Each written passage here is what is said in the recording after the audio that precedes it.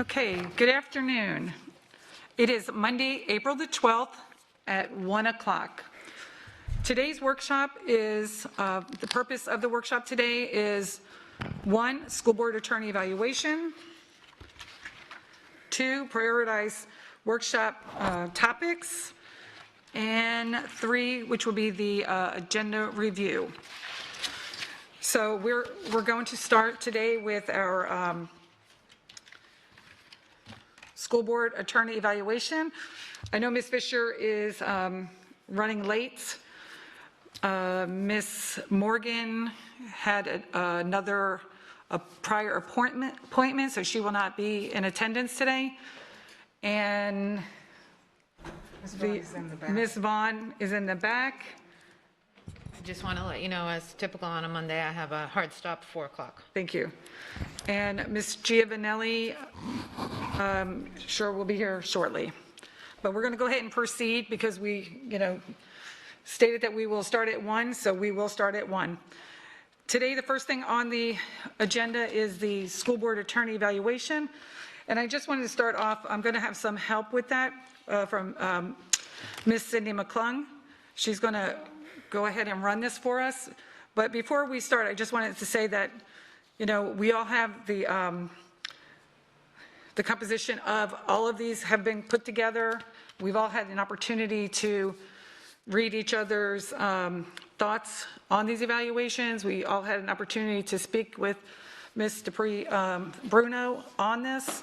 So what I would like to, in saying that, I would like for us to try to focus on the strengths and opportunities that we may have to share on this topic.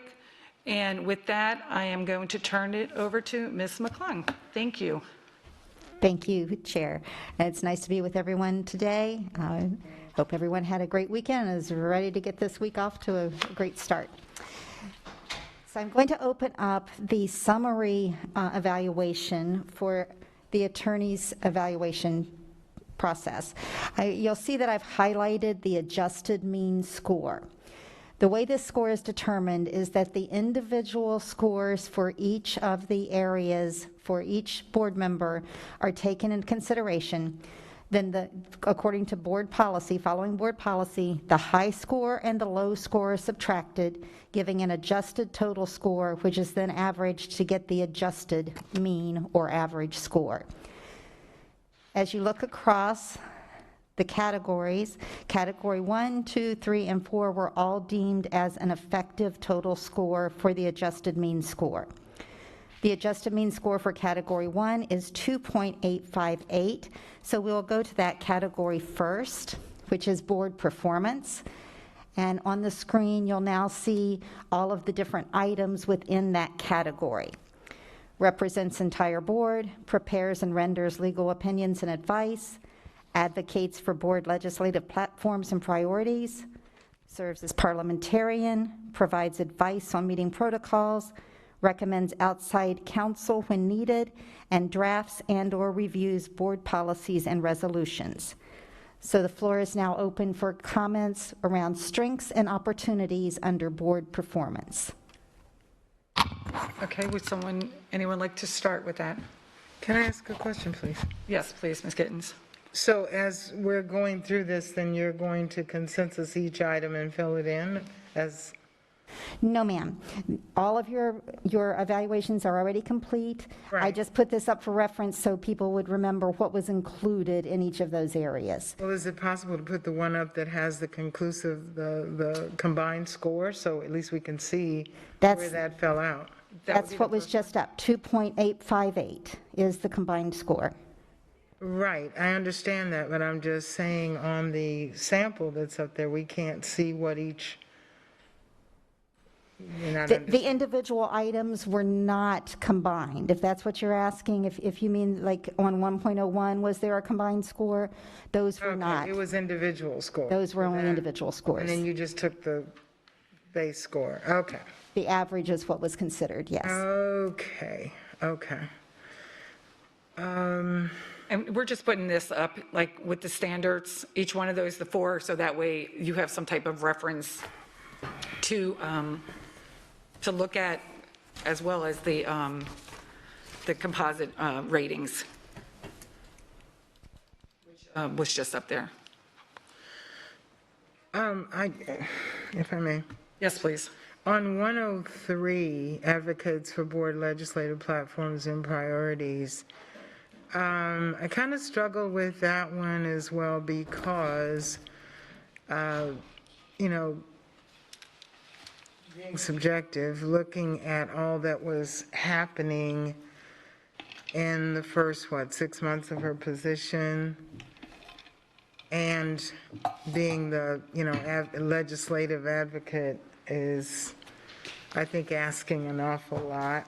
I know there's a lot going on legislatively, but I also think we need to consider it's a new position and everything else that was happening.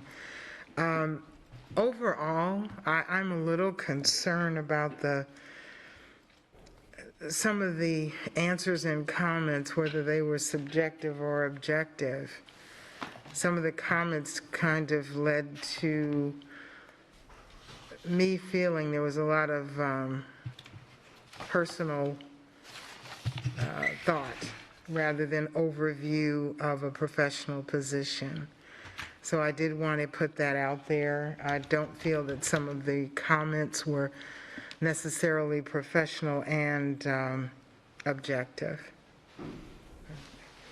Okay, thank you, Ms. Gittens. And as well, as far as like the comments, each 7 of us have the opportunity to, and this is why I personally believe with every employee that I've ever had, I've never would ever have done anything like this in public, because I believe that's a one-on-one for someone who is our employee. We need to be addressing them with the issue, whether it's Mr. Bruno, Dr. Atkins, or whomever that, or RSM. They are our employees, and I think that to me, that's something that we need to make sure that if we have issues with them, yes, it's all written down, we then take it to them and share our thoughts with them of the opportunities or the strength or whatever that looks like for each one of us. So in saying that, I just want to make sure that, because we all have our opinion and we view each one of these differently. So, but I do, thank you for your comments. And I just want to, I wanted to put that out there because I really do not like doing this in public. Ms. Gittens? And thank you for that comment. That is why I think if there's anything we ever would do as a board, it would be to attack that sunshine law. I understand why it's there, but it is also detrimental to us doing our jobs. But that's an aside. Can I ask Attorney Bruno, normally when I was, working in corporate and did evaluations, halfway through the year when you had the mid-year review was time to say some of the real issues. And then you've got the rest of the half of the year to fix things or, correct things or whatever. And may I ask, in her opinion, do you feel that you got enough guidance halfway through to have time to make these corrections that were given to you?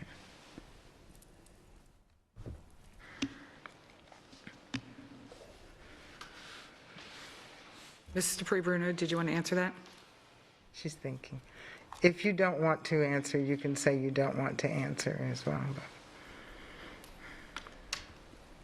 I'm not quite sure. I understand what you're saying, Ms. Gittens. And yes, there were certain board members that did voice some opinions. So. Okay. I mean, just in trying to be fair, if someone says, gives you a 1 on a 1 to 4 scale, my question would be, was I made aware of that in a timely manner to have time to fix it? Not just fixing it as well as the fact that there are responses to those concerns which are not reflected in the evaluation. So, my responses to some of these things obviously are not there, and I'll be filing a document to put in my file. Thank you. Thank you. And Chair, if I could just Yes, do a please. quick review so we have many board members who have just joined us so that they understand what we're doing. Thank you. People are saying, Ms. We- McClung, could you speak closer to the, Yes, I said I was just going to do a quick review for the board members who just joined us so they understood the process that we're doing, because I know they just came in. What we are looking at, we began by looking at the summary table and noted that there was an effective overall score for each of the 4 areas using the adjusted mean score.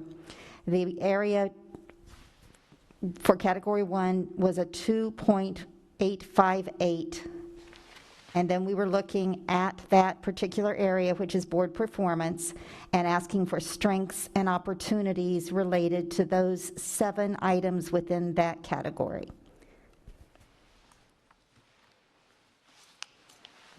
thank you. Ms. Vaughn?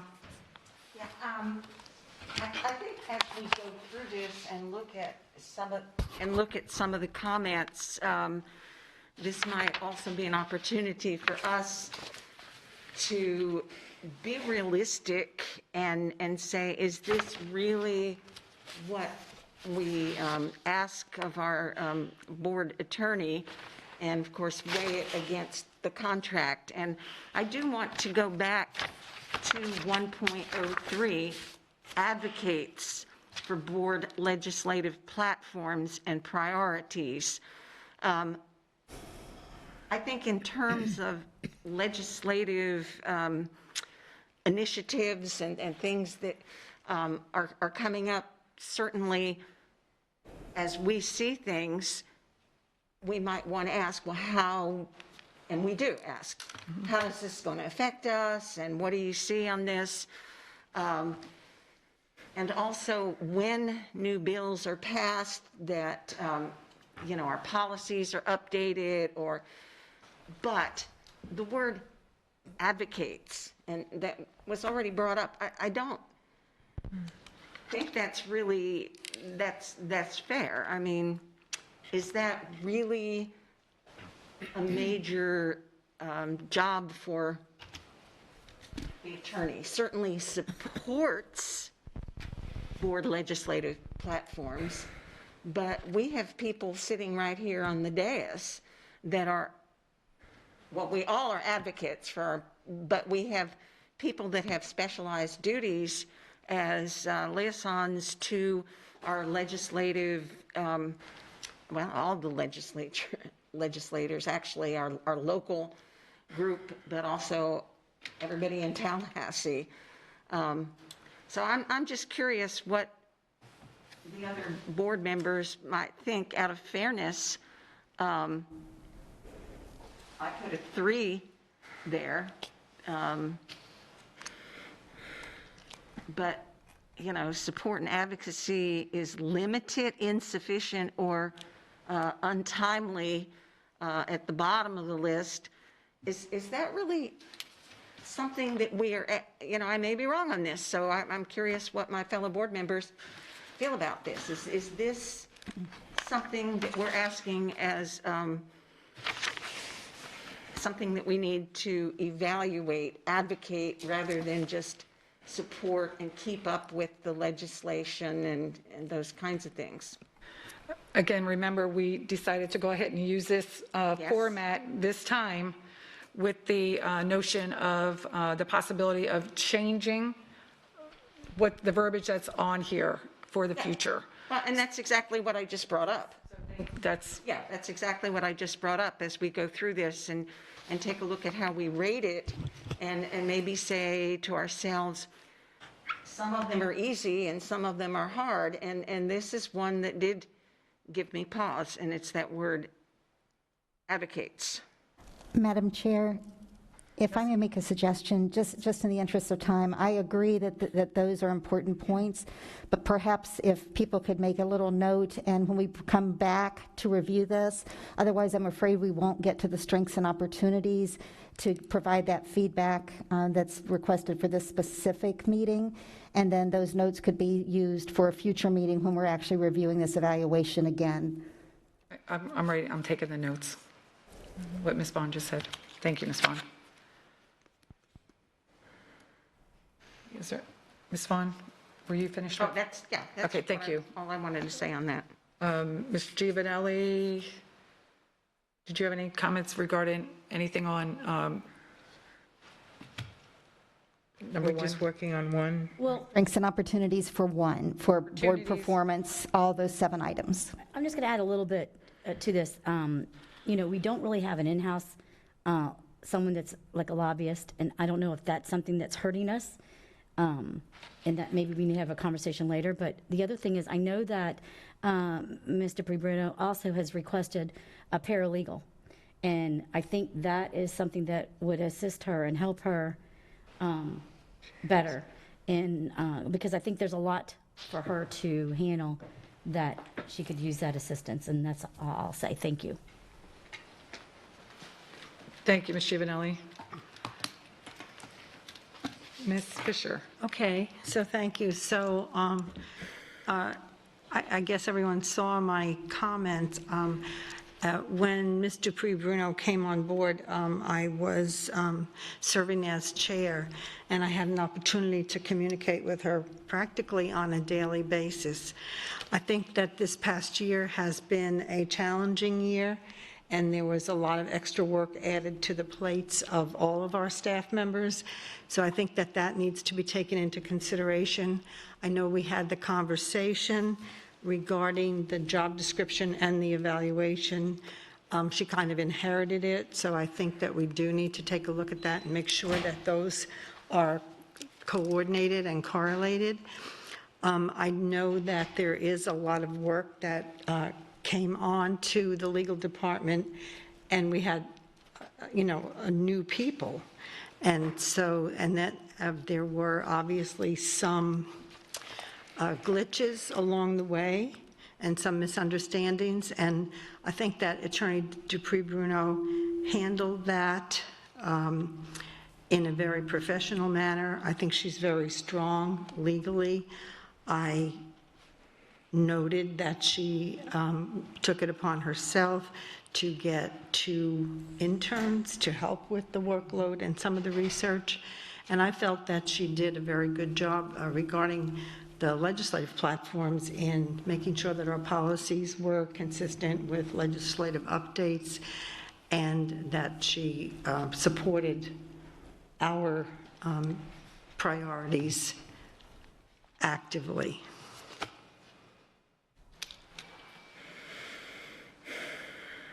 Ms. Fisher, you, And that, regarding to, pardon me? regarding to the standards, the board performance? Are you finished with that? Yes. Okay, thank you. That's for section 1, right? Okay. Ms. Rodriguez?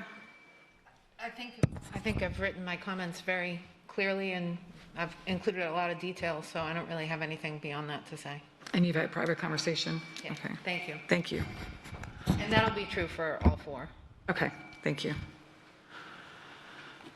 And also, I know Ms. Morgan had sent out something that she was going to be brought up, and it was sent out to all of us regarding adoption of a 360-degree evaluation process for superintendent, board attorney, and RSM.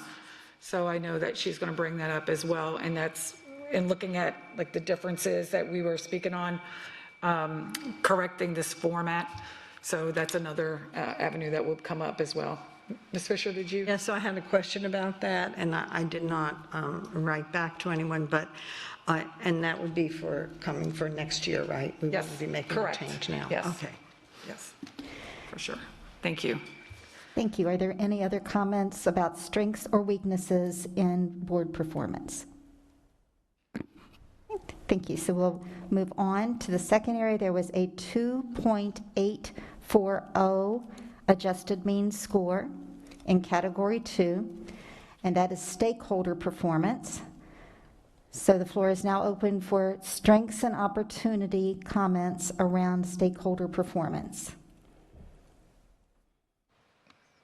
Ms. Gittens? You can go to someone else first. Okay. I want to check something. Well, again, I wrote all of mine down, and I believe that my conversation will be with Mr. Dupree Bruno on everything that I have written. Ms. Giovanelli, Ms. Fisher, Ms. Vaughn? I would say that the biggest opportunity here focuses on coordination with staff attorney, and I think this is something for all of us going forward, because there obviously has not been a good coordination, or collaboration, but quite frankly, and I express this here, that I don't believe that the onus rests on Ms. Dupree Bruno's shoulders. I think as somebody new coming into the district, we would ask that our current attorneys would offer guidance, help, answer questions, and a recent exchange from about a month ago from the dais that indicated, and again, this is right here, that there were some things that were brought up that had not been shared between staff and our board attorney, and I at the time was quite upset, and it really, and if we're talking about opportunity, this is the major thing on here. And I know that Ms. Dupree Bruno has brought up the idea of perhaps changing, I mean, this is something moving forward that we have to discuss as a board, changing the way our legal department is set up.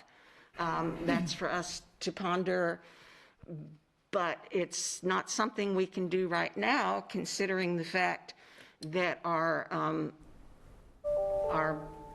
staff chief counsel has announced his intent to resign, and we just had a second staff side attorney resign. So I see that whole thing. It's an issue. It's something that we're going to need to deal with our board attorney, but it's a much, much larger issue, because we cannot exist having half information. And I count on our board attorney to give us information, and I think she does a really good job of passing appropriate information to us, but it's not her fault when she is not informed. So I see that as an overarching opportunity and issue that we need to deal with. And that's all I need to say on this section. Thank you. Ms. Gittens? This whole section was a real concern for me, 202, 03, and 04, and mainly because prior to us completing this evaluation, Attorney Dupree Bruno did say on the dais that there was a concern on her part of fulfilling 202, 3, and 4 because of lack of communication and cooperation throughout other departments. And I voted against going ahead and doing it, but they didn't go through. But here's the thing. If an employee says to you before you do the evaluation, I did not have the tools or the resources to do this, this is where I go back to the objective and subjective. It's very subjective that after that was even said, to give someone low marks in that, I just think that's deplorable. I really do. We all sat here and we heard and watched how all of that was happening, and then to ding someone in these areas, I think is just very unfair, and I just wanted to have that on record. So what do you believe? So do you believe that there's an opportunity or something that There's could be a strengthened? definite opportunity. We knew that there were issues. We were told that there were issues. We saw that there were issues in other reports. And then to And I had actually left it blank, and I was told that I couldn't, that if I left anything blank, my whole evaluation would be discarded. So if that was the case, that's why I went ahead and put a 4, because if you don't have control over something, how can you be graded on it? That was my point in giving a high mark there. One of the main things in HR is you have to have control over what you're evaluated on. And if there's any doubt with that, then it has to be fixed, so. Thank you. Ms. Fisher? So, yeah, much the same. I went ahead and put a 3 in those 3 areas based on Mr. Prebruno's request and upon the information that I had regarding the construction of the legal department. Before we hired Mr. Prebruno, we were presented with a format for one legal department as really what we had enjoyed in prior years were a board attorney, a staff attorney, and then there was an assistant board attorney at one point, and the legal department worked together, which is really necessary because of the overlapping and the responsibility of the board attorney to be a final checkpoint regarding legal form and accuracy. So I think that is a big area for opportunity for us. I know that this board wanted their own board attorney, but it really doesn't work that way, and I think we've learned that through experience.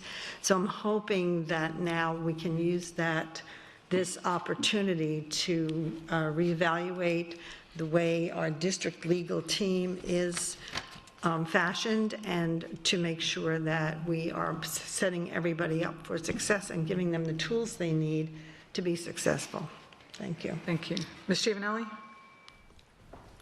Okay, I agree with what everybody has said prior to that, but I feel that Ms. Bruno came a little late telling us that there was the need there and there was a disconnect, and it's her responsibility to come to us and let us know that there's some issues and problems, because we really didn't really know the issues until we saw them and witnessed it ourselves.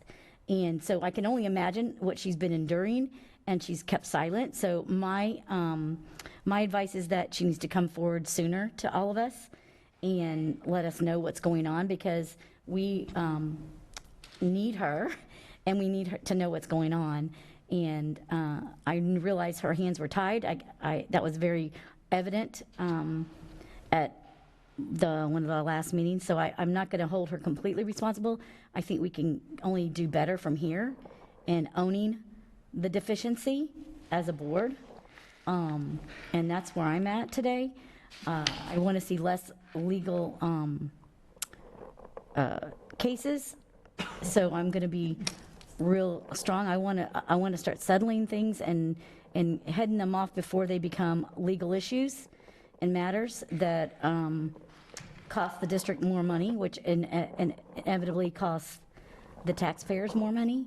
So we are going to have a very tight budget next year. So I think more things that we can settle in-house, and she's going to need that help and the ability to work with others, and others are going to need to work with her and not keep information from her and from us to be able to assist her better in her job. So for me, it was just that I want to put some of that responsibility back on her as well, to speak up regarding her needs. and we need to know about it. So we can't have it surprise us at a workshop where we see how bad it really is. And it wasn't even from her. So that's the scary part. It was evident, not even from her. She was actually very professional, and I commend her for that, because I don't know that I would have been. Thank you. Thank you, Ms. Giovanelli. And I am going to speak on this one because I feel that it is all of their responsibility to make sure that they are collaborating together. And I did have an opportunity to speak and see correspondence that go way back, months and months and months, that have been going back and forth. And I think that, I know me personally, if there's something that I need to know or want to know, I'm going to go out and I'm going to find that answer and make sure that I'm kept aware of what's going on. So collectively, the legal department needs to work together. And we need to just make sure that, that we do have that communication, because I don't believe that there's anyone here that's not going to try to make sure to protect the district as a whole. And I think that that's something that, you know, at the end of the day, we have to look at that, and it is the district. So we need to make sure that we're all on the same page and we are all working together for that same purpose. Ms. Vaughn. Madam Chair, could you elaborate a little bit on what you mean by? Sure. You had the opportunity to view emails that went way back. Yes. To what end, and are those emails something that we as a board should have seen? Well, okay, I seeked out to speak to individuals to find out, you know, what is the problem? Why are we not collaborating? Why is there an issue within the departments? And I did have an opportunity to see that there were emails that were being sent way before December that would say that there was collaboration with our school board attorney. Okay, but I'm still not understanding. Did you put in a PRR, or did you? I sat down and I spoke with individuals. And the individuals shared those? Yes. With you? I did not read, I just saw dates. I don't have anything in my possession, but it was a conversation that we had. Okay, I'm still having a little problem with that, because I'm not sure that the rest of us, as you know, you have a opportunity as the board chair to reach out and. It had nothing to do with being the board chair, Ms. Vaughn. Let me finish, please, if you don't mind. That you have an opportunity, I guess, to go directly to these people, but I know I follow the rules very strictly on not going to individuals, and I'm just not sure how I might have been influenced in seeing a whole lot of emails. There's a difference between seeing a group of emails and talking to someone. That's my only point. Thank you. Thank you. And I would never go directly to any employee without going the proper channels, ever. I will not do that. Whether it's going to a school or wherever that may be, I never do that. Ms. Gittens? Okay, yeah, I kind of had the question that Ms. Vaughn had, but I don't know if I missed something. Did we get collateral information from Mr. Prebruno supportive of her evaluation? Did I overlook that? No, she did not. It's Okay. not required, Ms. McClung. Right, okay. No, and I can get you to answer that in a bit, but this is an opportunity that we need to write down. If we're going to do one thing for one employee that we have, why don't we do it for all of the employees? We only have 3. So why, and I have brought this up since 2019, for example, the comment section, and adding the comment section at the bottom of the page under each area for each of our employees. And it has fallen on deaf ears because it's not the same with all 3. And I'm sorry, Ms. Gittens, adding comments where? at the bottom, you see where it has comments? Okay, you can go back to 2019 and see where I've asked over and Oh, over I know, again I'm writing it down, what you're to saying. add the comment box on the bottom of each standard for all of our employees. Everybody that we would do an evaluation for, the form needs to look the same. And the other thing I just wanted to say, you know, this is 2021, and things, inevitably, in any walk of life, things are going to change. If not, they become stagnant. And I just would hope that in evaluations of this sort with an employee like Attorney Dupree-Bruno, the first time in a long time, if ever, that we had an attorney that was not homegrown, coming up through the ranks, knowing everything that's going on in this district. This was our first opportunity as an organization to have someone from outside. And the good part of that is bringing different ideas, different thoughts that are not the same ones that are mulled around. So I just hope that we were all adult, professional, and fair enough not to do an evaluation that was comparative as opposed to just focused on this new employee that has not been in the system. So not comparing, but evaluations are supposed to be individual. So, thank you. Thank you. Ms. Pacheco? So this is opportunities, right? Yes, ma'am. So I see an opportunity here for us to, and this might go along with what Ms. Morgan was talking about, to have an independent evaluation of the legal department. There are various opinions across various sectors of the organization regarding how legal should be conducted. And I believe that Ms. Bruno in her memo, Attorney Dupree-Bruno in her memo indicated risk avoidance with the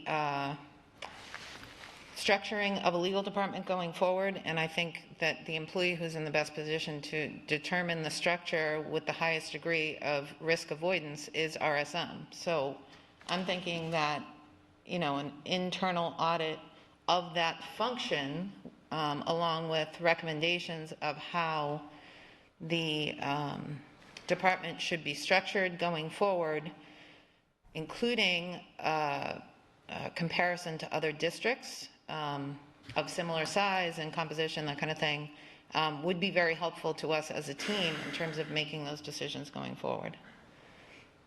Thank you.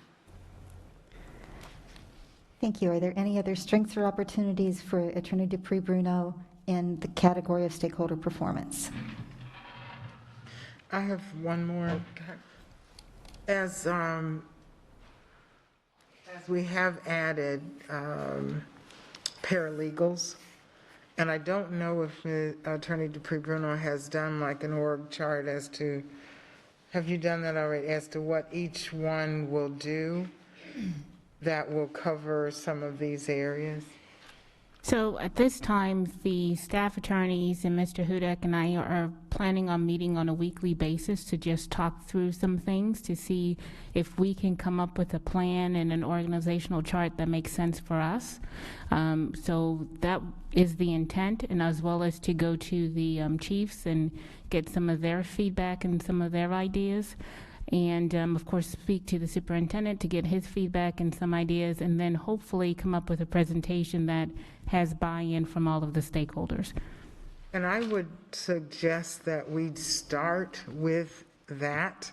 The issue has been communication, so let's fix the communication piece, and perhaps without spending any additional funds, we could come up with a solution without asking for an outside approval and looking into it. So my suggestion is that we do what it says is supposed to have happened and allow that communication to go forward before we look to change and get someone else to come in. Well, that decision would require a board vote, which would take place at a different time, not at this, but both of those comments have been noted so that people are aware when that does come forward. You've heard both sides. Thank you. Hey, The next section is legal performance. The adjusted mean score for that was a 3.0.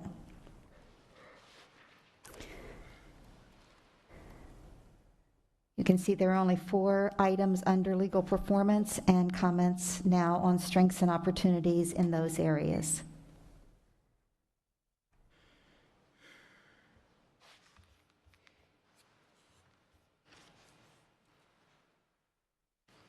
Any comments?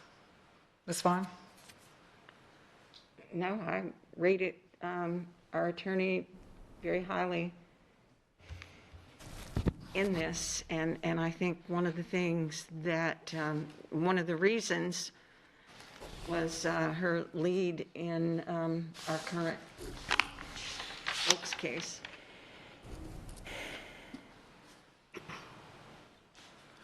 Yep, I felt the same way as you did as well. Ms.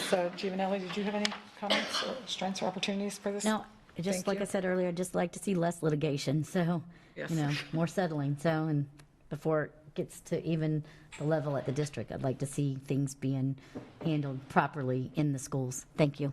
Thank you. Ms. Fisher? Amended You this good? time. Thank you. Ms. Gittens? I'm fine, thank you. Ms. McClung? Okay, thank you. The final area is professionalism, and the the adjusted mean score was 2.966. As you can see, there are 6 items under professionalism. Comments on strengths and opportunities?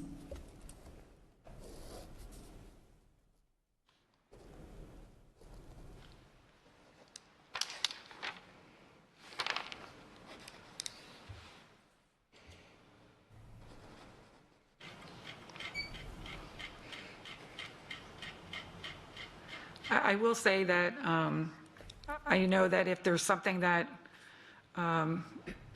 Ms. Dupree Bruno does not know, she definitely contacts her colleagues to get the answers, so that way we are always in the best situation that we need to. And that's on the 4.20, and I know she's working on her certification, education law. And Mr. Dupree Bruno, would you have something that you're going to as well, right, to try to complete that? There are a lot of steps to get your certification. I remind the board that 93% of all attorneys in the state of Florida are not board certified. Only 7% are in different areas.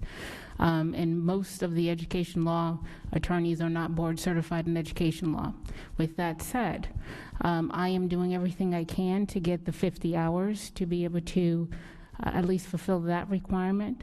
There are other requirements that you have to fulfill as well. It's pretty difficult to get the 50 hours for the education law certification because of the fact that you must get it from an education law approved by the bar class. And those are very few and far between. And the hours that you're getting now are even less because of COVID. So it is a little bit harder. However, I did go to the CASA conference in the fall. I'll be going to the CASA conference in the spring. This is a national conference, and I have to wait for the Florida Bar to say whether or not it's going to be approved for credit, as well as whether or not those credits can be applied to the education law certification. So I'm doing the best I can to get that certification as quickly as possible. In terms of updates, the only thing I can tell you is when I take a CLE that I'm moving forward. There's really nothing else to update on the education law certification. It's just a process to get the points, to get the classes, those kind of things. No, thank you, and I really appreciate that. And then also, I will say too, on 4.04, as far as managing the cost of legal representation, I think you do an excellent job on doing that. I know you're always paying attention, and you keep going back and counter-offering to make sure that the district is definitely on the better side of that. So I appreciate all of that you do. Could just add one more thing. Since I've started in April, I've already completed 20-plus hours of continuing legal education, 13 hours of which actually apply to the education law certification. And if they approve the 20 hours from the fall CASA, that's an additional 20 hours I will receive that's not yet approved. Plus the spring conference is another 20 hours that I will receive. So I've done, I think, gigantic leaps in trying to get those legal certifications to be able to qualify for the exam. No, and we appreciate that too, Mr. Bruno. Ms. Vaughn? Yes, and I'm for two things that have already been mentioned, but I want to kind of chime in on it. I'm very impressed with exactly what you said, Chair Jordan, that Ms. Dupree Bruno has, because of her prior experience in the legal field as an attorney, she has colleagues and has made new colleagues all over the state, and she reaches out. And, you know, when we first brought this up with this certification, when we were looking for a new board attorney, it struck me with some concern, but I knew that Ms. Dupree Bruno had a very excellent reputation. But I was really surprised to find out a few weeks ago that our staff attorney was actually for the first time taking the test for this. And he's been employed in school districts for many years, and that nobody else in our legal department has that. So kudos to you for doing this, because I think it can only make you better. And it was interesting to me to find out and I didn't know the statistic you just said. What did you say? 93% do not. That's Yes, only 7% of the Florida Bar members have some type of board specialty. 93% of the bar does not. okay, and I didn't know that one.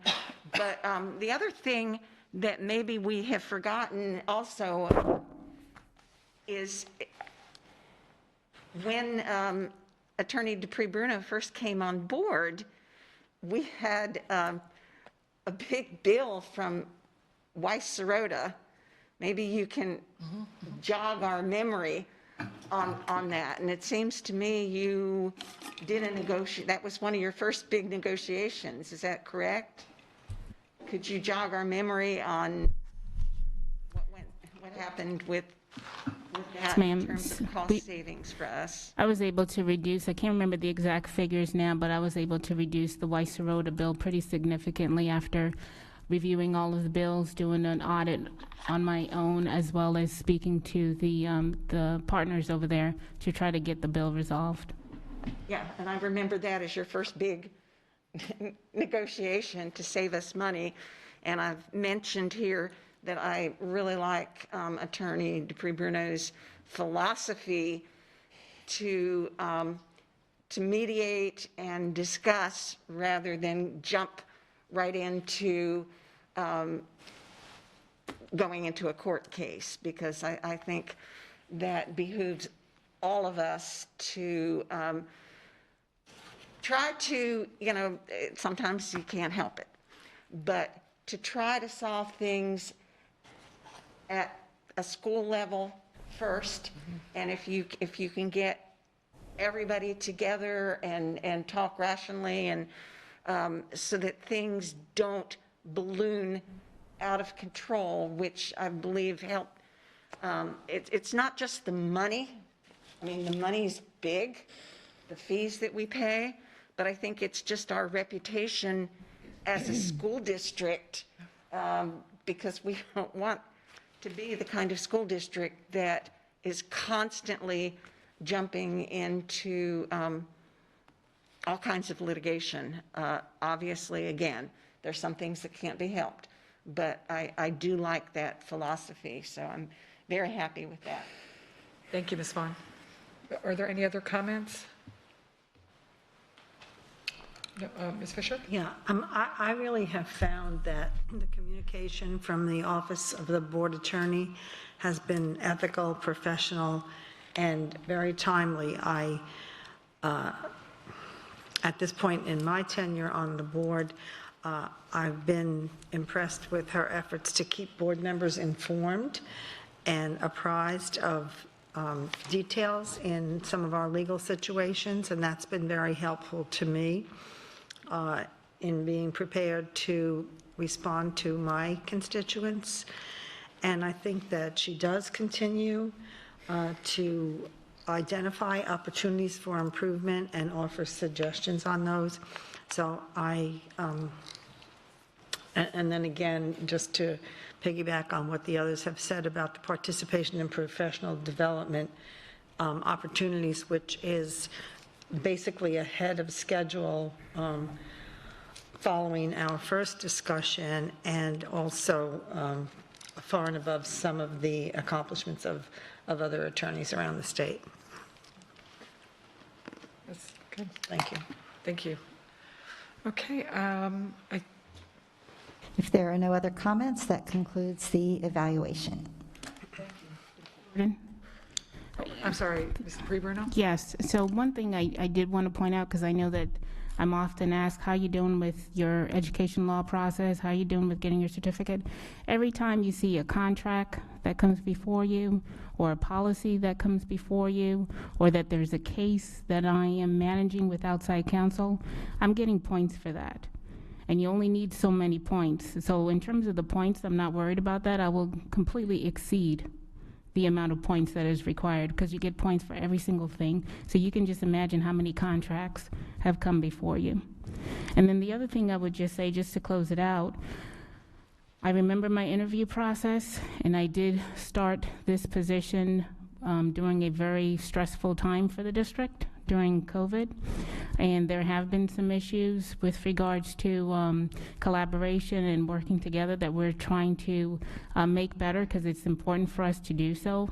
And I think that we are on the right path, and I have absolutely no doubt that the staff attorneys and I will be able to move forward in a very positive direction, no matter what kind of model that we buy into and that we decide to move forward with. I started on April 27th. I was not onboarded until September of 2020.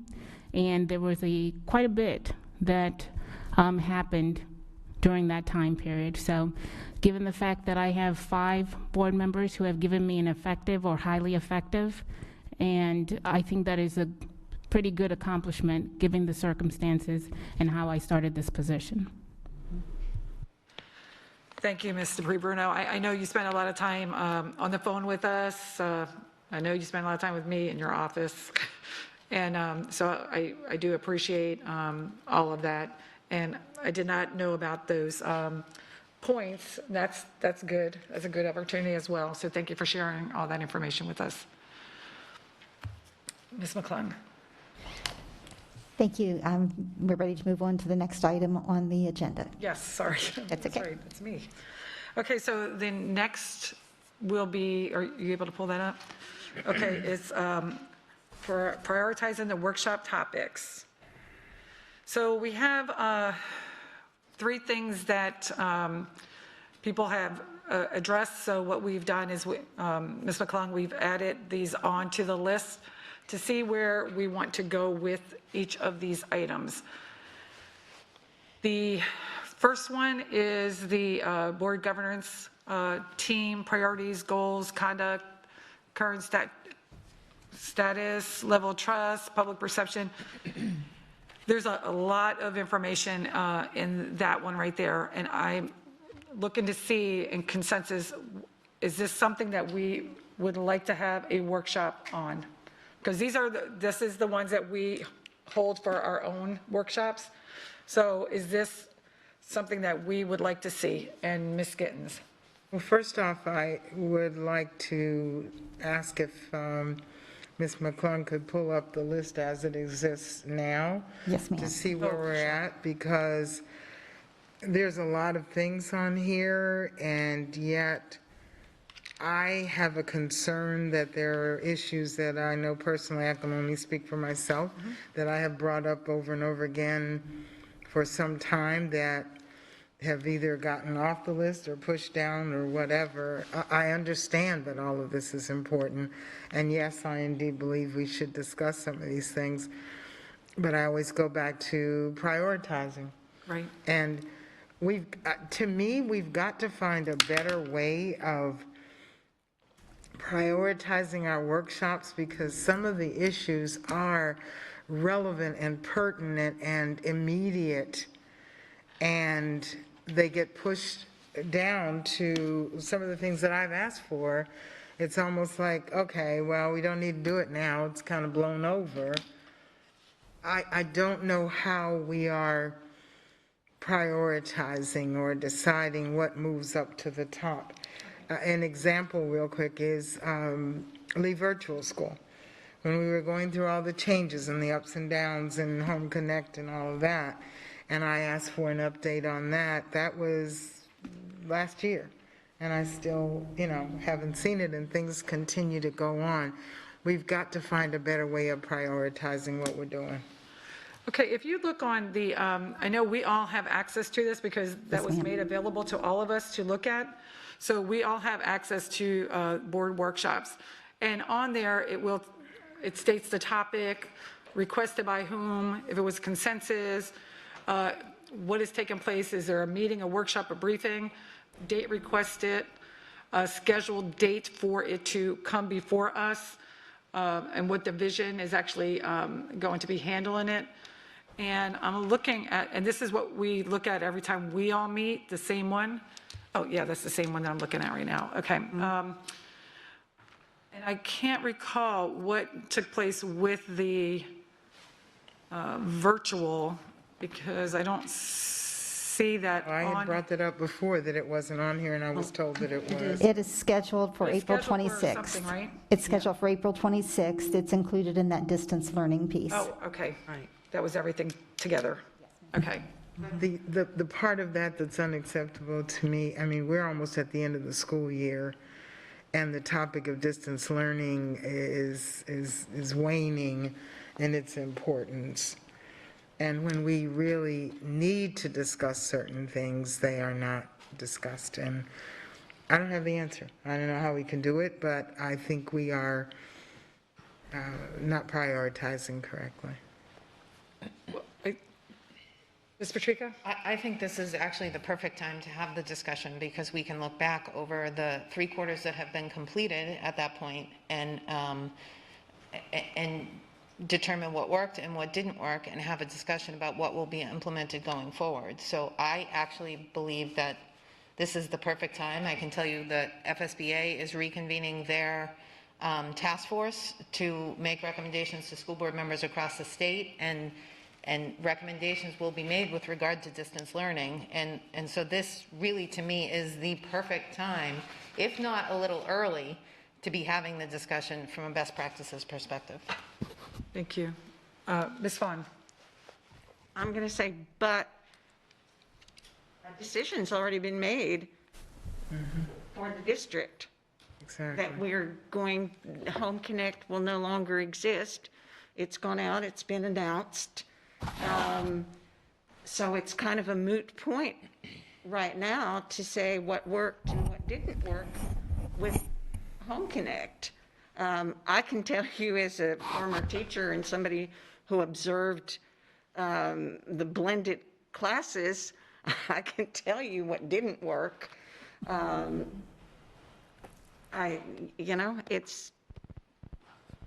We obviously, and I'm not sure if this is scheduled, but we have yet to have a briefing on how that particular decision was made. I can imagine how it was made, but that decision's been made.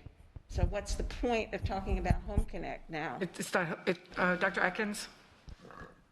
I think the point to talk about not Home Connect, it's distance learning and the model that we have regarding distance learning moving forward. I think that's the reason this conversation, in my opinion, is very timely. I think that when it comes to Lee Home Connect, that is something that we did, in my opinion, to get us through the pandemic. I think all of us received a lot of feedback about how difficult that was. We did talk to all board members prior to making any announcement to that decision, about that decision. But I think that in terms of the configuration and how distance learning will happen in the school district of Lee County moving forward is a discussion that we need to have.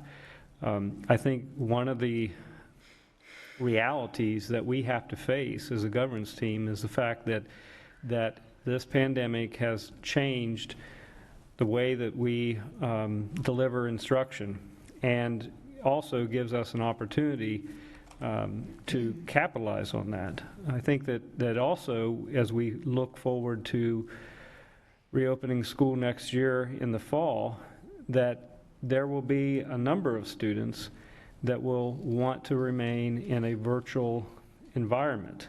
And I think that what that virtual environment looks like, we may have to adjust that virtual environment, because I think the Lee Virtual School that served a little over 300 students met a niche, but we may have to expand what that niche looks like, and I think that is something that this board needs to talk about. There may be a need for, in some cases, more structure, that students would need to have versus the traditional approach, which does have structure. I don't want to say it does not, but I think these are all important, that we take this time right now to have this discussion and as we make plans for next year moving forward.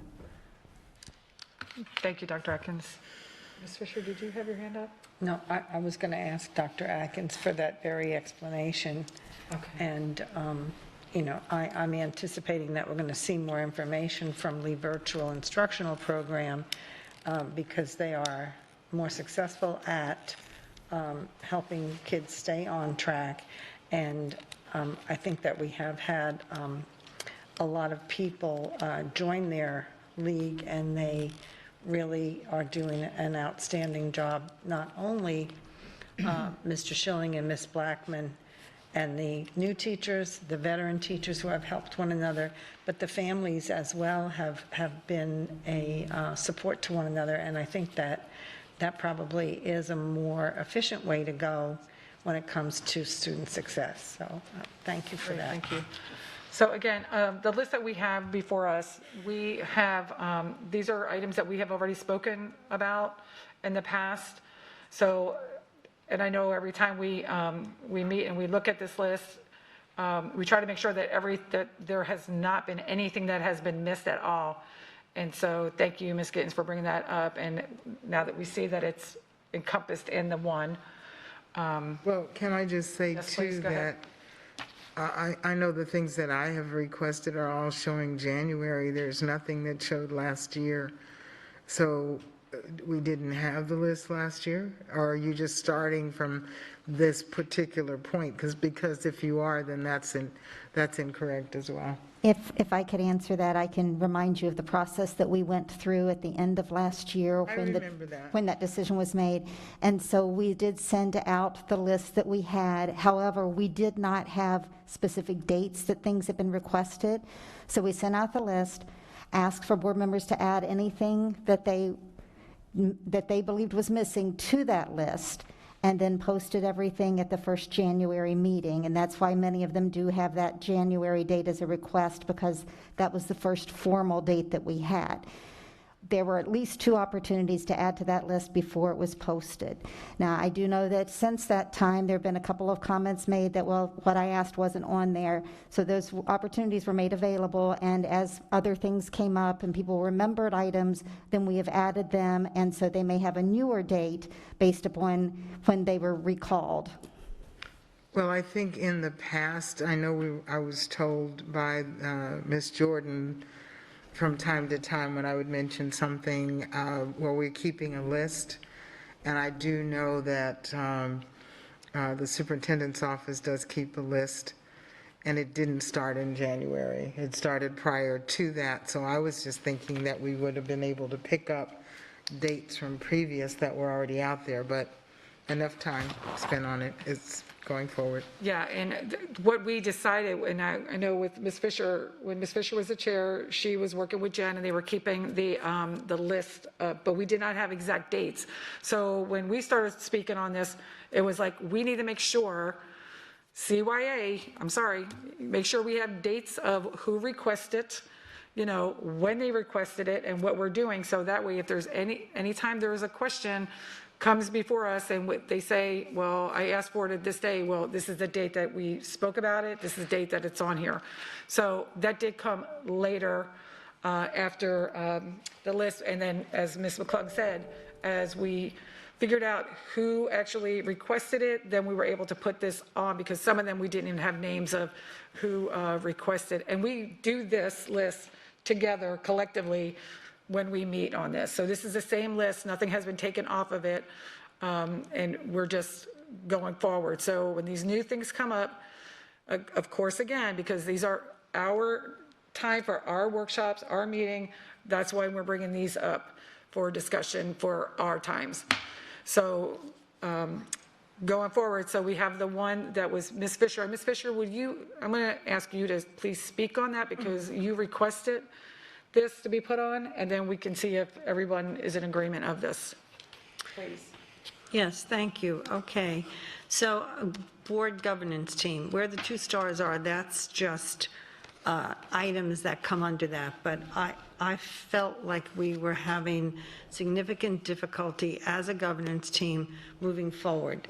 We had not, as a board, come to agreement about our priorities, our goals. I think we needed to talk about our conduct, because that has been mentioned by people in our local public and from colleagues across the state.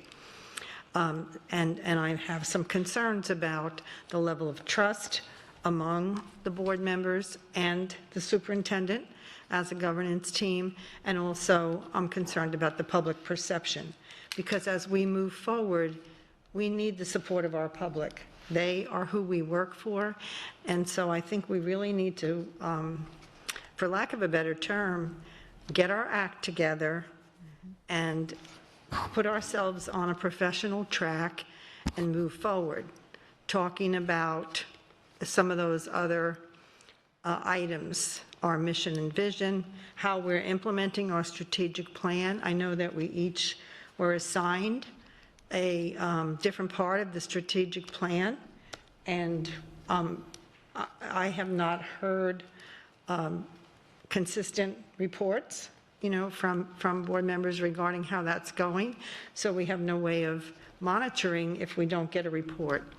I think that employee morale, the situation that we just recently discussed with the legal department, not having a board internal auditor, and some of the issues in investigations and professional standards. And I had asked for a review of Policy 5 and some of that because of the number of complaints that have come to us from employees and other community members. I think we just need to know that if we're getting these complaints and we're having people issuing these concerns, then something that we're doing needs to be changed. And so that's basically why I have requested that, a review of how we function as a governance team. Thank you. Okay, thank you. Ms. Gittens, did you have? I just wanted to ask Ms. Fisher, and what is your vision as to how this would happen and who would be facilitating it? Ms. Fisher, would you answer that, please? Yes, I will answer that. My vision is that we could get a program where we could focus on our mission and vision, and then make a plan by defining our priorities and goals, and deciding as a team who would be our facilitator and how we would work through that. There are probably a number of different strategies that we could take and different types of facilitation. At one point, I had brought up a team building day, and that was denied. So this is my different approach to actually saying the same thing. Did that answer your question, Ms. Gittens? I mean, we would decide as a group who the facilitator or facilitators would be. And it might not be just one, it might be a series of workshops so that we could come to. Well, and with that last comment, that kind of touches on one of the things that, there's a lot in this that There needs is. to be unpacked, and I would say that somehow maybe giving it all, giving it to us and kind of seeing, do any of these things fit in something else we already have on this list? And which things, kind of prioritizing which things are most important and most timely. So I would like to make the suggestion that we all, if we're going to look at Ms. Fisher's request, that we would have an opportunity to unpack it and prioritize it. Absolutely. Does everybody agree with that? So, which, that would mean that we would not be putting this on anything right now, because it would be going out to all the board members, and then they would have the opportunity to look at it and then send that back in. Is that what I'm hearing? Yes. I support Ms. Fisher's request. The request for all of this, or Ms. Gittens, where she's saying to send this out and let everybody unpack it and just figure it out? Well, I think they're all important, so I guess we could prioritize it if that's what's neat. I mean, it's a lot, so. Ms. Fisher? Yeah, and I think some of the items are repetitious of some of the things that have been requested by other board members, so that, I think that would be I just wanted to bring it to the board table and say, hey, I really believe that this is what we need to look at, either incrementally or in one big package, and however that turns out would be the decision of the majority of the board. Okay. So, again, so do we want to then send this out to all the board members, and so that they can, as Ms. Gittens said, unpack this, and then we'll have to bring it back again? Is that Ms. Vaughn? I don't see that each of these, while each is important, I don't see them having equal weight in terms of discussion and time. For instance, organizational chart. Well, this is one of my babies from day one, organizational chart. To me, the issue is we have a lot of holes right now in the organizational chart. So is that our purview to do anything beyond saying in a one-on-one or in the proper setting, when are these holes going to be filled? I mean, what more can we say on that one? Legal department, we already have. Yep. Investigations, that's huge, and there's been an onslaught all of a sudden, which is weird, that nothing was coming to our board attorney, and then all of a sudden, within maybe a month's period of time, we have an onslaught of things to be investigated. And as far as I know, we still have that on our agenda, do we not? That's part. So I'm saying there's some things that can be pulled out of this and combined. Okay, so would you like to do that right now, pull out Ms. Fisher, because I know this is yours? Well, so for instance. And I understand what you're saying, Ms. Vaughn, that's a we good point. Right, we had a presentation by HR on investigations and professional standards. So I guess my question at this time would be then, were our questions answered adequately? And is the process that's now being utilized satisfactory? Is it meeting the needs of our employees and of this governance team? So I think some of these things, yes, have been discussed and brought up before, and I think we just need to kind of conclude that we've either got it, that we're working on it, or that we've got it solved. We don't know. Like this, I can't remember the date that I put this on, but it's been a while now. So I think that we all need to give our input and then decide what things are really important, and if there is something that needs to be changed or worked on, how are we going to do that? Okay, Ms. Fish, sorry, Ms. Gittens. We look alike. We look alike, it's all right. A suggestion is, so as not to add too much work on any staff as well, is just to do like a Survey Monkey survey. It is automatically calculated at the end, and no one has to calculate the numbers and everything. And you can ask for rankings, you can ask for comments, and it's all right there. And I think it would be a very quick and easy, clean thing to do. And I know I've done several. If you would like for me to prepare it, I could do that as well, unless staff wants to do it. But I think it would be a simple and quick method of just prioritizing and getting comments on each of these. Mr. Pri Bruno? Thank you. I would counsel not to do a Survey Monkey or get comments from the board. I think that if you have a list like you did last time with the initial prioritization, you provided Ms. McClung with your individual list. That's probably the best way to do it, and then she can come back and present it to the board as a whole as to avoid any allegations of sunshine violation. Thank you. So if, Ms. McClung? I was just going to say, I would be happy to work with Mrs. Fisher to go through this list and look at the topics that have already been assigned, make sure that which ones are already on there, narrow it down to the ones that need to be, and then we can put that out and people can send it back to me. Perfect, thank you. Is that good for Ms. Patrica? I'm just wondering whether there's any concerns with a public discussion of investigations and professional standards, given the status of some police or an employee in that department right now, and perhaps that should be put off until that's resolved. Yes. My intention on that was the process, not any particular individual cases or anything like that, but the process. Yeah, I just think it's really hard to talk about a process when you know the employees associated with the process and not get into that. Well, Just Disagree with erring that. on the side of safety. yeah, Ms. Fisher? Oh, go ahead. Mr. Pri Bruno? Thank you. So with regards to that, there's nothing wrong with ranking it.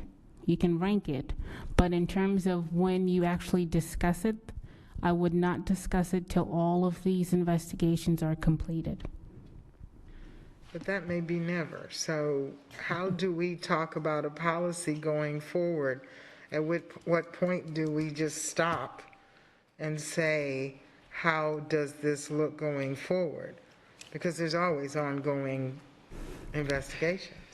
Right, but at this time, with the number of investigations that are pending and the individuals who have allegations, I strongly caution the board to not get into the nuts and bolts of the investigations or professional standards. If you want to rank it as to what you think where it falls in the priorities, I have no problems with that.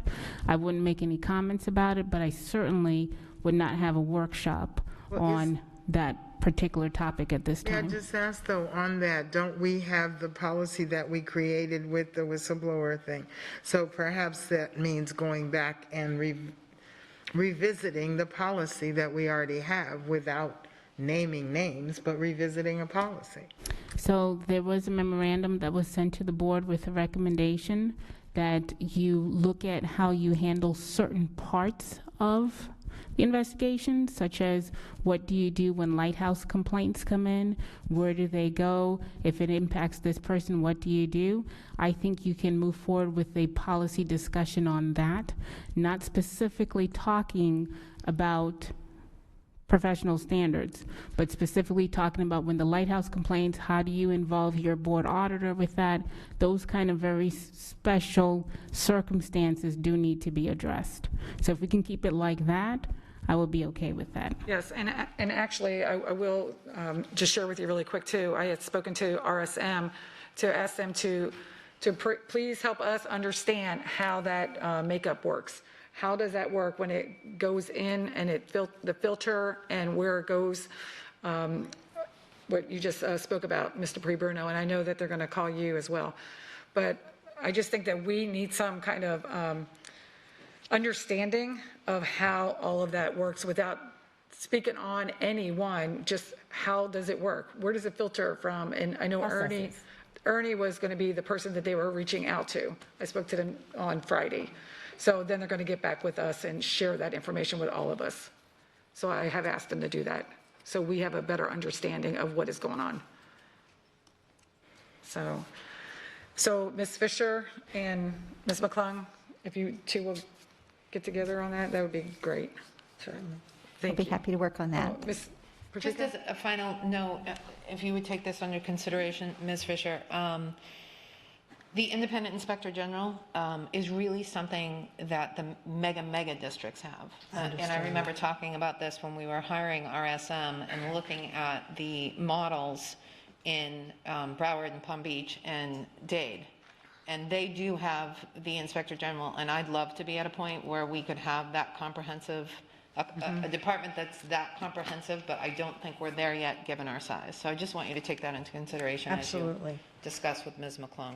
Great, thank Yes. you. Thank you. So if we are okay, did you have something to say, Ms. Giovanelli? Just to add to that a little bit, I think that we need to take, we need to separate our legal department. I think that was brought up, I think it was brought up by Attorney DeFree Bruno, that we need to pull our legal department separate, and that's the time maybe to incorporate that, I think, because it just has to be pulled out, and it's separate from the district, separate from everything, and its own department, and run like a well-oiled machine. Thank you. Thank you. Ms. Fisher, did you get that? I got it. Okay, good. Okay. Thank you. Okay, so Ms. McClung, you're good with all that? Yes, ma'am. With that one? Thank you. Thank you. The next is there's another one on here, and it's Ms. Fisher and Ms. Giovanelli had added this on here. It's Booster Club investigation. I don't know which one of you would like to speak on that, You want to go ahead? to add that to a Ms. workshop? Giovanelli? Go ahead. You were doing so good. Go ahead.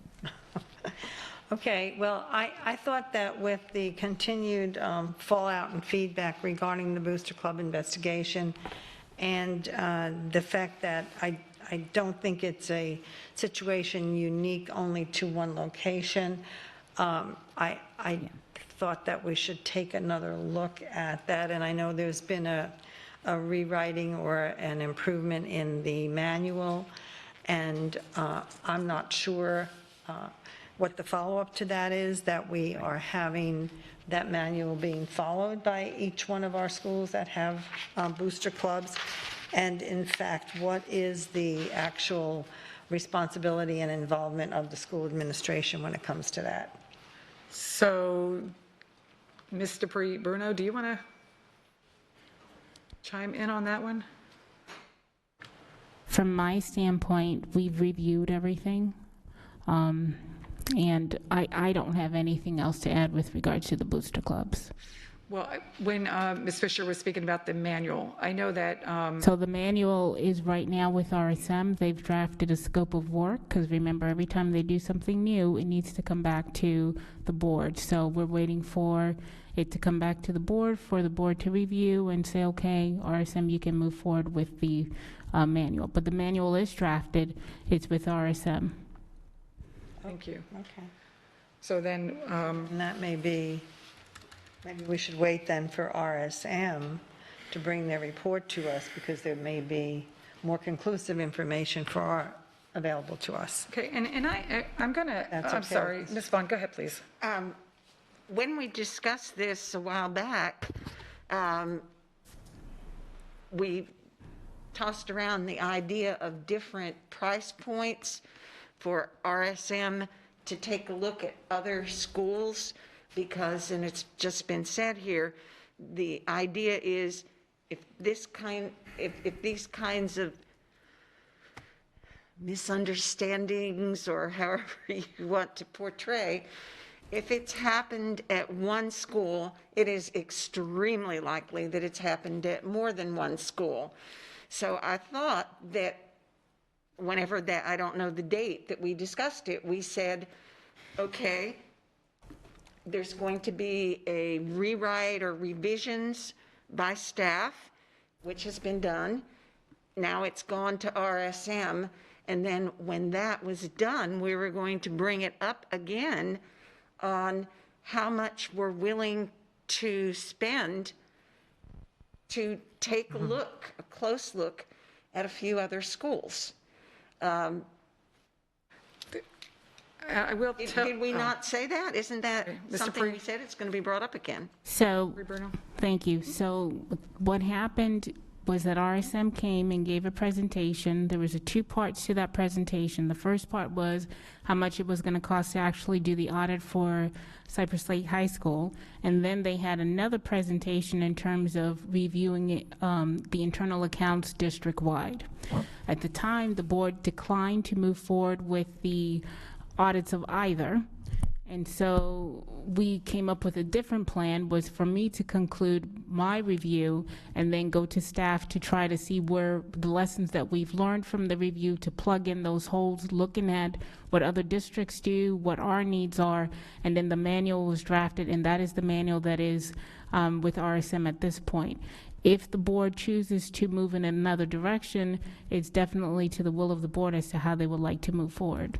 But that is what happened. Okay, yeah, well, I do, to finish what I was saying, I do remember the different price points and working out things.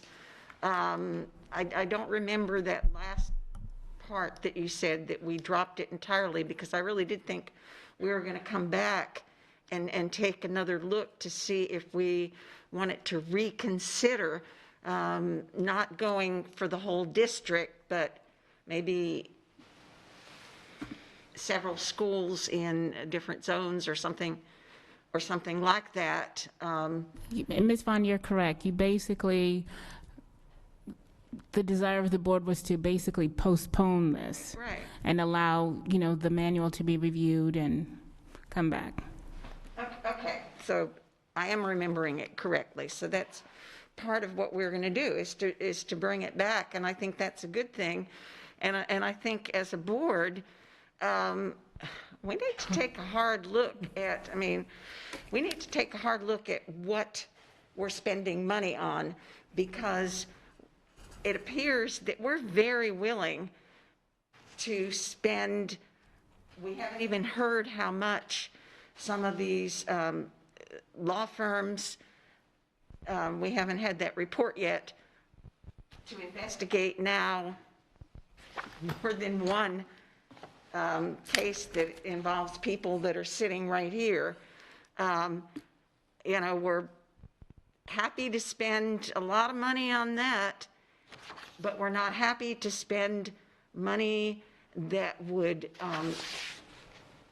boost the morale of our volunteers, because as I've said before at the dais, our volunteers are priceless. Without these booster clubs and without people feeling secure that they're not going to have to fight with administration or with us or with anyone else, that's a lot of money down the drain for our sports team, our drama, our band. All of these in our high schools depend on booster clubs. And so that's just my commentary, that I think if we're talking board priorities, we definitely need to make sure that none of us are guilty of misconduct, but we're not supposed to be self-policing, but we're willing to spend a lot of money on that and not on our volunteers and these very necessary booster clubs. So that's my editorial comment, and I'm done. Thank you. I'm going to call Ms. Patrica then. I was under the impression that Mr. LaRosa and staff were working on making changes to this to include training, and that they were going to come back before the board and give us a presentation as to what they were doing. So I didn't know that we were looking to investigate schools or booster clubs at schools. I thought that we had directed the superintendent to have staff take a comprehensive look at those guidelines and change them as necessary, and come back to us and just lay out, what we're doing with booster clubs for our evaluation and comment. Am I remembering that incorrectly? Mr. Pre-Bruno? So, Ms. Vaughn, you're correct. So this is what happened. Basically, RSM came back with 2 proposals. We'll review Cypress Lake High School and do an audit of the Booster Club. We can do an audit of all the internal accounts. The board was not inclined to move forward with that at the time. The board wanted the manuals to be reviewed, and the board postponed it. That's what happened. Now, with regards to where we are now, there is a committee of staff members who have been working very diligently and revising the manual, and it actually takes into consideration all of the problems that were found, not just at Cypress Lake High School, but other issues that have crept up in the district with regards to the Booster Club. So this manual is very concise, very specific, plugs in a lot of holes, defines roles and responsibilities. Much, much better manual than what we had before. And accompanying that will be a training that will be going to both to staff, the administrators, as well as to the volunteers, so they understand the manual, as well as an acknowledgement form that says, I've read the manual, I understand it, and I'm going to abide by it. Right now, that is with RSM to make sure that they have an opportunity to review and add anything else that they feel is necessary for it. Then, of course, this will come back to the board, so the board is aware and it can approve it, and then it will be put into action. And I'm going to also,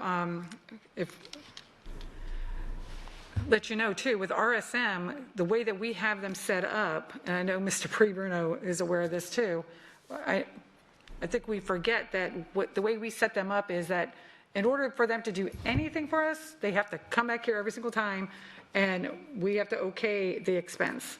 So anything that we put before them, they need to write that up, it needs to come to us, we need to approve it, then it goes back, and then they do the work. They don't do the work until it's approved by us. So it does take longer because we don't have that cushion for them to say, and that might be something that we have to come back and revisit, that if it comes up to a certain amount of money, they don't have to keep coming back to us every day to get our approval. And I also want to say too, in regards to this, I know that I had received, I think we all had received the information from OIG, Ms. Van Riper, stating that this case was closed. So, and I read that and I was like, okay, so the case is closed. So I took it upon myself to call her to ask, what does this mean? The case is closed. What, is it closed? And she's like, yes, it's closed. That means that not only myself, but someone else here has taken all these documents and have looked it over. The school board attorney has done every single thing right. Everybody has done what was needed, and the case is closed. However, sometimes people don't like the answer that they get, but the case is closed. So I wanted to make sure that not only was I reading that, I wanted to hear somebody tell me this. And so, yes, they told me everything that Mr. Bruno had sent to us and that we had gotten from them. So I just wanted to share that information regarding my conversation with them as well. Ms. Fisher? Yeah, so to clarify, that means that the case is closed by the Office of the OIG. Correct. That they're done with it, that Yes. they know all they need to know, and that they find no cause to move forward on their part. Yes, ma'am. Okay. Yes. And they said whatever information, if they needed extra information, I think they said that they did. And then Mr. Pre-Bruno sent that to them. And they had everything that they needed. But it was Miss Lori Van Riper is the person that I spoke to there. Can I ask a quick question on Yes. that? Normally, I know when I was chairing, we'd get those letters and it would say that at this point, they were not moving forward, but there was a caveat at the end that if we, as a board, chose to follow up and take any further action, it was up to us. So that part's important, that, you know, the case is closed, but they have said at our level, if we want to do anything further, that's still our option to do that. Okay, thank you. So where are we, go ahead, Ms. Giovanelli. So, and in essence, too, they closed it based on what we actually sent them. So, I mean, that's still one-sided. It's not, so it's, it's as good as the information that was sent. So, I mean, we still have parents that are not satisfied. So how do we as a board resolve that? And it's up to us. It's not up to the OIG. It's up to us. And that's what we have to come back at. Not necessarily what the OIG says, because they get limited information, and it's selective, and it's one-sided. Thank you. Mr. Bruno, I know you had to respond to that. I think in this particular matter, the parents who were involved provided the OIG with a lot of documentation, and the complaint was pretty thorough in terms of what they had provided to the OIG. So I don't know if there were any phone calls or any other transactions between the parents and the OIG, but I do know that the parents did advocate for themselves as well, and then it did come back to the district to complete the review, and that was provided to the OIG. But I think they actually had closed it prior to receiving our final report, pursuant to the email that they sent. Okay, thank you. So we're still here with the, So yes, Ms. Pacheco? Can we ask Dr. Atkins to please come forward and present to us changes that have been made to booster clubs? And then look at the issues that were presented through the Cypress Lake issue and determine on a checklist, have all of these issues been addressed by the new processes in place? And then if they have been, we move on. I'm not clear on, thankful to the community and to the parents involved for bringing these issues to our attention. It was an opportunity for us to get better, and I believe staff is working to get better. I'm not sure what the training is or what changes have been made to the manual or any of that. So if we have that information, then we can look at those complaints and see, are we making sure that the appropriate forms are filed each year? Are we, informing our booster club members as to their legal requirements? And do they understand that they are entities, separate legal entities from the, those are the questions that I want to have answered. And I can't answer those questions until I know what we're doing. Well, so can we then ask the superintendent to have staff share that with us, as well as when we get the information from RSM, so it can be combined. So RSM will have looked at that already. So we'll have the information from RSM, and then we can also have the additional information from staff, putting this all together, and then we can determine from that base where we move. Does that, Ms.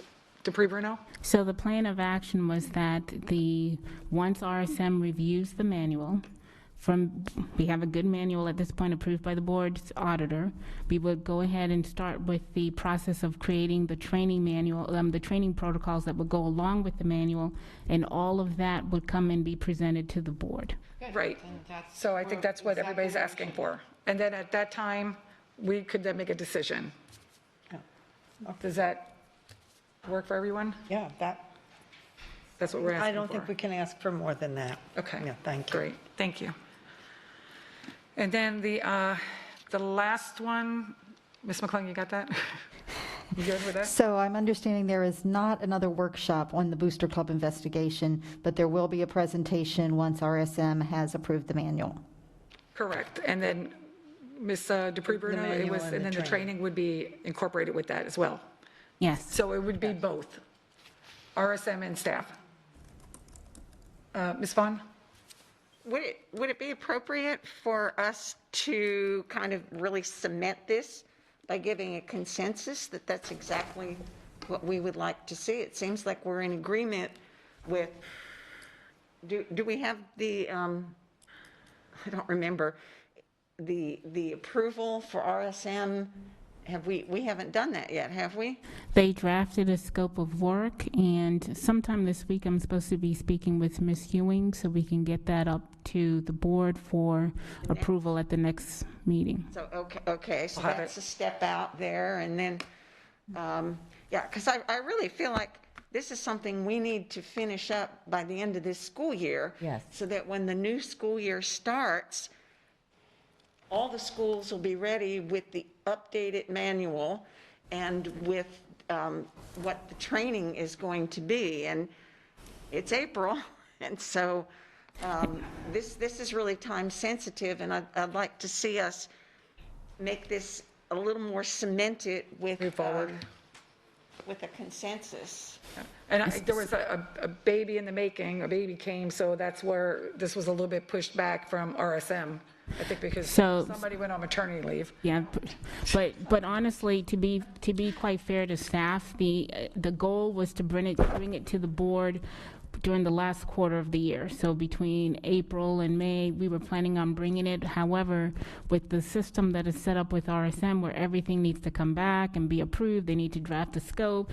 I mean, it causes additional delays. So I would hope that the board really thinks about giving them some latitude with certain things, because it's not going to take them long to review this manual, to be quite honest with you. They just don't want to get banged because they send in a bill and someone, board members concerned about the bill, and they're trying to avoid that and make sure that they follow the contract word for word. Yeah, it's true. Ms. Fisher?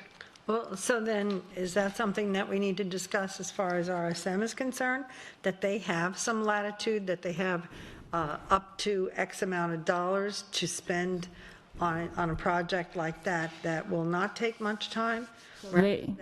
Rather than having all of that time lapse, because this is a work in progress, that's obvious. However, with the delays and the need for approval for every little step, that does take way more time. And then, of course, we're wondering what's happening, because nothing's happening, because we're taking more time than we need So, to. Yeah. in their scope of work, there is actually a section that discusses their ability to move forward with other research or other projects. However, it's very clear in that before they can do anything, they must come back to the board for approval. So if they can have some type of budget that will give them some flexibility, so we can ask them questions or they can review a manual, that will be very helpful. Yeah, and I thought there was like, I don't know, some money allocated for them, like 10,000 or something that was in there. We had where they could, But it's But it still requires board approval. okay. They can't move forward without board approval. That's something we have to bring back up. then. So then, let me just do a comparison. So for the board attorney, if you have to contract out, you don't come back to us for every single contract that you write or every single person that you get on board to help with certain cases. If you need the expertise, you give us the report quarterly or however that comes out, because you have a budget. So shouldn't they have the same? I mean, they're on the same level as the board attorney. So as the internal auditor, I think they should have a budget. Thank you. We should do that, but what had happened was the fact that with the whistleblower and everything else that they were doing, and That was the 10. there was people, yeah, we were concerned, and I can say I was one of them as well, that was concerned about them nickel and diming us or putting this case in their hands. I get it, but I was concerned about, where was that money going to go?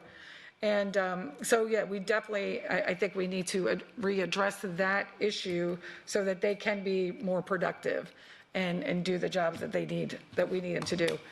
Ms. Giovanelli? So, and I would add to that, we need to ask them what is the normal amount that they do for other other school districts or whatever. So I think that we need to go back to them and ask them what that threshold would be. Yeah. Ms. Patrica? So we have an internal auditor review or evaluation coming up. Could we make this part of that conversation? Yes. Excellent suggestion. Excellent. Thank you. Okay, so we will, Ms. Quinton? Ms. Quinton? Just say Gwen, because you're not getting it right I know, today at I'm all. not. Right. I'm Miss I'm gonna call Fisher you or Gwen. whatever. You just call me Gwen. Ms. Gittens? One of the things I want to add too is that the communication, I know we get the regular update from RSM, but in listening, there are a lot of other conversations that occur that we're not privy to. And I would like to ask that when you, as the chair, have those conversations, that you update us on those conversations, because it can fill in gaps that we might have. So I'd problem. appreciate that. Yeah, and I just spoke with him on Friday, so I didn't have an opportunity, I would have brought that up, but we were in this conversation, so that's why I brought it up now. But, so we are okay with that one, so we're moving on to the next, which is the legal department, Are we and going that's, to do the consensus or not? No, we don't did. Need consensus because we've already Okay, said that okay. staff is I'm going to come in gonna- front of us. Yeah, it's already in there. All right. This one, can I have your consensus? Thank you. So the next one is the legal department, and Ms. Giovanelli, your name is on that, Yes. please? And I mentioned it just earlier. Yep. And especially now, since we have another attorney that's resigned. So I think that we need to talk to Dupree Bruno regarding what's her vision in having a legal department, because I think that we need to separate it out. I know that was a conversation that we both had, and get their own department and separate it out. And so I think that's the conversation for me, is just identifying the need and how do we address it, especially now. Ms. Patrica? So we've not been able to reach any kind of true consensus or agreement surrounding the structure of the legal department. I think it changes based on who sits in what seat, and I think that that's a dangerous way to proceed. And as I look at RSM's risk assessment that they provided to the district, an internal audit of legal services was on the list of top 10 things to look at. So why wouldn't we move that up and have that be the next area that they assess, so that we can take a very comprehensive look at all legal services, making sure that the control environment is accurate and comprehensive moving forward. That would give me the greatest level of comfort in making such a massive change to an area that really undergirds everything that we do.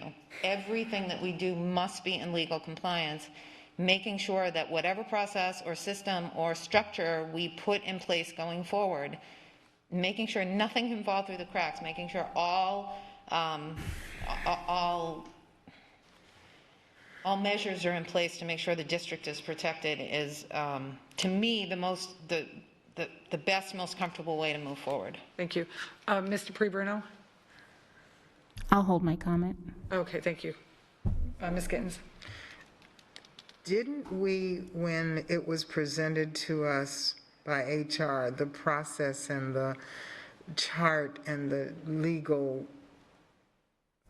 design was presented to us, and the board voted on it, and at least a majority did at one time. So, I mean, in listening to some of the conversation, it's like we never discussed this, but we did. It was presented in a workshop or a briefing or whatever, and, at least 4 people decided, yes, we're going to go ahead with that.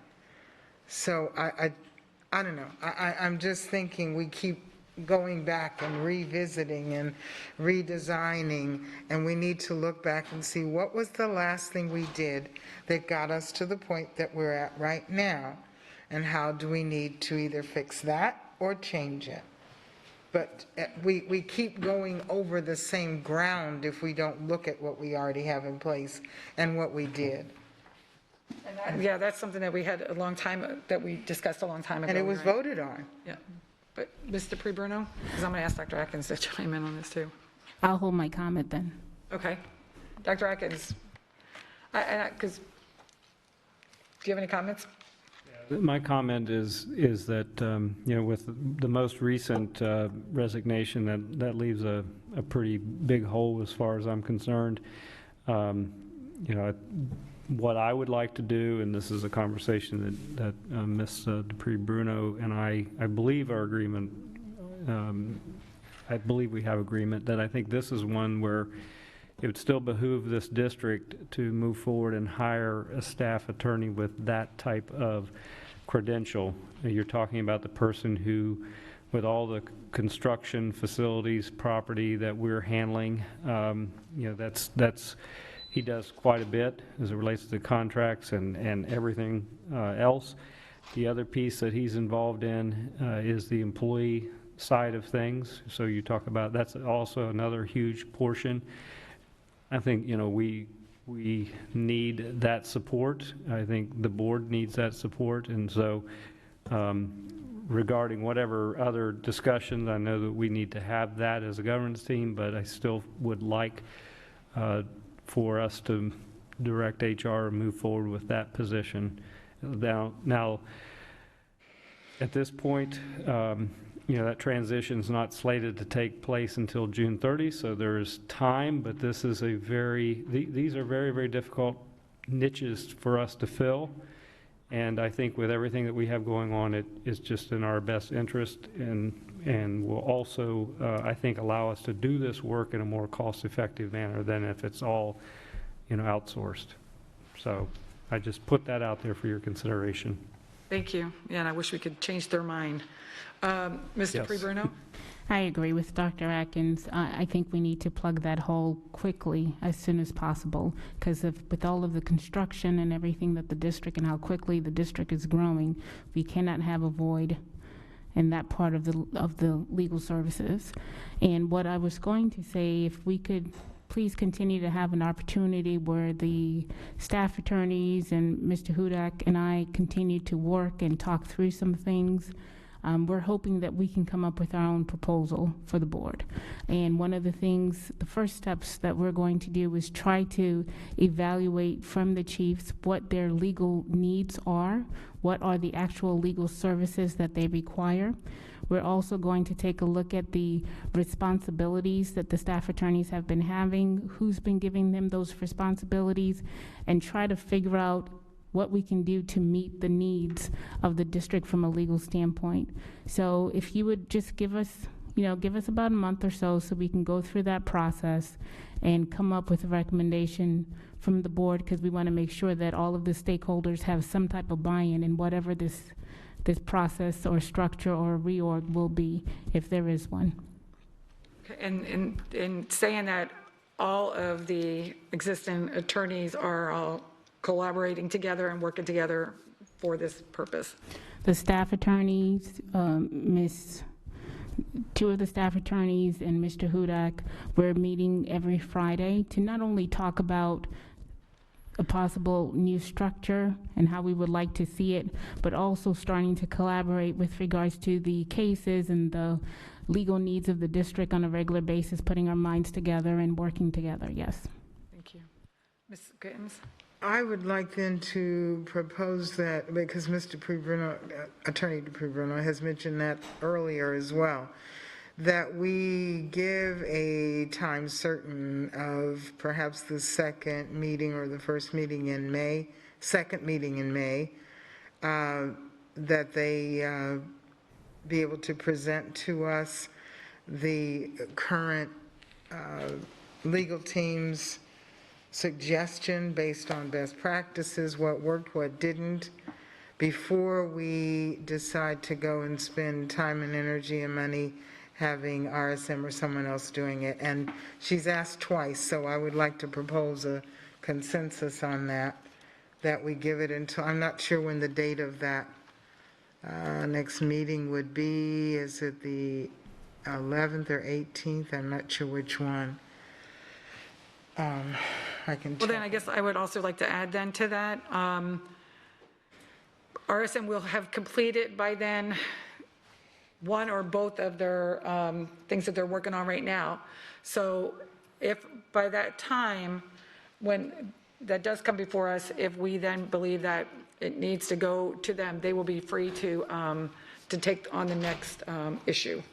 Right, so can I ask you to please call for a consensus that the second meeting in May, that May 20th. the legal team, and maybe you want to restate it as to what the consensus would be?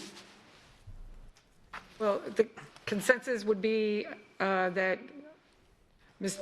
Dupree-Bruno and the staff, and as well as staff attorneys and Mr. Hudak will continue to have meetings on Fridays to work together to see what the plan will be for the cases legal department and come to us before that, and also on May.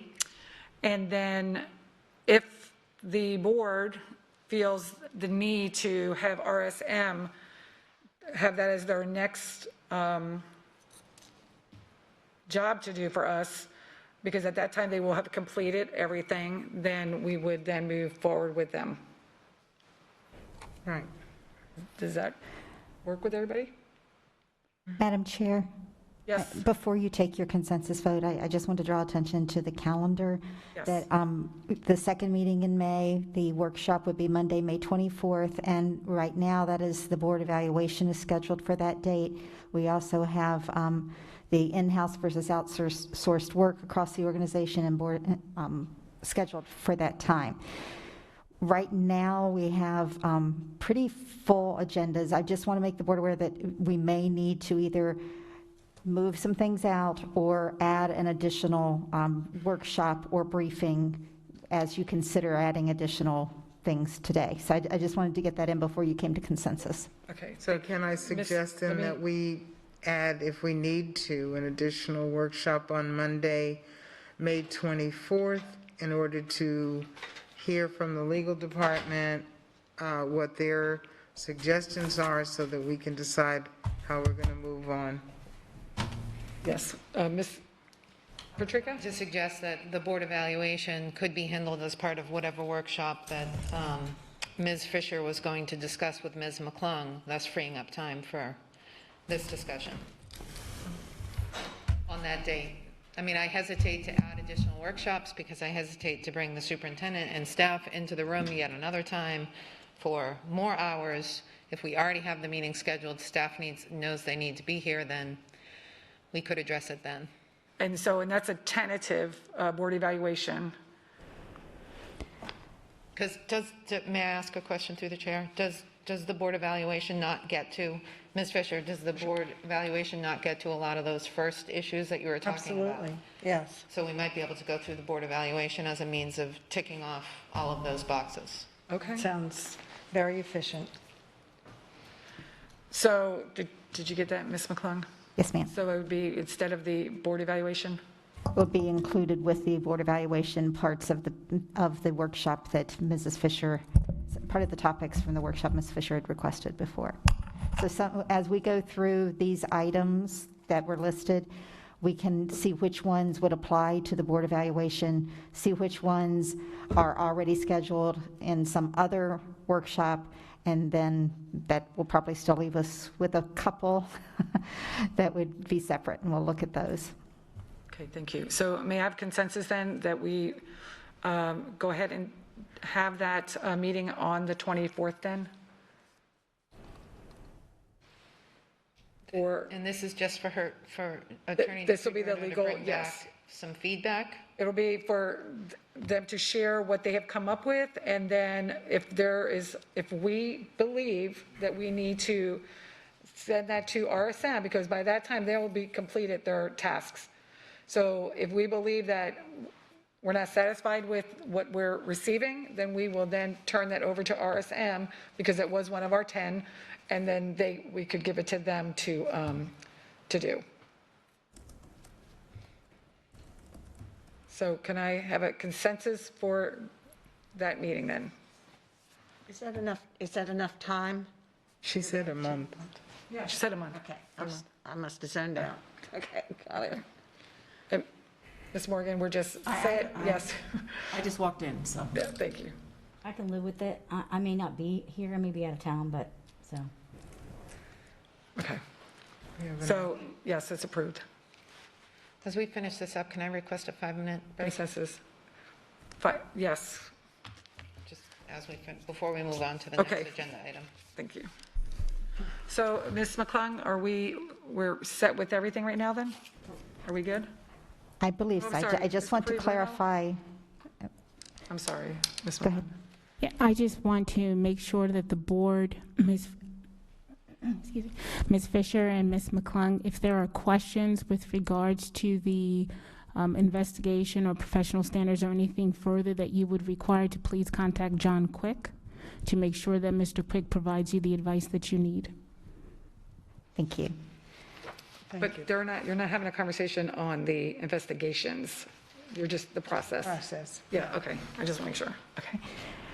And I Okay. just wanted to clarify, we are adding the board attorney and staff attorney's presentation to Monday, May 24th workshop, correct? Yes.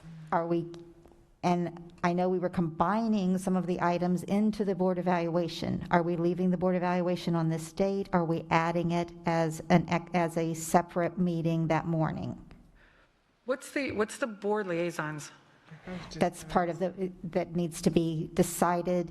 At the beginning of June, your liaisons for the year, well, actually July 1, they will change July 1, but in June, there is the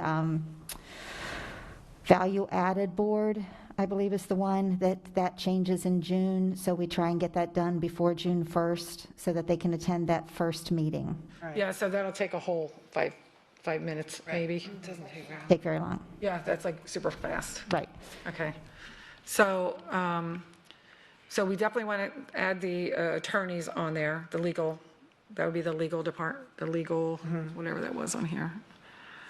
The legal department, so that'll be added on there.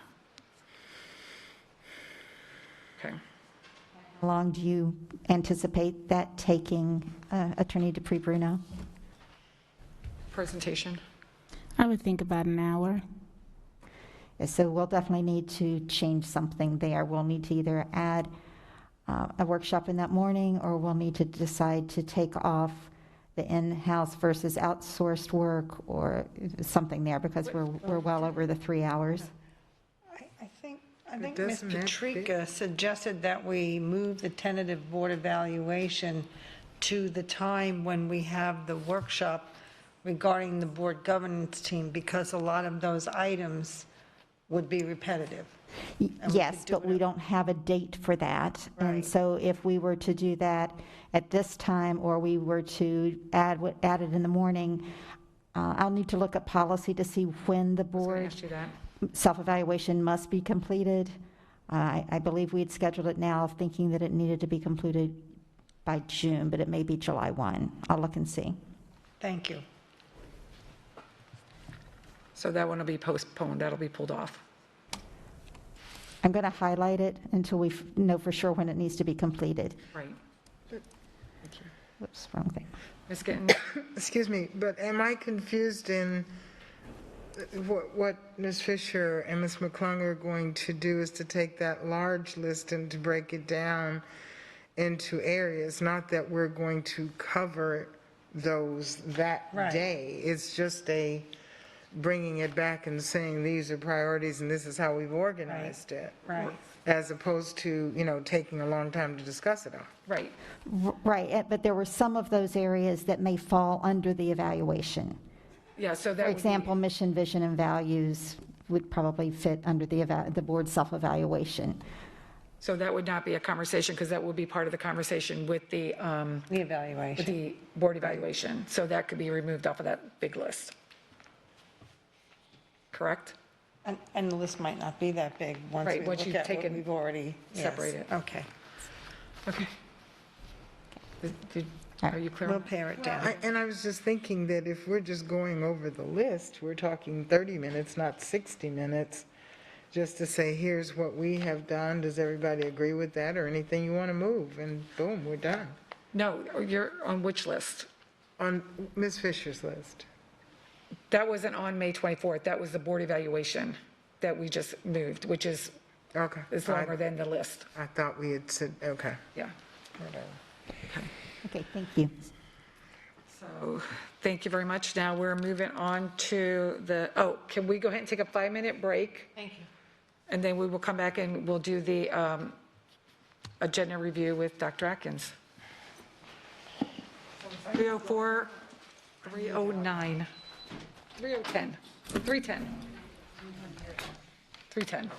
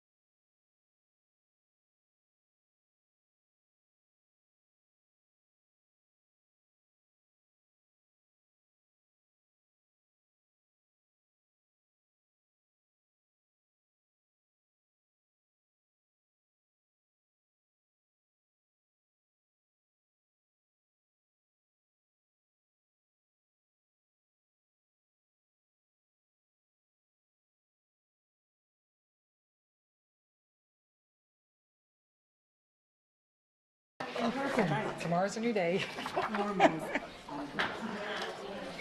No, red shoes and a black dress and a denim jacket is like my favorite outfit. Oh, I'll be your favorite person today then. All right, how are you? Not just today. Okay, I think we're going to go ahead and get started again. We are now on it is 11:12. I'm sorry, 11:12. I wish it was 11:12. It is 3:12.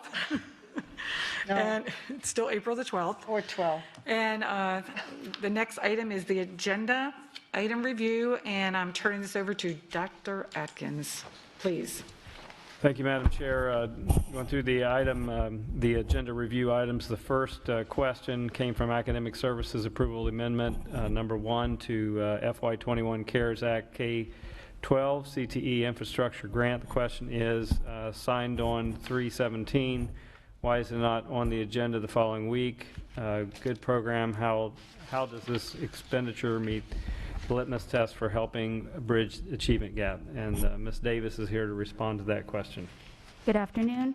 The first part to answer that question is we'd like to get the amendments up to DOE in case they have any revisions before we bring it for final approval, just because we follow, especially with like the Perkins grant, we follow federal to state requirements, so there are very specific guidelines. And even though we do a lot of checks and balances here at the district office, we send it up to them. If there's any changes, we'd have to run it through the process again and then re-approval at a board meeting. Also to note, our original board item for the grant application does go through the board process. So these are amendments within the allocated amount and within the federal and state requirements. That's the first part. The second part is about skills gaps and decreasing the achievement gap.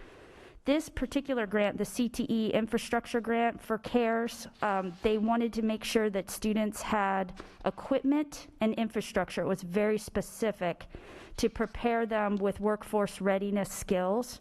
So we made choices on equipment. We survey our schools, but we also know schools that they have aging equipment.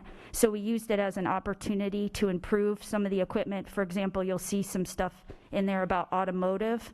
So our 3 automotive academies, and that was a huge blessing for those academies, because what we have found with CTE is when they have appropriate and up-to-date equipment, they take the theory from the classroom, they're using the equipment in the lab, and then that transfers to workforce readiness skills. Ms. Gittens? And thank you for the answer. My first question about signing and having it signed and then coming, since this is an ongoing funding source, are you saying that when you request another portion of it to come to the district, that's between the superintendent's staff and DOE and not need approval from the board, or? No, I apologize that I wasn't clear. So there's a set allocation. For example, the Perkins grant, and we'll find that out this spring for the next fiscal year. So let's say it was just under $1 million. Then we start working with schools based on the allocation and what's required and allowable by the grant on what we can offer our schools. But for example, let's say that a program didn't have as much enrollment and we had allocated $10,000 for equipment for that program, and now they only need $5,000. Well, we don't want to return the money to the state if we don't have to. So we write an amendment to say, hey, we asked for this $5,000 for school XYZ, but now we'd like to offer it to school ABC. And there's several steps here locally that look at it. Yes, this is approved, move. We get superintendent's approval to send it up as an amendment. Then it goes to the DOE. Their Office of Grants Management looks at it and says, does this fit the requirements of administering a grant? Then they come back and if they say it's approved, then we have the right. And really, it's all about, being audited, because they'll look for those indicators, like why did you only spend $5,000 at XYZ and you moved $5,000 to ABC? We'll have to show them where they approved that grant amendment. So we're not allowed to spend it until it's approved. And I appreciate that explanation. In that process, though, is there anywhere that the board and I know it's on our agenda now, but where, I guess I'm asking, where does the board come in the approval process? If it's done locally, it's sent to DOE, they look at it, it comes back, then we say yay or nay whether we want to do it as a board? Is that how it works, or? No, I believe it's whether or not it's just an approved item to move forward. Okay, all right. I can talk with you about it later. And I do want to go on record as saying, too, I know when I worked at East Lee and they had the automotive department and some of the other schools, that equipment, this really is a good idea to have that for them. My concern was that CARES Act and ESSER money is recurring. It's only going to be for a certain period of time. And when it stops, have we done everything necessary to help those students that are in that achievement gap, of which we have many, we found out when they returned to school?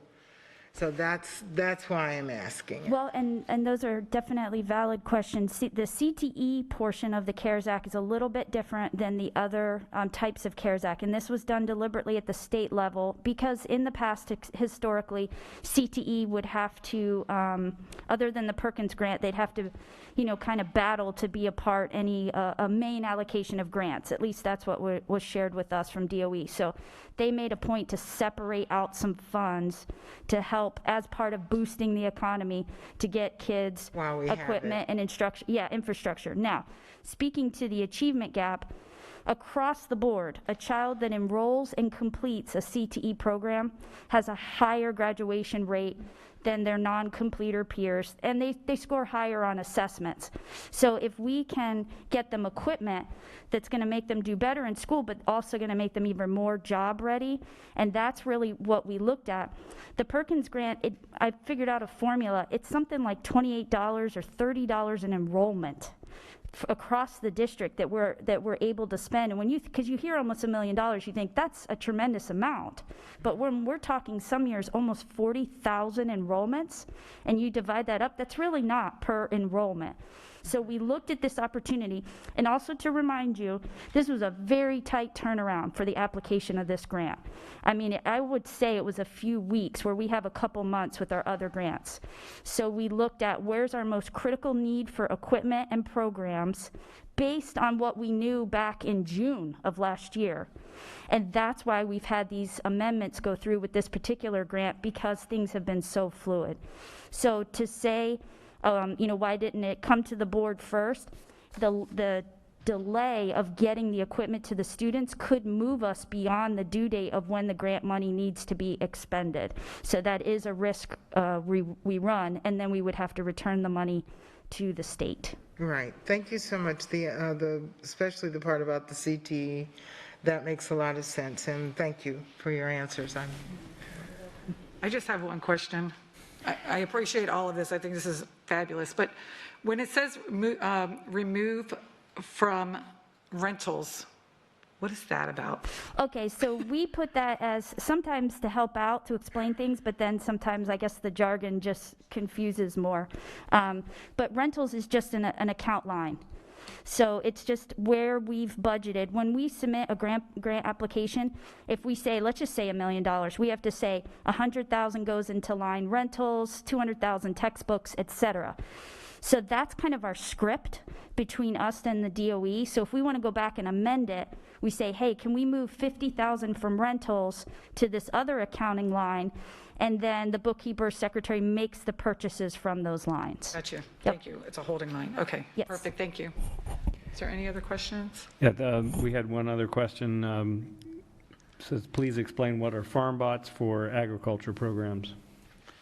So farm bots are exciting because they combine technology, so coding and robotics with STEM fields, especially agriculture. So this was presented to us when Bonita Springs High School was coming about and we were considering a sustainable agriculture program. and we've worked very closely with Trey Davis and his team. He knows it so well, so we're so grateful for his expertise.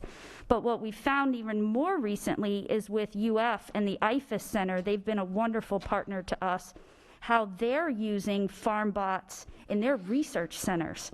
So we thought, what an exciting opportunity to bring something that's very technologically based, involves students learning coding, and also it is part of manufacturing, so how to actually build the farm bot. And then it connects them to biology, soil testing, and agriculture. And this is becoming a lot bigger in our area with agribusiness. So we just saw this as a great kind of forward focus for our students. Any questions? Thank you. I was excited just to hear more about that. Thank you. That's like All right, Disney. I'll move on then to the next item. Thank you, Ms. Davis. Next one, G4, approval of the instructional continuity plans grant under CARES Act fund. The first question is, why adding a coordinator? Why not use CARES Act money for more practical uses? And then there is an A and a B and a C, so let me just quickly go through those.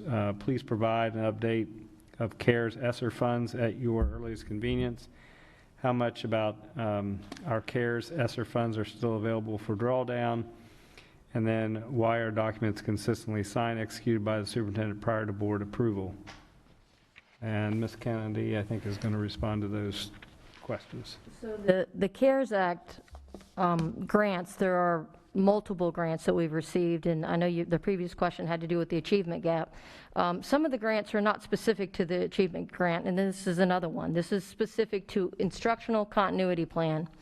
And so this was written to actually provide written plans, PD, and activities in the continuity of instruction for next year.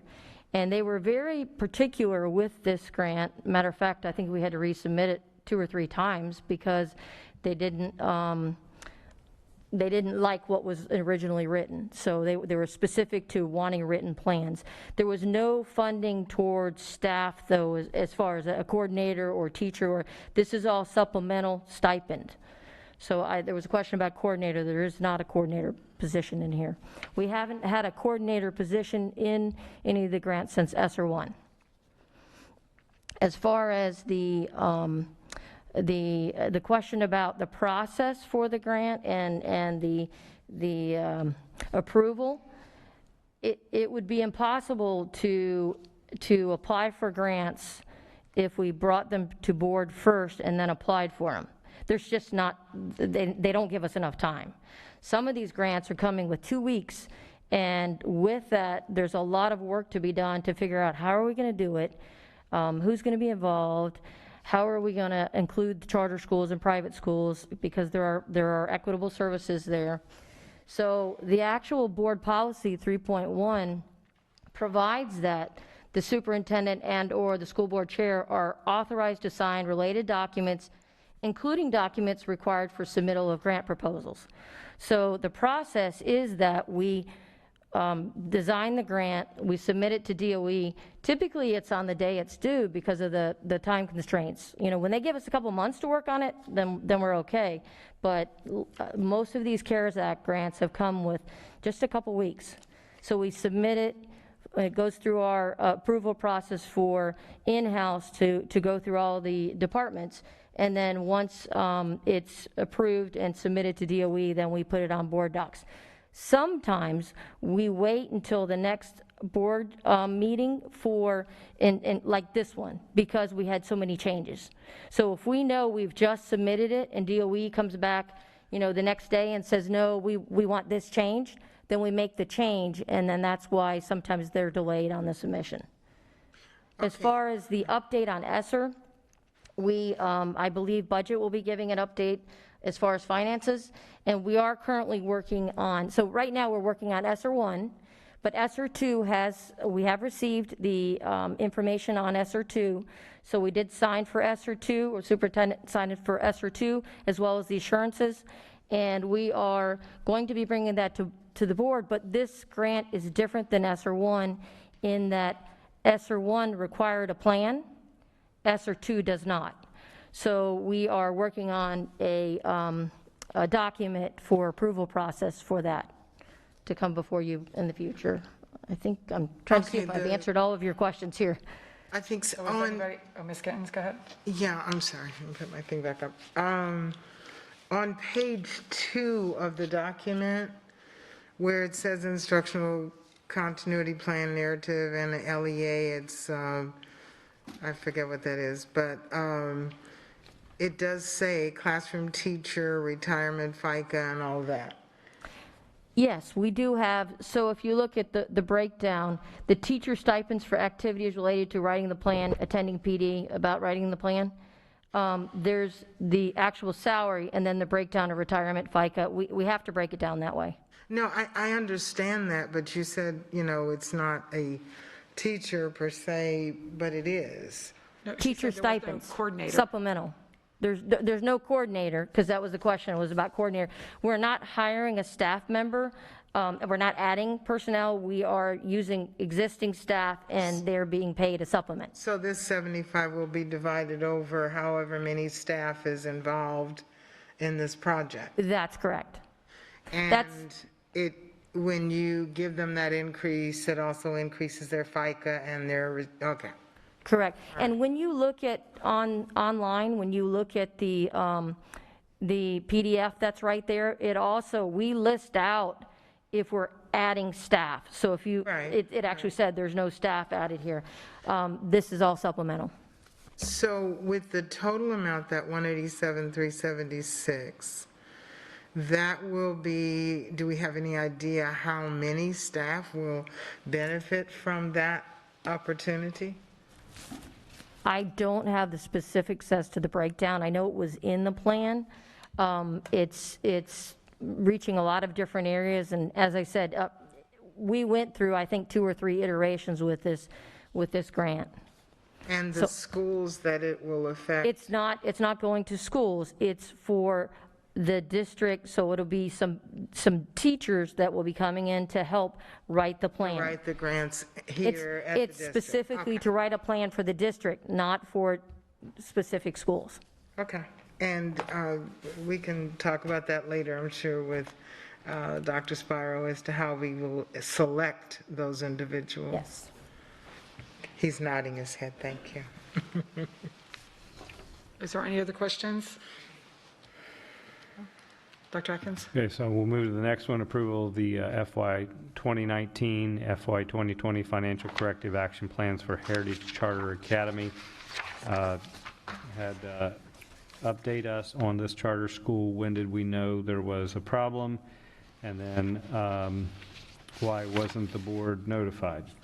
So Heritage Charter School took over, the charter school that was existing was Unity Charter School, and they were in corrective action, and that went before the board. What happened was Heritage took over that school for the last school year, and when they did, they took over their debt. So that required a corrective action. So it was a continuing corrective action. Last year, we did have some concerns.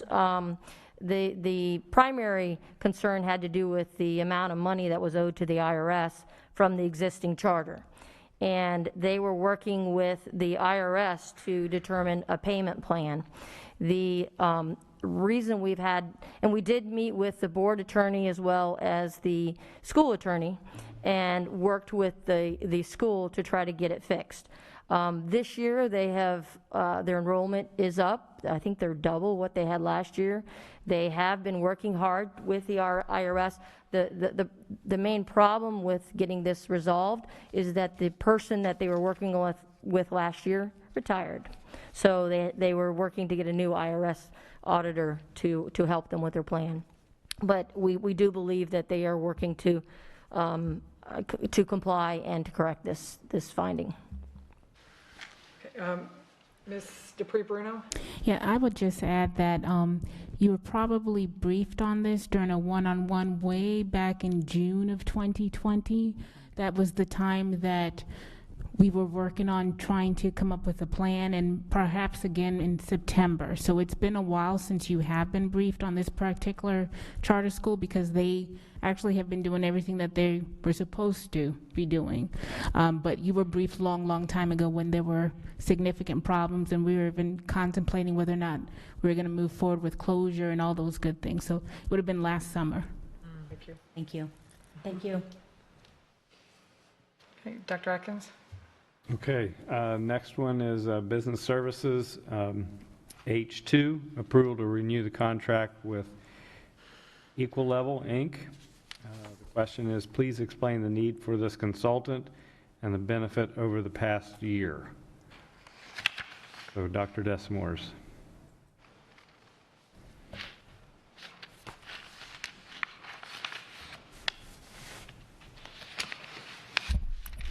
Good afternoon, Dr. Atkins, members of the board.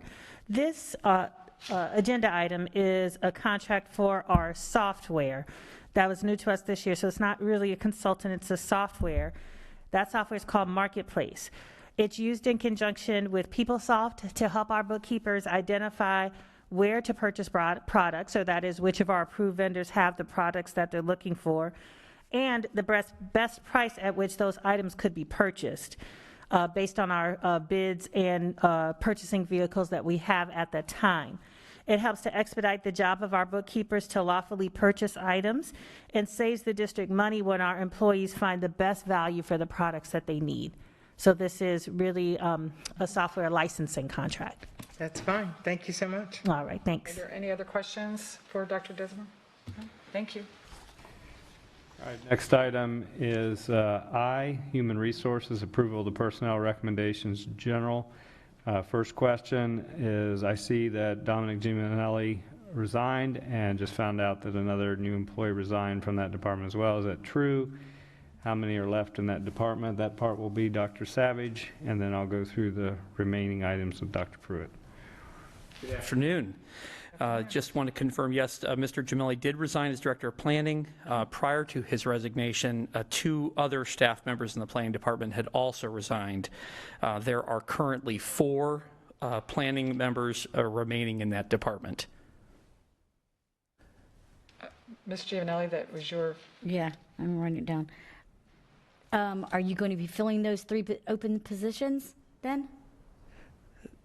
We are currently in the process, as part of this normal budget season, of doing some reorganization and optimization there. So I would just say we have advertised at least 2 of the positions already. We've had very little applicant activity at that current level of what they do. So we'll certainly be looking forward to bringing more information in the future relative to the most efficient, effective way to meet the needs from that department. Okay, thank you. Thank you. And Dr. Savage, can you please just express too, they're all not just planners. One was a GIS specialist, and that's correct. So they have their specialty. Yes, there are very specialized roles in that department. Like, for example, the 4 people that remain, one of them is mapping all of the facilities, the CAD, using AutoCAD, every single one of our facilities in preparation for our facility work plan. So that's a huge task that takes up all that individual's time, going from campus to campus and mapping every facility in AutoCAD, this format that we need it to be in. The second is someone who works very closely with the student assignment in terms of constantly adjusting capacity and so forth in that particular capacity. Another one has a heavy data footprint relative to data that flows through construction, maintenance, and planning through our facility index and a number of other projects. And then, what am I forgetting? I'm sorry, I'm just drawing a blank on the 4th. That's your 4. Yeah, that was 4. Oh, I'm sorry. Thank you. It's yeah, thank you. Thank you so much. As far as the ones that were vacant, that's the GIS, I'm sorry, that's both the GIS specialist, and again, that's a huge task for us right now, just going through the proximity initiative. The senior planner that we had was Ms. Brizuela. Again, was a huge force when we did the CIP. That's a big, that was her critical project as well. And then, of course, the director is very significant for so many things for us. So these are all really critical positions. Thank you so much. The one, Miss Cindy was working with getting sidewalks in the communities too. So, yeah, that's a great loss as well. I'm sorry, Ms. Vaughn has a question. Yeah, so with all of these losses and openings, how is operations dealing with it? I mean, some of them, you said, are very specialized, so it sounds like you can't just pull somebody else into something that's specialized. That's correct. Yeah, it's a very great point there, and absolutely, it's a real challenge. We already had tried to do some cross training and things of that nature whenever we could, just so that you aren't so dependent. But unfortunately, just the nature of this work, it is very challenging. So fortunately, Ms. Ebal and myself, we've worked so closely with planning over this time that we're doing the best we can. Like, for example, I produced a couple GIS maps for the first time. Not my specialty, certainly not part of my piece, but we've learned quite a bit through those folks. We just continue to. There's just a lot of work to be done, and honestly, that's just planning. There's a whole lot more than just the planning department too. But there's still the huge hole for director of maintenance. Correct. And I believe, wasn't Ms. Eba at one point, maybe she still is, filling in there? Yes. I mean, it sounds like you guys are being spread awfully thin, and well, we're all working very hard, but I'll tell you, we have a great maintenance leadership below the director position as well. Ms. Cedeno and Mr. Thompson are here today to answer a bunch of questions for the agenda items. So, it's a team effort. Everyone's working very hard. We're maximizing what we can from Davis Demographics as well. Again, we have to be honoring their purview, exactly what we've paid them to do. But fortunately, they're great partners. We are very blessed to have a great team and operations to work with. But it is very hard work. I mean, at some point, all of you working hard, maybe we don't need to hire those at all. Why don't you maybe spend a half a day with us, and then we'll see if your opinion changes on that one. To your point, I mean, Dr. Savage, it's one of the things that he is actually doing right now. I did, I believe I shared this with you all when you kind of just to get in the one-on-ones to give you an update in terms of where we are with reorganization, but we did talk to each one of these chiefs about their open positions, and really from my perspective, I'd given the green light to anyone that you really feel you need to fill, rather than us waiting to try to come up with this master plan. We have some definite needs. So, he had that option, as did all of them, and we'll keep you posted which ones. Like Dr. Desimores, for example, wanted to move forward with the procurement position. As an example, he really wants to continue to look at how he wants to organize moving forward, and may come to the board with some cost savings, is what he would hope to bring to you, while being able to maximize his current staff. Yep, absolutely. And same with we just don't want to see key people totally burning out. And I'm sure you did great. What was it you did? GIS maps, yeah. I'm sure they were great, but anyway, yeah. Kudos to you to be filling in, but it sounds like we need to be a little more proactive in getting some of these replaced, and again, not worry about the grand restructuring. Well, they're not, some of these positions, to clarify, they are advertised as some of the specialist positions where we can't have other folks do it. They simply are not getting any level of attention, level of compensation. I mean, it's obviously more complicated than we can get into here, but suffice to say, I certainly have an interest in getting us exactly poised as we need, but also being responsible with taxpayer dollars. It's very important to do that as well. Thank you so much. My pleasure. Ms. Gittens? And this may be Dr. Pruitt coming after you, but it's, my question is about exit interviews. I do know, because I saw the report that Dawn Huff did when she left, it was very, very, very extensive, and showing where her projects were and how they should be prioritized. And I'm just hoping that we get that same type of input prior to these key individuals actually leaving. I'll be happy to take a look at whatever was with Ms. Huff for comparison. I'm familiar with Ms. Huff, so I knew her as well. So I'll be happy to use that as a kind of benchmark to see what was provided there, and certainly we have a lot of information about why they left. I've had individual conversations with all of them, so absolutely.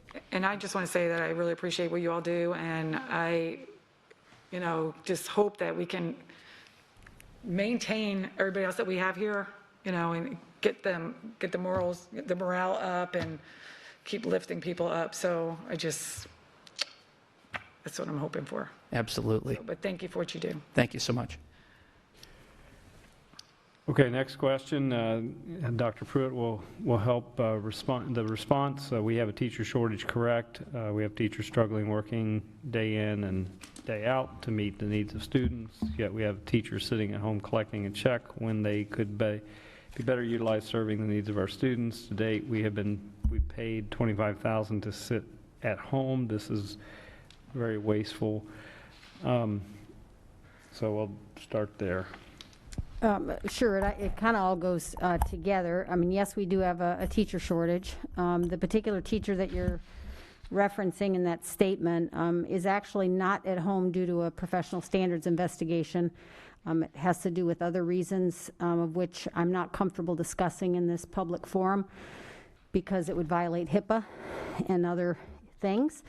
But I will tell you that, yes, our focus is to get teachers in the classroom. In general, when we open an investigation, employees are reassigned during the investigative process. There are some instances where we are not able to put them in an alternate location, and that could be for a variety of reasons. It could be because we don't have a spot where we can put them, that we have to wait till a spot opens up. It could be because law enforcement is involved. It could be because DCF is involved. So there's a myriad of reasons that there might be an employee. As to the exact number, there are currently 6 teachers that are on paid leave that are not in an alternate assignment. 2 of those are going to be resolved this week, and 2 of them are waiting for a place, and the other 2, there is other factors that involve health, safety, and welfare. And so to the final point about putting students first, we do put students first, but I'm not going to do it at the expense of health, safety, and welfare of kids. So if I do believe that, and we don't have a lot of places where there wouldn't be a health, safety, welfare situation, so that limits places that we can put teachers that are under investigation. So, but I assure you, we do the best that we can to get it resolved and get them back to work. And the 6 that I'm referencing are all, it's within a matter of, I think 6 or 7 weeks, for the longest person, I think. So, but we do our best to expeditiously get people back to work. And just to give you a little historical perspective, I mean, a number of years ago, we didn't even have the option of reassignment. We also didn't have the option of suspension without pay unless we came forward here. But the board at that time had given the authority to do that in certain cases, so we used that when appropriate.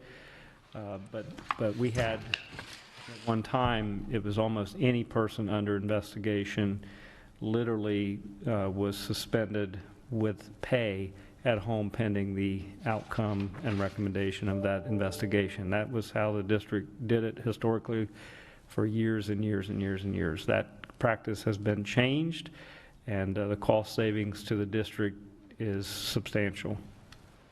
Thank you. Ms. Giovanelli, do you have any? I have one question. So could any of these teachers be utilized for Leave Virtual?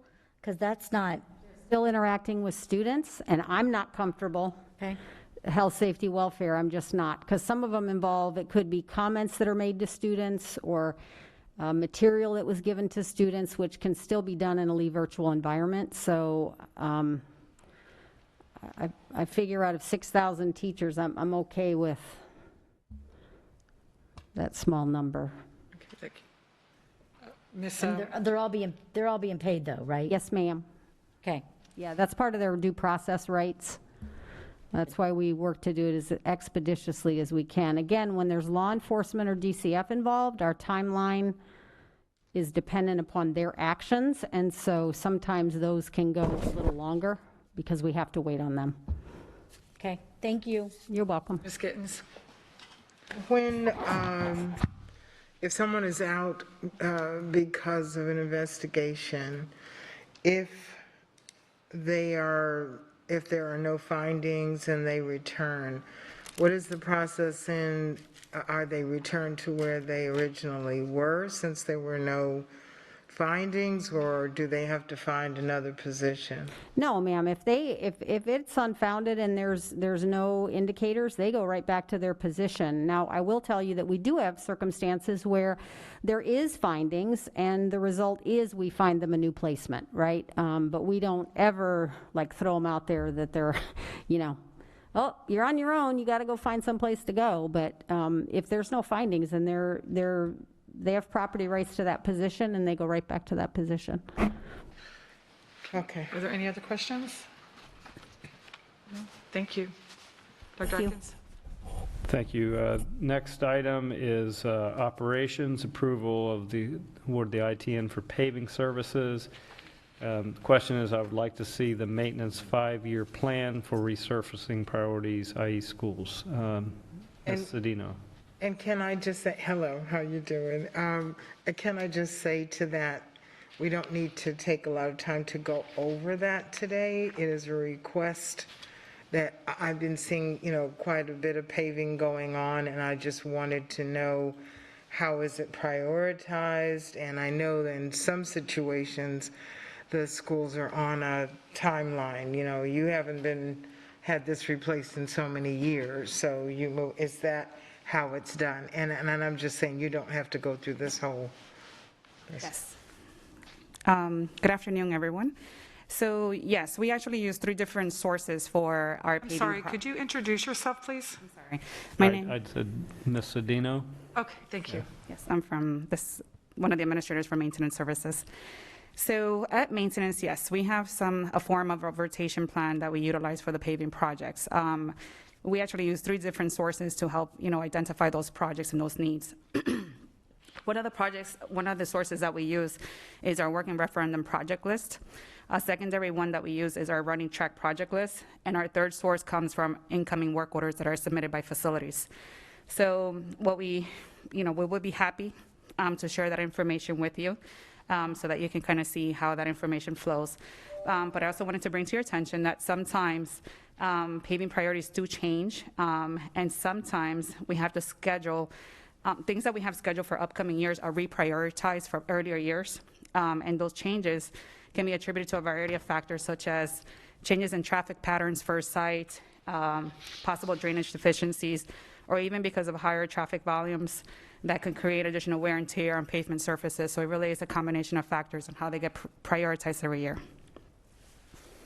Okay. And I'll, get with you later to see that whole list. The last question is this one of the main things that we use the sales tax for, since a lot of it was supposed to be used for upgrades and improvements and that type of thing? Paving is one of the categories on the sales tax. We actually have numerous categories that we are funding from sales tax. They included roofing projects. It included, HVAC projects. They included some cabinetry work, not a lot, some, and a lot of things with lighting upgrades. A series of things. It's not just paving. Paving is just one particular category. Okay. Okay. Are there any other questions? I have to tell you, I was at one of the schools and they just got new cabinets and they were just so happy and they look beautiful. You guys do a great job. We're so excited about that, so thank you for the compliment. They're happy. Thank you. Thank you. Dr. Atkins? Can I ask real quickly before she leaves, though? There was something else I had seen, too, about cabinets and all that further on. Are we providing all of the cabinets, or part of it is subcontracted out? Because, I was over there and visited with you guys. Those guys are really good. But the number of cabinets that I saw in this report, they'd be working all night and all day. So. Yes, no, unfortunately, we can't do all that work in-house because of the volume of cabinetry work, as you mentioned, within our schools. Therefore, we have to resort to the contractor services because they provide the additional bandwidth that we actually need for these projects. Thank you. All right, since Ms. Sedino is still there, I'm going to jump over This question says, please explain the need for sales tax sign expenditures, which budget? And then the request to have Spanish added to the sales tax signs. That would be either Dr. Desamore's or Ms. Malay response. We'll come back to that one because I've got several. Ms. Cedino will respond for us. The next one for Ms. Cedino is, please give me an itemized detail of the repairs needed. Why is this being increased? Is this a priority need? I think that relates to the same, that's K5, increased expenditures for the bid. So is that Ms. Giovanelli? Yes. Ms. Giovanelli, do you understand that question that she's asking? Yes, I got it. Okay, so this bid in particularly is not just utilized by maintenance services. I want everyone to know that this is a bid that's utilized by district-wide facilities. So some of the things that, that this bid is utilized for are, for instance, those digital signs that you see at schools where they're able to communicate their school schedules, upcoming events. I've even seen one at Tropic Isles where to assist with the efforts of hiring bus drivers, they say, hey, Lee County Schools is hiring bus drivers. So this particular sign bid is not just for maintenance. The piece that does relate to maintenance, and you'll see that there's a line item for $75,000, I believe, that we're requesting dollars for, is really to address those day-to-day work repairs that are coming from the school request. So what does that mean in the maintenance world? Well, for us, that typically means that those funds are being utilized for ADA compliant signs, for fish signs that you find above the doors.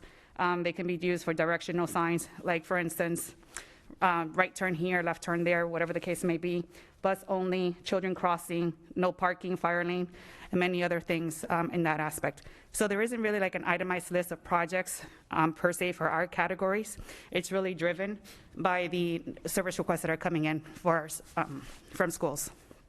Got it. Thank you very much. Okay, next one, approval of the expenditures for single source purchases from Commercial Air Management, Inc. Question is, please explain these separate contracts. Is it for the same services? Okay. So I wasn't 100% sure on the exact question and which contract you were referring to. So I assumed that you may be asking about the HVAC repair services bid. And if whether or not it's the same as this particular bid. Yeah. So the answer is no. This district actually, the district holds this piggyback bid for commercial air management. And the reason we have this one is because one of the HVAC components that we have is called the variable frequency drive. What it actually does, it actually controls the speed in which motors work and for our pumps that are, or like water pumps that supply water through the air conditioning system to ensure cooling within schools.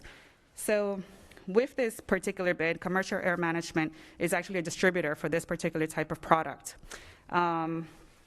It's one of the particular brand that we actually use. It's more like of our standardized model. It's very efficient. And one of the great things about it is that not only does it help prolong the life of the chill water pumps, it also helps to save approximately 70% of the pump's energy consumption when it doesn't have to operate at 100% capacity at an instantaneous moment.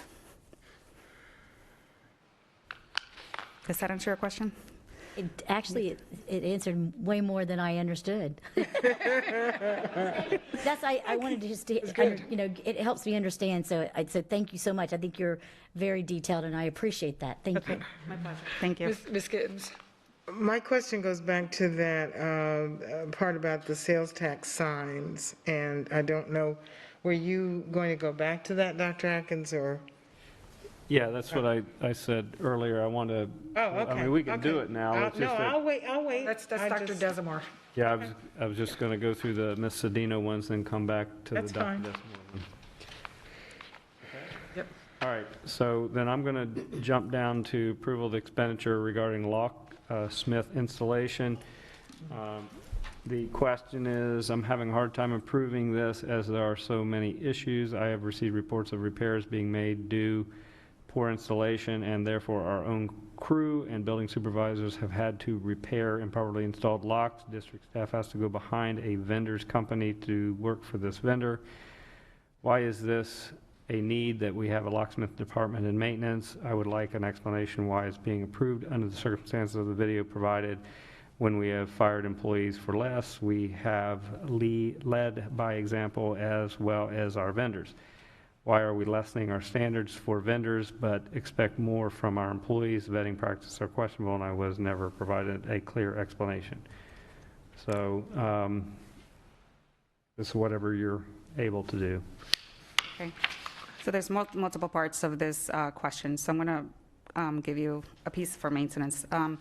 So this particular bid is a two-part bid. Part A is for the installation of ADA code red locks, and this work has been completed. This is the project that we worked on, which consisted of 34 sites. Therefore, no additional dollars are being requested for this particular category.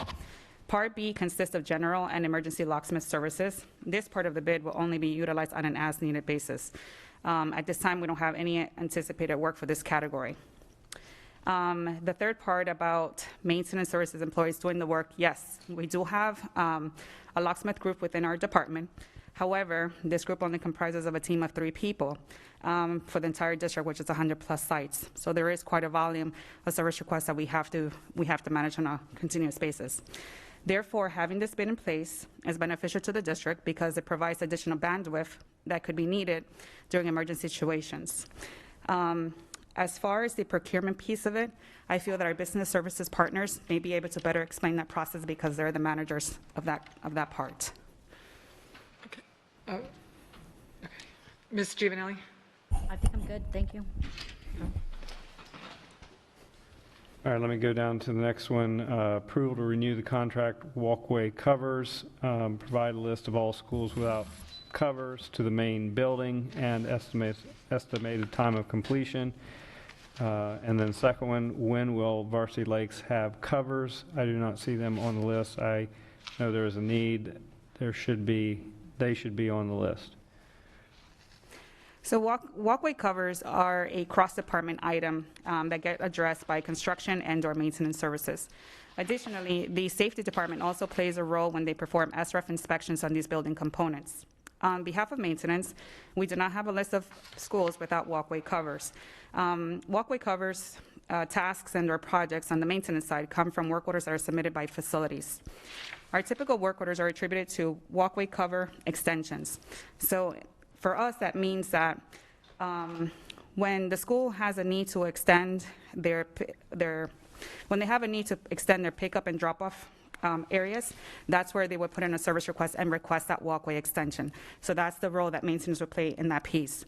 A secondary area that we would provide service to the schools is when they have modifications to the existing traffic patterns.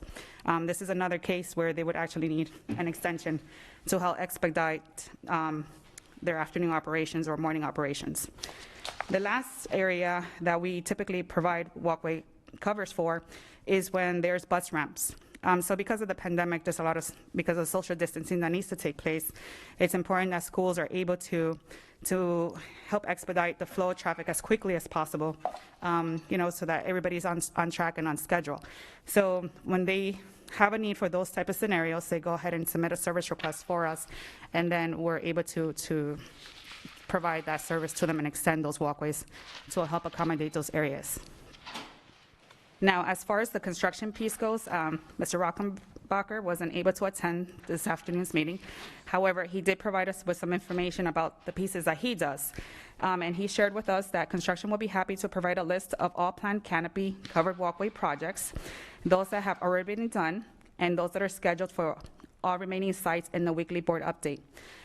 According to construction department, the Varsity Lakes portable coverings were done last June. Okay, Ms. Gittens? Oh, I'm sorry. Okay. My question about that was, in the statute, I believe it does say that if, I'm specifically talking about the portables and the covering that goes from the portables to the main building. Have we done that for all of our schools? And if not, is there a list showing when and how that will be done?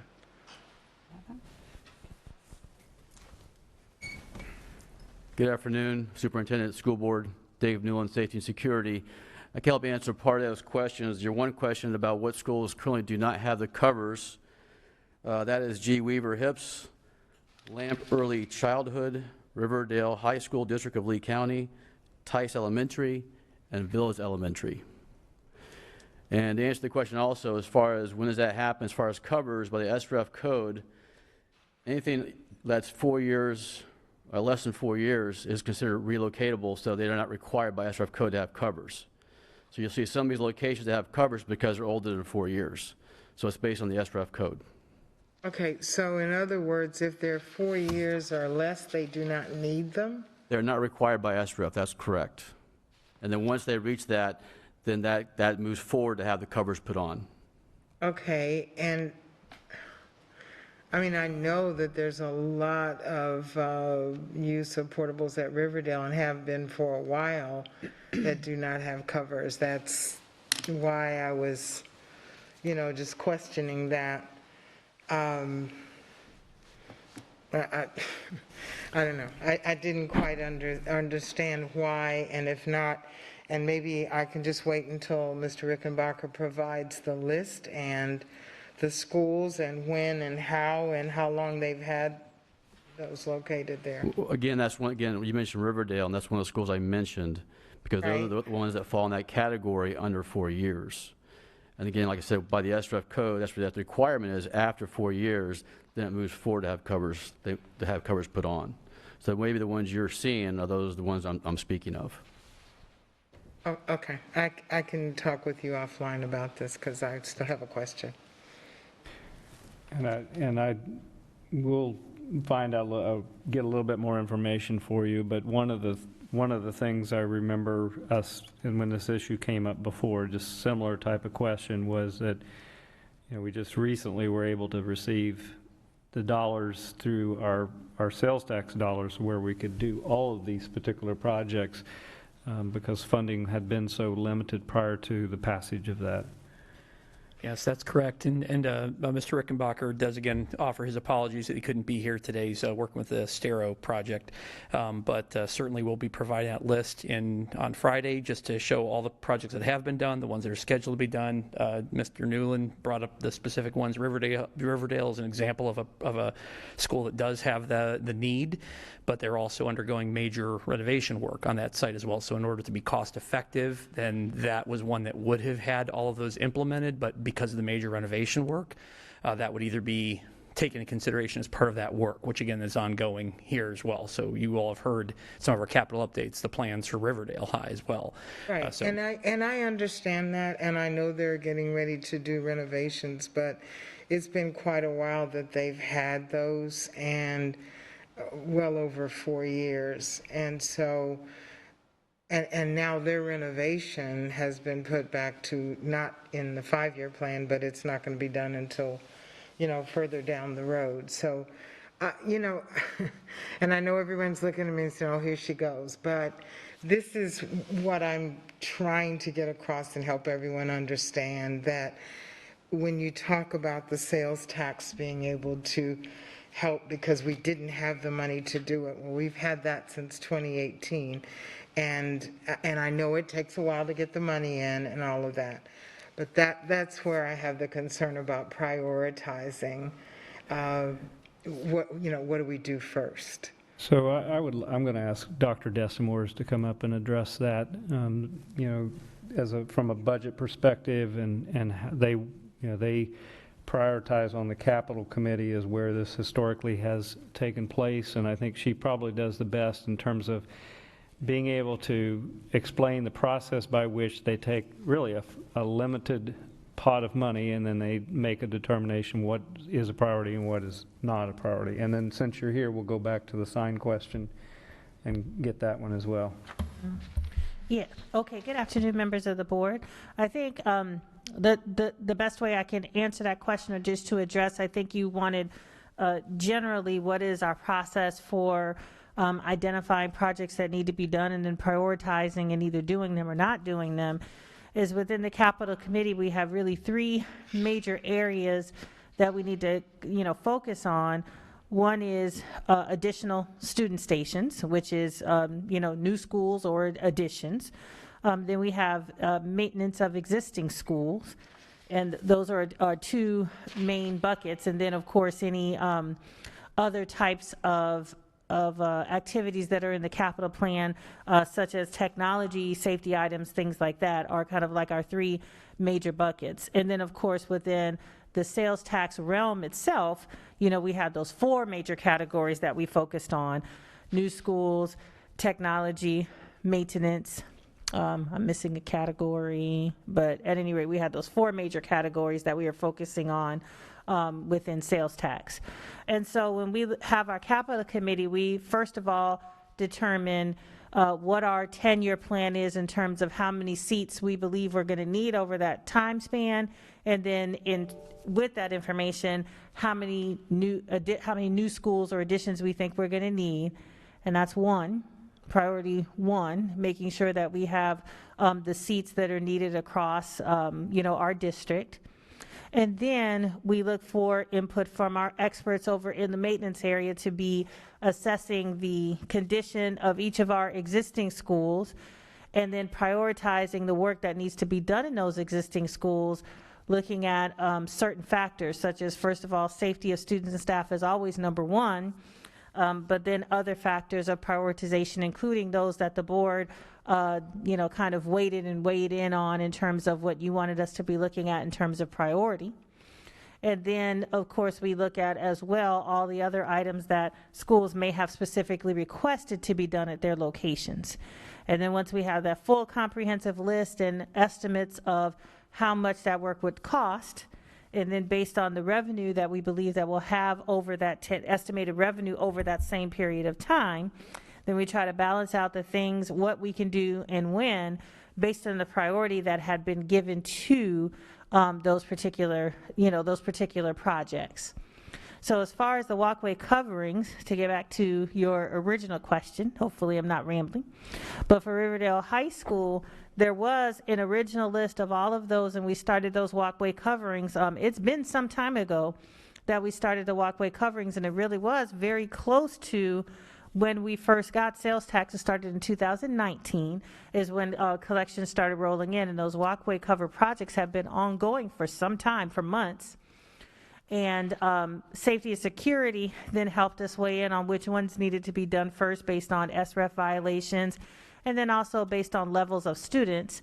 And when we first were considering the walkway covers, we knew at that point that Riverdale would be on, could potentially be on the slate for a pretty full renovation.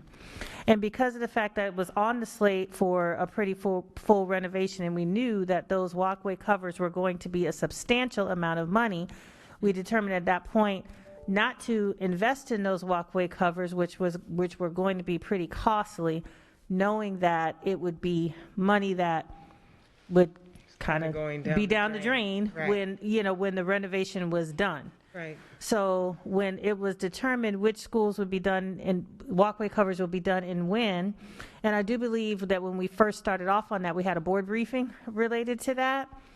That was one of the factors that went into why they weren't on, Riverdale wasn't necessarily on the list, because we knew they were coming down the pipe with their renovation. Okay. So I'm not sure if I did all that talking. Did I answer that question? No, you did. Thank you very much. And then I believe you were going to answer about the sales tax signs. Yes. Okay, so Sorry, Dr. Desmore, before you move on to that, Ms. Giovanelli had her hand up. I'm sorry. Yep. Is she still on the So covers? Varsity Lakes is not slated to get any coverings. That was one of my questions, and I don't know that I caught that answer. I think they already got their coverings, if I'm not mistaken, yes? Yeah. They got their coverings already. No, they don't. I'm sorry, when? Last June, Last June? according to Mr. Rickenbacker, yes. Okay. And then what was the statute regarding the 4-year, under 4 years that don't require, I didn't get the statute. I'm sorry, I like that. We can get back to her. Okay. We don't have that listed here, but we certainly can get back to you with that statute number. Oh, that'd be awesome. Thank you. And can I, may I? Madam Chair. Go ahead, I'm sorry. On the statute 1013, it does mention one part about having covers from the outer, buildings or portables connected to the main building. And that was why I was asking about it. Oh, yeah, okay. Yeah, yep. I apologize, I just want to get back to you. The statute that you're asking about was statute 1013. Right, yeah, that's what I was just saying. But you Okay. have a question about it? Is that what you were? Well, no, I was just in kind of response to what Ms. Giovanelli was saying, that in statute 1013, it does state at one point that there needs to be a covering from the main building to the existing outlying buildings.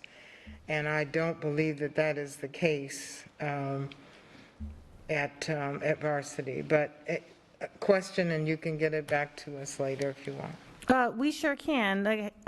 So we have our note here that they were done last June, but we can go, verify which things were done and come back to you. It may be we're talking two different types of projects that were done, but we can get back to you on that. Ms. Vaughn?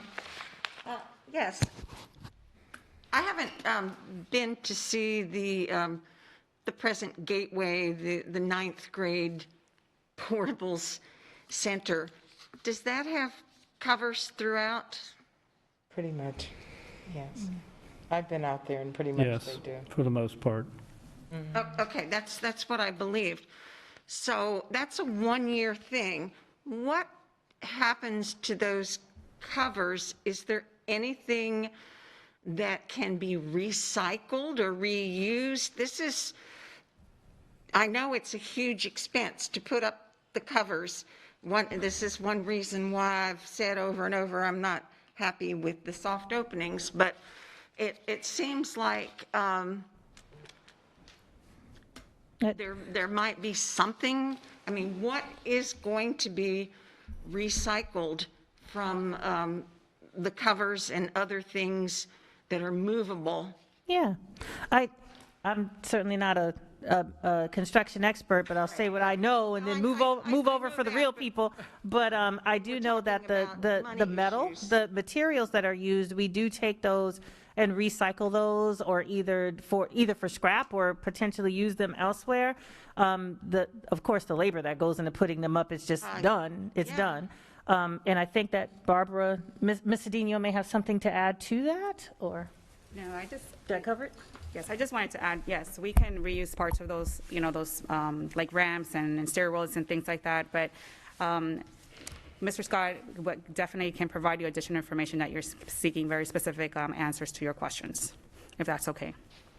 Well, and we have used, modulars in different locations. You have modulars that are used to open Bonita Springs High School and then are reused, I believe, in the Gateway project.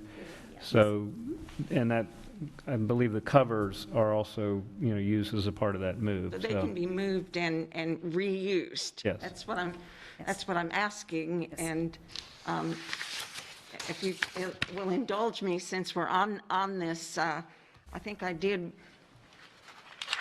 write in a related question, but not exactly on this agenda, I was curious about the age of the portables that were used for Gateway. And I know there's been this issue about old portables at Varsity Lakes and probably other places. And I was wondering if we owned the Gateway portables and whether there was, if they were in better shape, newer, better shape, and could be transported, and instead of spending money on remodeling really old portables, if it might not be more sensible to just write those off, the old portables, write them off on that obsolete or whatever list that we have that we get from financial services, and use newer, better shape portables. So I know you don't, it's one of the questions I sent out there. Right. I do have partial answer to that several of the portables that are being used for staging Gateway right now behind Lehigh Senior are from Estero, from the staging of Bonita High School. So they are in pretty good condition. And Okay, I'm sorry, Ms. Gittens, can we let staff answer the question that way? I want to just make sure that everybody's getting the same information. Hey, Ms. Vaughn, how are you doing? To answer your question, everybody. You cut me off again. I'm not 100% sure I have the exact answer you're looking for, but I can give you an answer. Maintenance doesn't house the portable funding. That funding is housed through construction services. We help on a limited aspect when a staff member, a teacher, a building supervisor puts a work order in saying, hey, listen, this widget is broken, we're assigned to repair that widget. Then what we do is we go back and we get reimbursement through the construction services side. So our knowledge on aging of portables and how they age out is limited. However, we can tell you from experience that we were on both sites. I was on that site, that Gateway High site, when we lost power. I believe it was February 23rd. We lost power to Lehigh High, Gateway High, and Varsity Middle. And I was at the Gateway High looking at those portables, and they seem to be in much better condition than Varsity. So I don't know the age of those portables. I do know the age of the Varsity ones, and they are getting to the point where they should be, and they're getting to the point where they can be aged out. I don't know which way you guys are going to go with the money and putting in them, whether to rebuild them or not.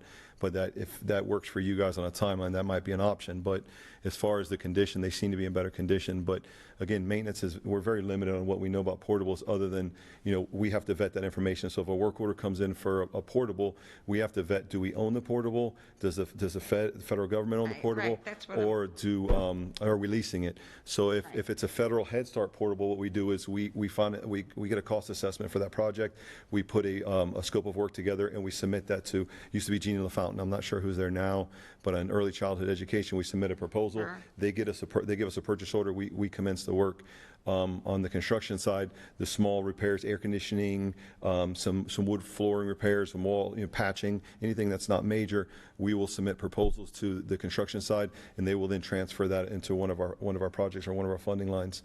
So that's typically how we go. So as far as aging, I don't want to give you a bad answer or tell you something that's not true. We simply don't know that answer in maintenance. Well, I think, and one of the things that we've asked operations to do, I think will give you a little bit more of a comprehensive look at this whole portable issue, is development of this portable plan as it relates to our whole capital improvement plan. And so we had a good discussion today, this morning about it. So Dr. Savage is working on putting a couple options together for me. They have their original plan, but then in light of some of the concerns that have been raised by the board, we felt we'd like to give you a couple options so that you understand the portable issue a little bit more comprehensively, and how they plan to utilize our current inventory, and how you're going to balance lease versus owned and all of that. So I don't know if there's anything else you want to add there. And these were, when the issue came up about the portables, I'm just checking on my phone. It was something I sent this weekend, questions about in the board update, asking about, I believe in the board update, we got a list. I had asked for you, Dr. Atkins, for a list, and that was provided of the summer projects. And when I saw renovations, and then put together the pictures that I saw afterward, I thought, well, I'll bet the Gateway portables are newer and in better shape. And it just struck me as a person who, for one long year, worked in a portable in Texas, that, of course, we want to get rid of as many as possible, but we certainly don't want to throw money into something that we could substitute a newer instead of renovating. So I really do want to see that followed up ASAP. Again, I did send this weekend about. We have responses that'll be coming to you this Friday. I figured it was just this weekend, and it wasn't exactly on this, but since this was in the news, oh yes, it came to mind. So yeah, when when possible, if we can find that out before actual plans are rolling. Absolutely. Well, we have so many, I mean, we could spend another hour kind of trying to give you the whole comprehensive picture of just so many moving pieces relative to the portals, but I would say just very quickly on the Varsity Lakes, for example, we had folks assessing that site out in January. In February, it came to Capitol to be passed forward to do this work. Just happened to coincide that that's where the news story kind of photographed some of what we had already identified. So there's that. But I think, one of the larger efforts you just have to be also mindful of is that, when we talk portables, there's so many different pieces. Like from a capacity standpoint, these portables are so useful to us. For example, the 2 new schools that we're going to be building, when we have to, take Cypress Middle and rebuild that's going to Franklin Park, we're going to need all those portables. And so portables that we own saves us cost, especially if they're in good working order when we redeploy them. Certainly, that's not to conflate that with the issue of the 20-year commitment. So, the big thing you've heard probably many times is when we buy a portable, we're essentially making a 20-year commitment with the state that this is an asset that we are not going to waste, that we are going to use this asset responsibly as additional permanent space for us for 20 years. It communicates to the state, to our taxpayers, that when we make this investment by purchasing a portable, it's a powerful investment that we're going to use wisely. We can move it wherever we need it. In the case of the massive growth and expansion that happened out in Lehigh, it's clearly justified all the new school construction, which we have currently going on, as well as what's forecast in the next 10 years. So much building going out in that zone specifically, and the portables help reflect that back to us. It's further exacerbated by the proximity plan, which is rebounding, looking at our boundaries. And so, that flexibility of where do we actually need the schools, knowing precisely where they live, not the subzones that have kind of tethered us to the past and forced us to, bus students in from Lehigh to Fort Myers, for example, where the utilization is lower. So it's a very complicated issue with many layers, but it's a worthwhile discussion.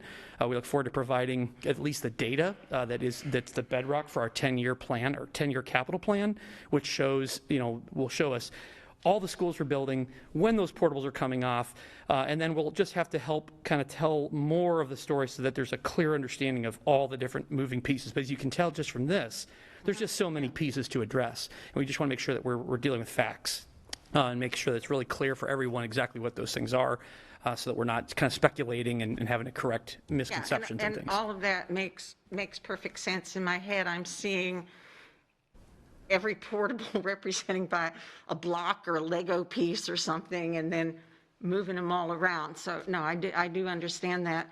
But on the flip side, we have to think about expenses and versus our kids are priceless. So we don't want to put some kids into rebuilt, dangerous. Well, they wouldn't be dangerous once they're rebuilt, but it needs to be cost effective to rebuild. So at some point, actually, that could have been one of our workshop new topics now that you're giving us all this information. But I appreciate that, and I know it's off topic here. But, Thank you. I was going to try to get you back on topic.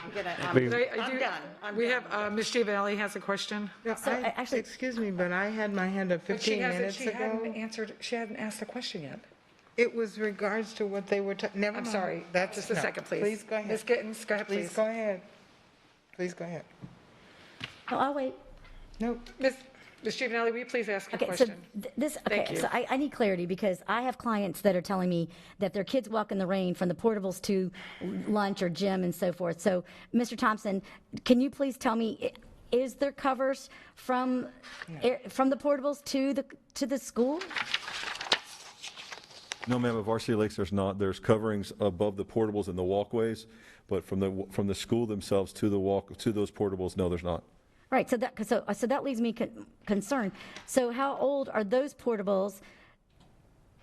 And you're telling me Gateway that it's at Lehigh Senior is going to be moved, and they have coverings right now. That's a temporary school. That's a temporary situation, and this is a school that's existing, and you're telling me there's no coverings. Is that my understanding? So. Yes, ma'am. Scott's going to have to provide that information to you on Friday. Unfortunately, maintenance doesn't, we don't handle those coverings for those portables. I can just tell you that we were there repairing the trip hazards, a little bit of issues that we might have seen. But as far as the walkway covers from the school to those portables, Scott's going to have to talk about that on Friday. But as far as I know, there are not any. There is another set of portables on the other side that are leased. Those are less than that time frame, so those wouldn't be in what you're talking about. The ones you're talking about are the older 5, I believe. Okay, so thank you, because I mean, so these parents that I've spoken to are concerned, with lightning and rain and so forth when the kids are having to go back to the portable. So I mean, well, I don't understand why that should be on this list. Then Varsity Lake should be on this list. So that's my concern. That's what was my whole question to begin with, because I had clients that are upset because their kids could potentially get lightning struck, rain. So it becomes a safety issue. I completely understand, yes, ma'am. And so that is my concern. And then, after all the portable issues that Mrs. Gittens has brought to our attention regarding the maintenance, I think, Mr. Savage brought up a good point. We've got to maintain our investment, and I don't feel like that we're maintaining our investment with some of these portables. So, I think that that we have to make sure that we're maintaining these portables because they're obviously the kids in the East are going to be in them a lot longer than Summit Gateway. So that's a big question. I don't understand that prioritizing. So that's really important, and that was the whole question. It was, where's the priority here? What are we doing with planning and prioritizing the walkways and the portables? So that's my question. Thank you. Yes, ma'am. I'd like to see Varsity on here. Thank you. Thank you, ma'am. Thank you. Ms. And I Gittens? think one thing that I just need to say in response to the concern, I understand the concern. I mean, but as Dr. Desamores did explain, there are limited dollars for these projects, and those portables are quite expensive. Specifically, I remember having a discussion with Dr. Pruitt, and at Trafalgar Middle School, during her tenure out there were 8 portables out there. There was no covered walkway that I recall that went to the building to Trafalgar. And what's that? 2 portables at one time. Yeah, that school went, during the growth in the West Zone, that school swelled considerably. It was, I think at one time, our largest middle school in the district, and I believe that's when Dr. Pruitt was out there, so you had 22 portables. We had portables at Paul Laurence Dunbar Middle School for a while as well. We didn't have, covered walkways.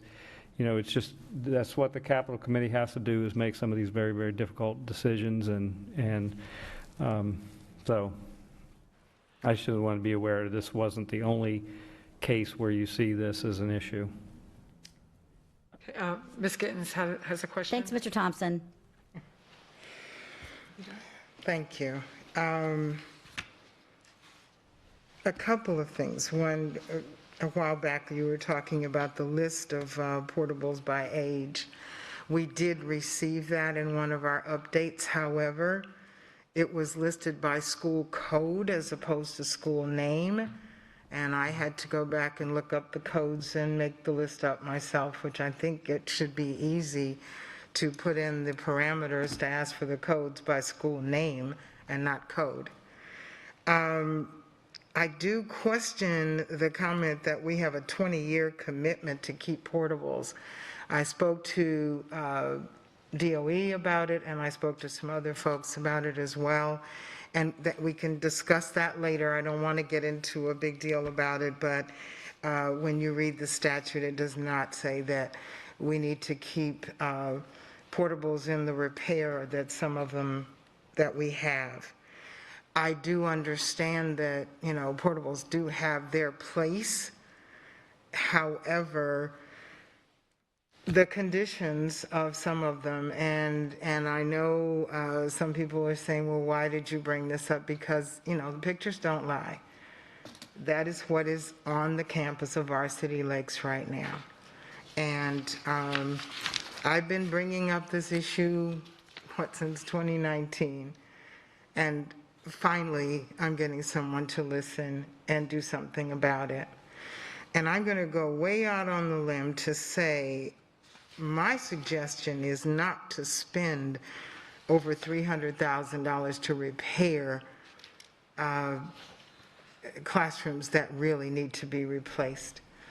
My suggestion, and I know it's not up to me, that to look at in varsity where those portables are on that one side that are in such disrepair, why not have next year the portables where Gateway is right now, to have like a 6th grade center or a 7th grade center in that location and add a section to Varsity Lakes. I know they are landlocked, they can't add any more portables at this point, but we need to think outside the box.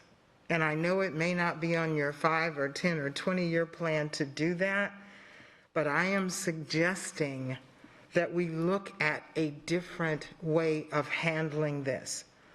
If we're spending, like you're saying before, if you put covers over Riverdale and then we change the plan at Riverdale, that's a waste of money. Well, putting $300,000 or however much it's going to cost to repair these portables is a waste of money.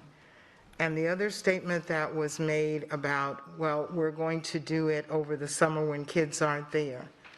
From March 13th to... Okay, I'm sorry. Can Ms. I, Gittens? Yes, please yes. do not interrupt me. No, I'm so sorry. I'm You just have trying to let stay on everyone focus on what we're speaking Okay. on. This, I'm keeping track of the number of times that I am cut off. I'm not cutting you And everyone off. else gets to wander We are all over already the place. over. That's fine. Thank you. 30 minutes over, and I'm just trying to make sure Thank that you. we keep on going because we still have a lot more to go. Yes. And I know Dr. Desamore was going to answer your other question. That's okay. I will get with her later. You may move on. Thank you. Dr. Atkins? All right, just jump in and correct me if I'm at the wrong spot, but I believe we're at K10. You are. A15 I thought was fine. K10. Approval of the bid refrigeration repair services. We've got a number of questions here, so I know Ms. Sedino is going to be able to provide answers. The first one is on 8/11/2020, the board ratified over $535,000 for the purchase of 1414 refrigerated filtered bottle filling stations. Is the new request for $250,000 contracted rather than in-house installation? Is the first question.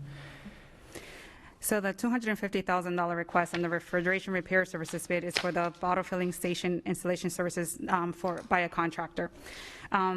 Just a quick note, the installation of the bottle filling station is being conducted by both in-house plumbers as well as by a contractor at this present time. To continue these efforts, throughout the summer, maintenance services will need the additional bandwidth to assist with these installations. For your knowledge, the next few months are kind of critical for us at maintenance services because we have not only summer projects, but our plumbing team also has to shift their work concentration towards backflow testing and repairs, which is a requirement by our different municipalities here in the county. Given that this scholastic year is a shorter summer because of the pandemic, the additional bandwidth will help us complete these installations of these bottle filling stations. The next one, do all schools currently have at least 2 installed bottle filling stations? Yes, that is correct. All schools have a minimum of 2 or more bottle filling stations installed at this time. And how many of the original 1414 are yet to be installed? Okay, so concurrently, the original, out of the 1414, we have installed 402 or 28% as of 4/9/2021. An additional 1,012 or 72% remain to be installed. And those numbers are as of 4/9/2021. And is that the I'm stuff? sorry, could you repeat? I'm not sure I got that number. How many? So total installation installed has been 402, which is equivalent to a 28% as of 4/9 of this month. And those numbers do reflect those numbers do include 2 or more stations per site. We still have 1,012 or 72% remaining to be installed as of 4/9/2021. I know when I visited maintenance last, you had a number of these stored there in the maintenance area that used to be those common areas. Yes, so we have been actually mobilizing and getting them to the different sites. There is a variability of number of stations per site. Just so that you know a little bit of background for this project, when When we placed these orders, it was pretty much to replace the existing refrigerator stations per site. So some schools may only have 7, some schools may have 4, some schools may have 69. So it really depends on the campus, the way that they're designed and how many we actually have to get installed. So I think that was how the basis for allocation to schools, and then are school drinking fountains currently in use? Yes, so I'm just going to repeat that a little bit. So the basis for the allocation was derived from the number of existing refrigerator stations that existed per site. Now that each facility has 2 or more touchless stations, the current installation plan is being driven by the student population per site. So what we're now trying to shift our gear towards, our concentration is the schools with the highest student population. We're trying to expedite those installations first because they have the biggest demand versus a campus that's actually smaller. And school drinking fountains currently in use? Yes. Prior to facilities receiving 2 or more touchless bottle filling stations, schools were asked to select the most appropriate drinking fountains within their buildings due to considerations such as proximity to restrooms, optimal hallway or within classroom locations, their proximity maybe to hand sanitizing stations, etc. To remain open for use only with paper cups, with an expectation that students will wash their hands or use hand sanitizers immediately thereafter. Now that a minimum of 2 or more touchless bottle filling stations have been installed, the recommendation is that facilities transition from the previous protocol to the use of the bottle filling stations. Ms. Vaughn, do you have any questions for us? I just have to make a comment. Over $1.5 million a purchase in August, and we currently have 402, or 28%. That's So let me explain. that's unacceptable to me for whatever reasons. So few in this year of COVID. Now, of course, looking ahead, places like FGCU have had bottle filling stations for years because it's green. It's a green idea, and so. But I'm just really shocked that it's only that small percentage, and we spent that much money, and now another $250,000 on this. I'm not totally understanding that. Okay. Yes, ma'am, no problem. I can further explain for you. So one of the challenges that we face at each of the different campuses is how quickly we are able to install these stations. So for instance, facilities that are newer, like your prototype facilities, those are easier to install. We've run into situations where we're actually having to run additional electrical. We have to run additional plumbing. We have to make modifications, or if not, in some instances, we've actually had to make, we have to break the concrete block wall that's there in order to be able to install these stations. The other issues that we've run into is drywall.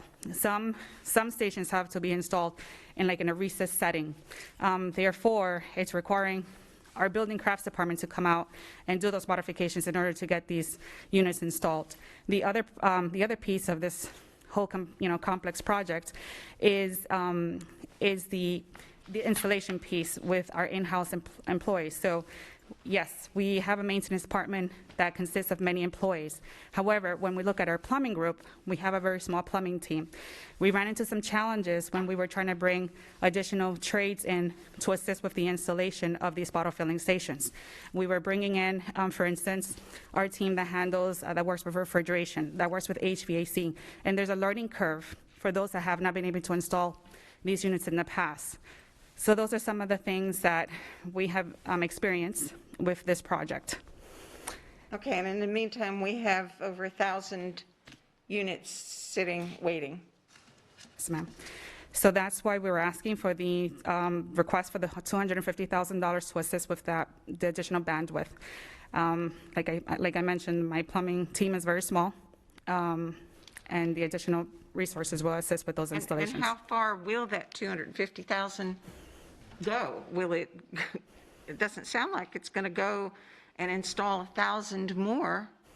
Well, we're not going to stop the installation. So in addition to the contractor installing, we're also going to keep our in-house staff installing as well. So it's going to have to be a joint effort between the two groups.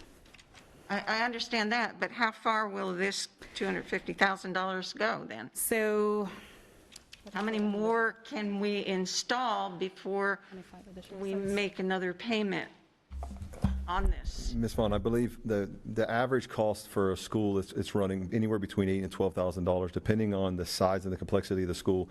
So for example, all the prototypes, you got River Hall, you got Manatee, all the ones that, those style schools, they're running in between $8,000 and $10,000. The main issue that they ran into, and it was unbeknownst to us because everything happened so fast, was we have it currently installed in schools what we consider what's a high-low. When you taught in schools, a lot of you guys did, or you've been to all the schools, you'll see a water fountain here and a water fountain here. So we ordered 2 water fountains in their place because that's what we should have for ADA requirements, so that the bit larger kids wouldn't have to lean down, and the kids that couldn't get up, they couldn't. So what's happening is those high-lows, when they came in, they have 1 drain and 1 supply. Supply is not a big deal because we could tee off that supply and then fuel the other water fountain with that usage, and we can piggyback off the power that's there. The big issue is the drain, because a lot of times that drain is at a higher location because that's the one that's draining, or vice versa. So we're having to run additional drains. So the biggest issue we ran in so far, believe it or not, is Bonita Springs High. That school, don't quote me on it, it's anywhere between 69 and 72 water stations. So that's been the largest of all the schools so far that we put water fountains in, but the complexity varies. So for me to tell you this is an exact amount, I don't want to stand here and lie to you. On the average, the ones that I've seen are anywhere around $8,000 to $10,000 to get them installed. We're not leaning on this bid as a sole source where we're saying, hey, listen, this is going to be our end-all be-all, because we're utilizing all aspects of maintenance. For example, every single day I have Brandon, Mr. Riley, and a utility worker. That's all they do. They service the schools.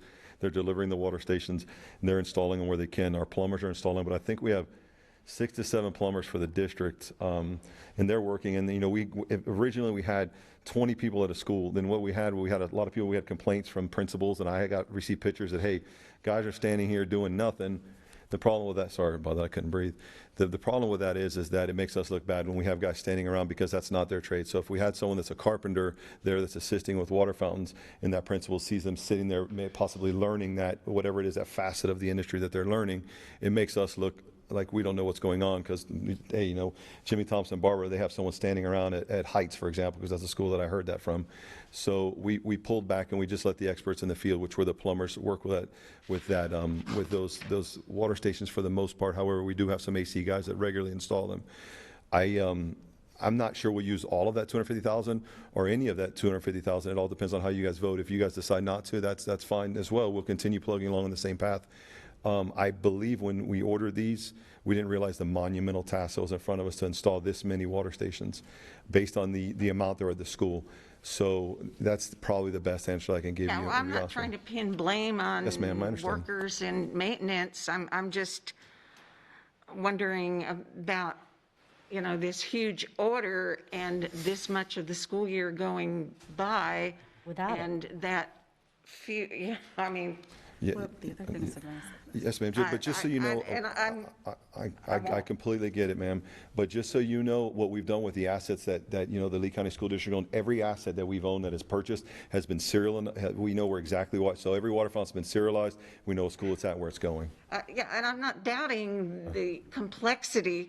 What I'm doubting is how the original decision was made for the 1414 for over $1.5 million, and here we are. But I'm Yes, ma'am, I understand beating a that. dead horse now, so I'm going to be quiet. Ms. Giovanelli?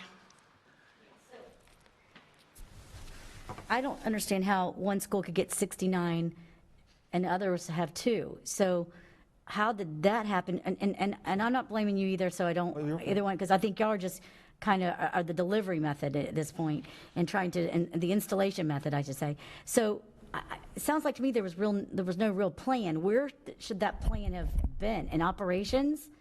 There's some kind of, the right hand's not talking to the left hand, the people that do the job and what that entailed, because that's what's unfolding here. And my concern is, I don't think this is enough money to install what we have, much less, I don't think it's going to be enough to make it equitable across the district. And I don't know, you don't have to answer all those questions, but I'm concerned that this is not enough now. So is this an endless thing for people just to have water? I'll answer a couple parts of Ms. Giovanelli. So the first part is the reason each school has two water fountains is because what we wanted to do in maintenance was attack the lowest lying fruit first.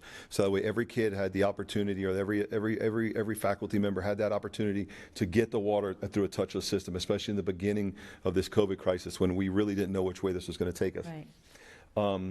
As far as how many stations that were assigned per school, I can't answer that.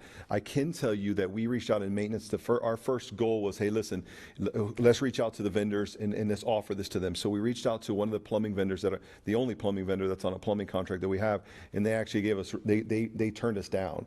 They said, listen, based on the amount of work that we have in the industry, we don't have the amount of bandwidth to assist you guys right now. We apologize. We just simply can't do it. So then we went back and said, listen, can you give us one guy? Can you give us two guys and assign them to us regularly? And we'll have all the equipment on site. We'll have a guy there running parts for you. They said, we just simply can't do it. So we reached out to procurement, and procurement gave us another route, which would be to utilize the refrigeration bid in that the refrigerated portion of that water fountain is how we got to this expenditure increase here. Oh, and that's not an increase. We basically are just asking to utilize an additional portion of this bid. It's not an increase. That bid has always been, I believe, $700,000. We just typically utilize about $450,000 a year through USDA funding for kitchen repair services on the refrigerated side. So we wanted to let you know where that other portion was going to go, and other board members know where that other portion was going to go. And I'm going to, I think the way that you've characterized the communication process, I'm going to take exception to. And the reason is because these decisions, as we talked about earlier, when we talk about these particular projects, this is a multi-divisional group that works on the capital committee that vets all these. And I think we have to give a little bit of consideration the fact that we have a global pandemic, and we are trying to get schools open and keep kids safe. You're not going to have the answer to every single question there. There was a lot of planning to went into all of this effort. So yeah, I mean, it's easy to sit there and be critical, but in terms of the amount of effort that this team has done, they have done a yeoman's effort to try to do the best we can to reopen schools and do it safely. And in terms of installing these water coolers, they have worked extremely. I was out at Cape Coral Technical College. They were out there doing it right then in front of me. So, I mean, I really think everybody's given it their best effort. Well, you say I'm critical, but I have to be critical when we're spending other people's money. So, and we have to be knowledgeable when we're doing something. He just answered one of my questions on the list was this put out for bid? So and he said no, because he just gave it in-house. I think that it should have been put out for bid to somebody that knew what they were doing, obviously the one plumber that we had said no way. They knew the extent of it. So I disagree with you. I'm sorry, but this is a lot of money for people when you've got one school that's got 69 water fountains and some schools only have 2. So that's not a very good planning process. I'm sorry. Well, I think you're talking about 69 water stations in a building, not these touchless water, unless I misunderstood what you were saying. I think that one too. But the first thing they wanted to do was they put 2 in make sure that every facility had 2. 69 would be how many water fountains does Bonita Springs High School, not that we put 69 of these touchless systems into Bonita Springs High School, and so if that were the case, I would agree with you, but here's the thing. That's what I heard too, though. What? I heard that Clarity, too. because other people are watching this and hearing the same thing that's what I heard and understood. So thank you. Thing is, again, consideration in terms of, I know put this out for bid, but the construction industry and the skilled trades, I mean, these people have a lot of work all over this community. It is very difficult, as you heard Mr. Thompson indicate, it's very difficult to get these for these particular projects. So we try to maximize the use of our in-house staff the best we can, but we don't have, I mean, maintenance is a relatively small crew, and again, I think they're working real hard to get the job done as the best they can. Okay, thank you. Well, and just my concern is this started in August. We were starting school then, August 30th. This actually, so I mean, this is a late plan. Like I'm back to my planning. I don't think it was planned well. Can I add one thing? I just want to add one more comment to that. I'm sorry. So the other thing that we haven't mentioned is that we did have, because of the high demand of these bottle filling stations, not just by our school district, by others as well. One of the biggest challenges at the start of this project was the delivery schedule from the manufacturer. We went back and forth, and we were on the phone calling and asking, hey, what's the new schedule? And they couldn't ship 1,414 units in one sitting. They literally spaced us out based on the date our order arrived, and then they spaced it out and provided us an X number of quantity of stations every 2 weeks. So we didn't receive all of our bottle filling stations immediately. It took some time. And I know that we did have conversation multiple times about when they were all going to be receiving, when they were going to be Yes. getting here. There was a schedule that the manufacturer provided to the local group that we ordered the stations from, and we were in constant communication, following up with them, ensuring that these are still on track, what's happening. And they even had a delay on their end, where in their manufacturing location, they had one part of the unit, didn't have the secondary unit. So there were some challenges, at their level as well. It's not, so that caused some of the delays as well with this project. Thank you. Are there any more questions for her? Yeah, do you think we're going to need more than 2 vendors to get this job done, maybe? Because I think it's more of an undertaking than we realize. So, I mean, maybe this should be put out for bid and get some more vendors to help y'all get this done. School's going to be over with, and not everybody's going to have these water systems that we've got sitting in a warehouse somewhere. Absolutely. Right now, we are strategizing in maintenance services, and one of the things that we do is that we work with our procurement services business partners, and we're trying to figure out what other options, what other routes do we have that we can utilize to gain that additional bandwidth. It is a challenge, but I feel it can be done. It's just, unfortunately, there are some complexities with this project that we've experienced throughout the whole course, and our team is doing the best that we can at this time, and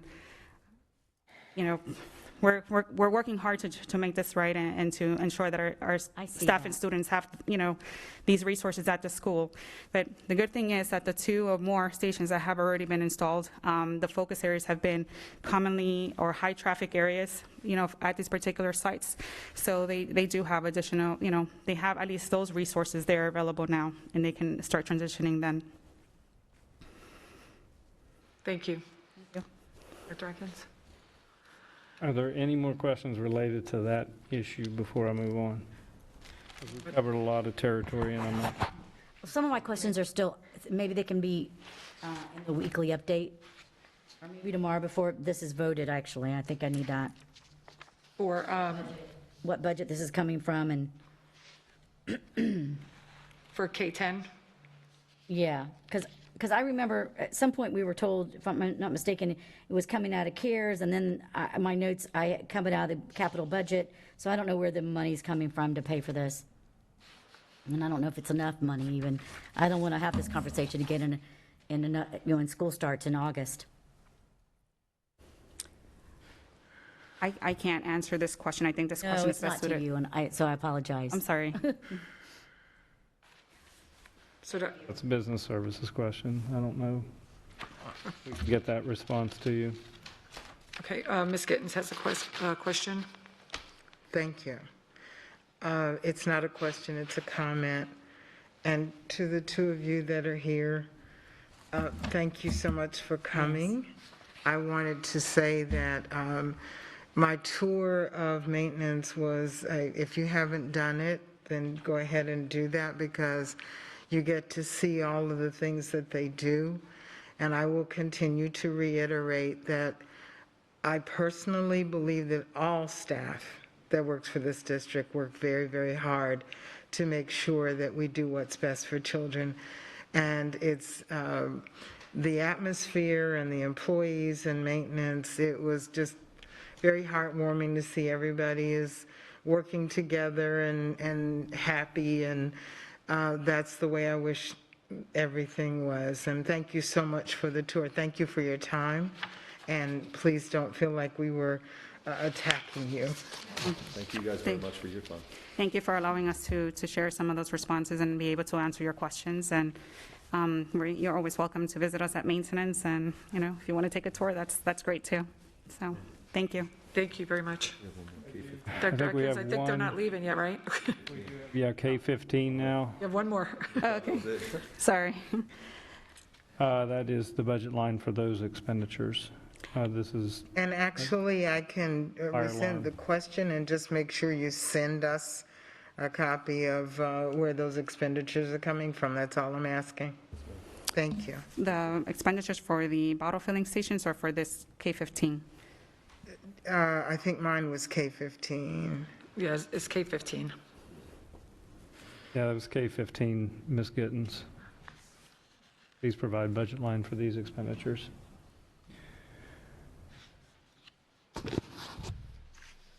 So if someone can just send that out, she's fine with that. She just, That's the account, like the account, the account line for that project? Okay. Just showing where it's coming from and all of that type of thing. Okay. If you have any questions, you can give me a call or email me. Thank you. Okay, thank you.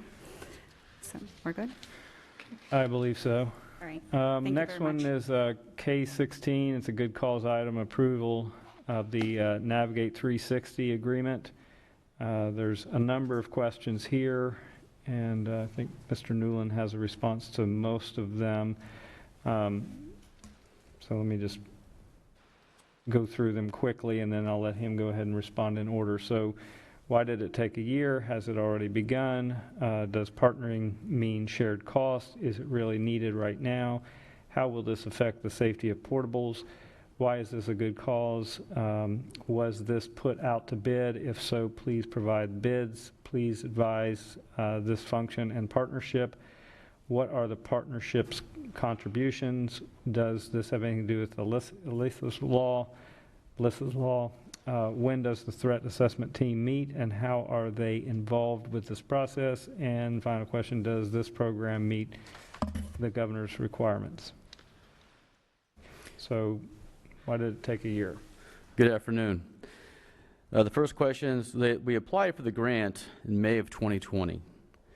It went through the board process. That time it was approved. It did not receive notice of the award, however, for the grant until October of 2020. We did not get the official letter for the grant until January of 2021. At that point, we inquired with the Department of Justice because of the long time frame of other companies that have come forward. Since that point, there was other comparisons and possible other better services. With their approval, we were allowed to switch companies, to look at other companies. They were okay with that. We had to readjust the budget and submit it back to the Department of Justice for approval, and also explain our procurement process, which was followed. So that led us to why it took so long, because of that, of those dates that I gave you, and plus looking at other companies, like I said before, that have come forward for better service. And I'll go ahead, and if there's no questions with that, I'll go ahead and go to question number 2. How has this already begun? Has this already begun?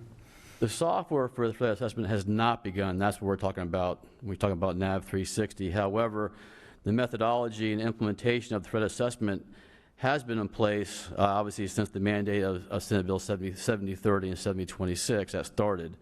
However, this software program, what it allows us to do, it makes it more streamlined process with search capabilities and information sharing with law enforcement partners. Does partnering mean shared costs? The partnering does not mean shared cost. This is a grant. The grant covers the cost. However, the partnering does mean working with our law enforcement agencies to share information and work together as we move forward. Is it really a need right now? Absolutely. This is a high liability issue for any school or law enforcement agency. We've learned from past incidents of school shootings that one of the things we want to do more of, you have to share the information that's provided. And that's what this threat assessment software program allows for, is a sharing of information between the schools and law enforcement agencies. And next, how will this affect the safety of portables? This has no effect on the structure itself as far as portables go. This is more about our students. Again, indications of signs to prevent violent episodes. And the question is, why is this a good cause item? It didn't make the deadline due to, again, going through negotiations and legal review. And was it put out for bid? No, based on the statute, the Department of Education, as I mentioned, 6A-1, 012, subsection 11, we don't need to for technology software. Please advise this function and partnership. We are required by the grant to partner with law enforcement agencies. The function is streamlining shared information as well as again, working together, as I mentioned before. And what is the partner's contributions? The partner's contribution is their knowledge and cooperation and sharing information, again, as working as a team as we move forward. Does this have anything to do with Alyssa's law? No, it does not. I do know that ISD is going to be probably bringing one forward next meeting, as my understanding. Yes. That does have to do with Alyssa's law. Next one, when does the threat assessments team meet and how are they involved with this process? The teams do meet monthly, but they have cases. They obviously meet immediately. They will be very involved in this process from conducting assessments, entering information, and reviewing and analyzing data as we move forward. And does this meet the governor's requirements? Yes, it does. Okay, are there any questions based on the information he was just sharing with us? No, I think they answered them. Thank you so much. Thank you. Ms. Gibbs? You're welcome. Yes, back to my question about how it affects the safety in portables. As I was reading this, it talks about an electronic system replacing the fact of doing paper and passing paper and all that type of thing, making it much more efficient. So my question regarding students that are in those outlying areas and relocatables, will it be connected in some way? If there is a threat, how do, and they're not connected with the old system, how does that work? Well, again, I'll explain the software program itself. I mean, it says electronic and less papers because that does streamline the process. Everything is electronic and in a software program where it can be shared. That doesn't cause an effect or anybody in portables not being able to be part of that. That's still separate. They're still part of that electronic program. So it has no bearing on that new program itself at all. So am I to assume then that when it's like threat assessment, is this after the fact when there has been a breach or prior to recognizing students that could possibly be a threat? The idea with threat assessment is to stop an event before it happens. Right. So what we try to do with threat assessment, as soon as we have an indication of a possible violent episode, that information needs to be entered into a database and it has to be searchable. These are one of the things I mentioned before. If you look at other past school shootings, where it was hard to share information because the capability was not always there. What this program allows is to share information from various resources to prevent something from happening. So that's the idea of threat assessment, is to get ahead of it. And I Case get management. that. What I'm saying is when you look at our school grounds, where the relocatables are is away from the main building. And they actually would be the first issue as far as someone breaching a campus, because they would reach those buildings before they would reach the main building. So that is why I'm asking how is this going to protect those teachers and students in the outlying areas if someone hops the fence? Sure, and Mr. Newland can kind of provide some more clarification, just to clarify one kind of brief, just piece of this. So when they're talking threat assessment in this context, they're talking essentially the student or the threat actor. So a student, it's actually focused on the individual. It's not an assessment of the site, it's an assessment of the person. So what level of threat does the person present? That's what's truly being assessed in this. Now we have a different assessment, the FSAT and so forth, where we look at all those things. We look at the whole facility, we evaluate the vulnerabilities on those sites. This particular software is a case management platform, a software system that is to assist the threat assessment teams as they evaluate the people. So like if there's a student, like for example, the one, you know, the Nicholas Cruz and whatnot, the concept was there were a lot of warning signs that Nicholas Cruz showed. There was a lot of issues, harming animals, of, you know, prior law enforcement background issues that the threat assessment team would take as information and analyze that information. This helps them reach the proper conclusions and then share the information appropriately with other parties. So this specific function is really all about assessing individuals. I want to make sure I drew that clarification. That answers it. Thank you. My pleasure. Are there any other questions? Okay, I just want to make sure that I don't think we answered Ms. Gittens' questions regarding the sales tax and the signs when, You can get it back to me later. Thank you. I didn't hear. She said you can get back. I did try to bring that up earlier, and she had said that she'll just get that later. Okay. And she just reiterated that as well. As long as I get it before tomorrow. All for my portion. I think there's of course good call attorney's recommendation, and that's Ms. Pri-Bruno. Mr. Pri-Bruno, would you please, your recommendation? I've got the answers on that. So you're good then? You do not need, Yeah. you did get that? Due to time, I've got my answer. I've received my Okay, I answer. just want to make sure. Thank you. Okay. So that looks like that was the end of that. Is that correct, Dr. Atkins? What you Yes, see? ma'am. Okay.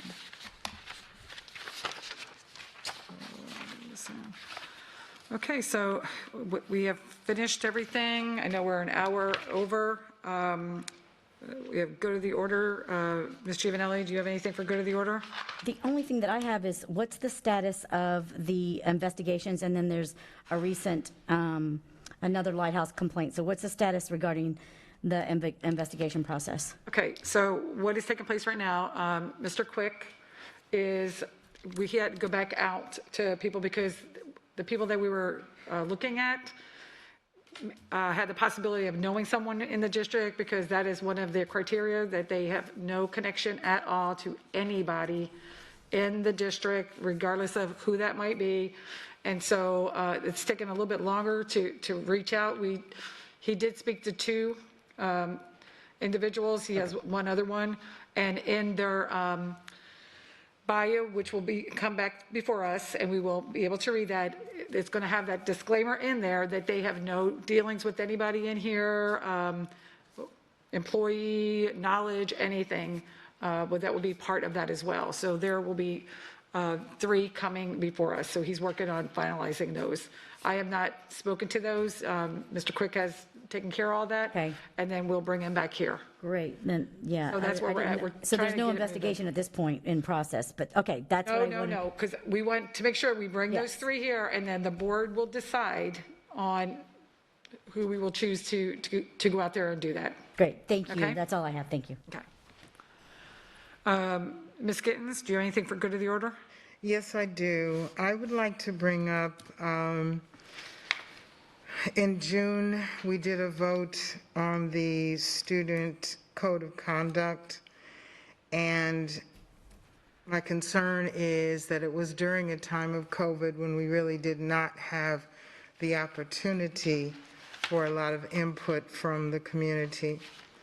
And as everyone knows right now, we are in the midst of a very heightened awareness of this subject, and I believe it's page 84 of the Code of Conduct.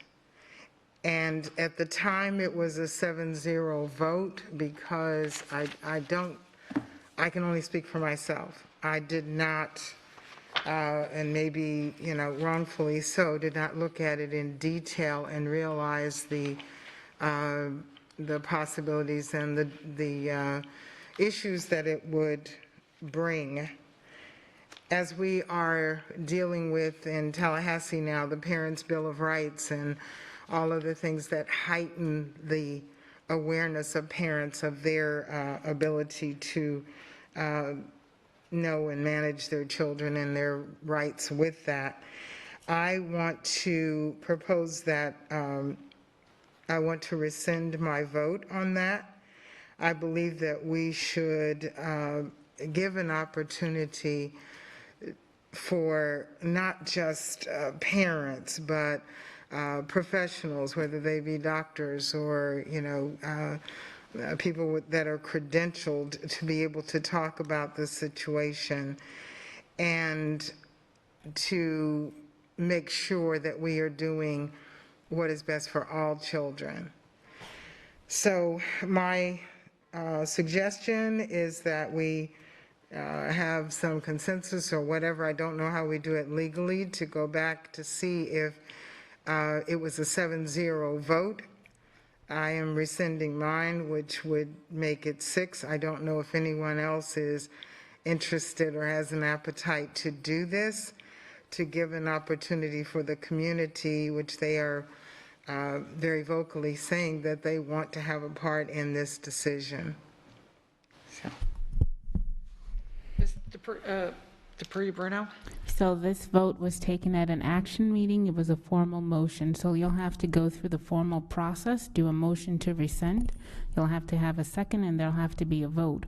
However, I will say that this is a code of conduct that was adopted last summer that has been in operation all the way up to this point.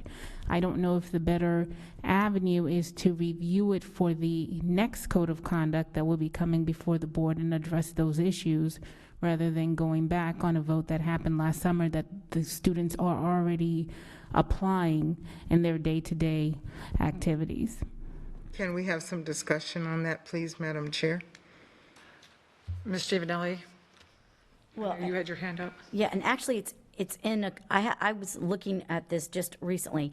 It's one's on page 63 of a 72 document, kind of in there. I was unaware that it was there as well, and did not see it. It's never been, I went back and looked at some of the meetings that we had in May, and I don't see any conversation or that was brought to our attention.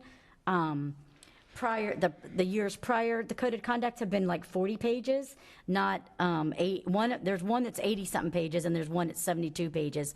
One's elementary, and the other one's, higher level. But I think it should have been something that was brought to our attention, that this flyer was in there.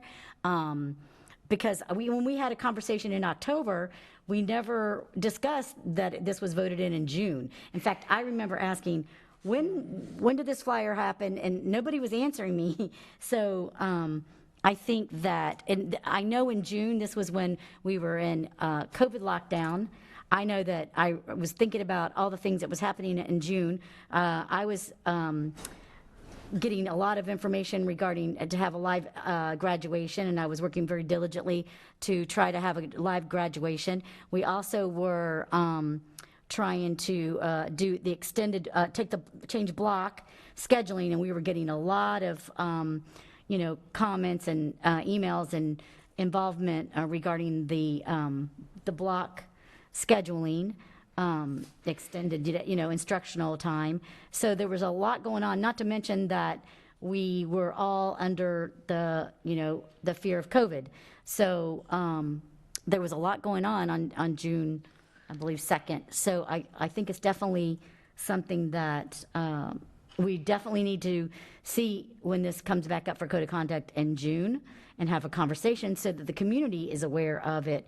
That's the other thing, we left out that. I mean, there wasn't the ability for people to really even have comment, and it was we were doing everything Zoom, so it was a very different time for us, and so, and not making excuses because it's not. I mean, but it's something that we have to talk about, I think, at this point. Thank you. And I wish that we had, I know that it was voted on in June. However, it was discussed the whole year prior, and it was out at EDAC, at multiple meetings. And I wish we had, I know Mr. Magnan was going around to the communities. I know they were out in Kerry Robinson Center speaking on this. They were at Success Academy. They brought the student advisory, and I'm just trying to think of all the other people that were a part of that and taking it around and speaking. Maybe Mr. Bradley was there as well. but I know that it was, they took it around for like, it was almost a year in the making, just like they're doing right now, bringing the new one up for us and bringing it all to our attention for the new one coming up. There was never discussion. I went back and watched the videos Yeah, over the and I weekend. There did was no too. discussion And regarding. we're talking about two different things. Oh, We're okay. talking about, you're talking about the code of conduct. I'm talking about code We're of conduct. talking about a You are as well. specific piece of the code of conduct. Correct. It's not just the code of conduct. It's the flyer. It's the Equality Florida flyer that was in there that was never discussed with the community. Mr. Pre Bruno? The pre-brief on the new code of conduct is April 27th. I'm sorry? The pre-brief on the new code of conduct is April 27th. April 27th. Thank you. Perhaps that will be the time to discuss that, maybe add a little bit of extra time if it's possible to discuss specifically the flyer and its inclusion in the code of conduct. Well, since it was my suggestion, may I speak, please? Well, but I'm letting other people have an opportunity to speak. Ms. Morgan? Well, first of all, I want to say there are no excuses for us. We read the material, we respond to the material put in front of us. There was a pre-briefing on this. There is always a pre-briefing on student code of conducts. You cannot sit here and say that you didn't read it and you approved it. I'm sorry. I support having this conversation as part of the 21-22 code of conduct, but I don't think there's any rationale for going back to an action that was taken a year ago. Thank you. Thank you, Ms. Morgan. Ms. Patrica? I agree with you entirely. It's on us. And District Advisory Council just heard this 2 weeks ago. The specific page of the code of conduct that we're talking about was placed on the overhead in this room, and then in breakout sessions for elementary, middle, and high, the questions were specifically asked. Should anything be taken out of the code of conduct? And answers were given. Should anything be added to the code of conduct? And answers were provided.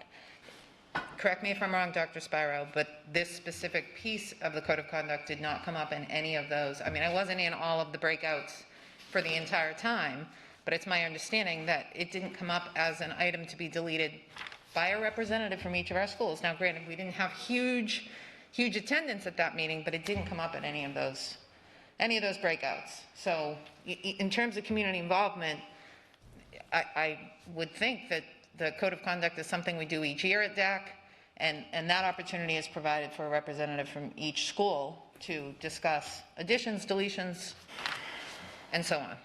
I mean, you all know how I feel about it. I don't want it in there, but to be fair to staff and how the process played out, the finger goes here, it doesn't go outward. Dr. Atkins? Just besides the pre-brief, the May 5th, you had a briefing meeting, pre-brief on the pre-K to 5 and the 6 to 12. On the 19th, you had a briefing, first reading briefing, pre-K, the same two. And then, of course, June 2nd, you got second briefing, public hearing prior to approval. The other stakeholder feedback that was received on that one was February 12th. It was at Student Advisory for input. February 21st, there was they gathered some feedback from Success Academy students. There was a community forum on March 2nd at Cape Coral High School. There was community input at Littleton Elementary, and they had scheduled 2 additional events, but those had to be canceled due to the pandemic.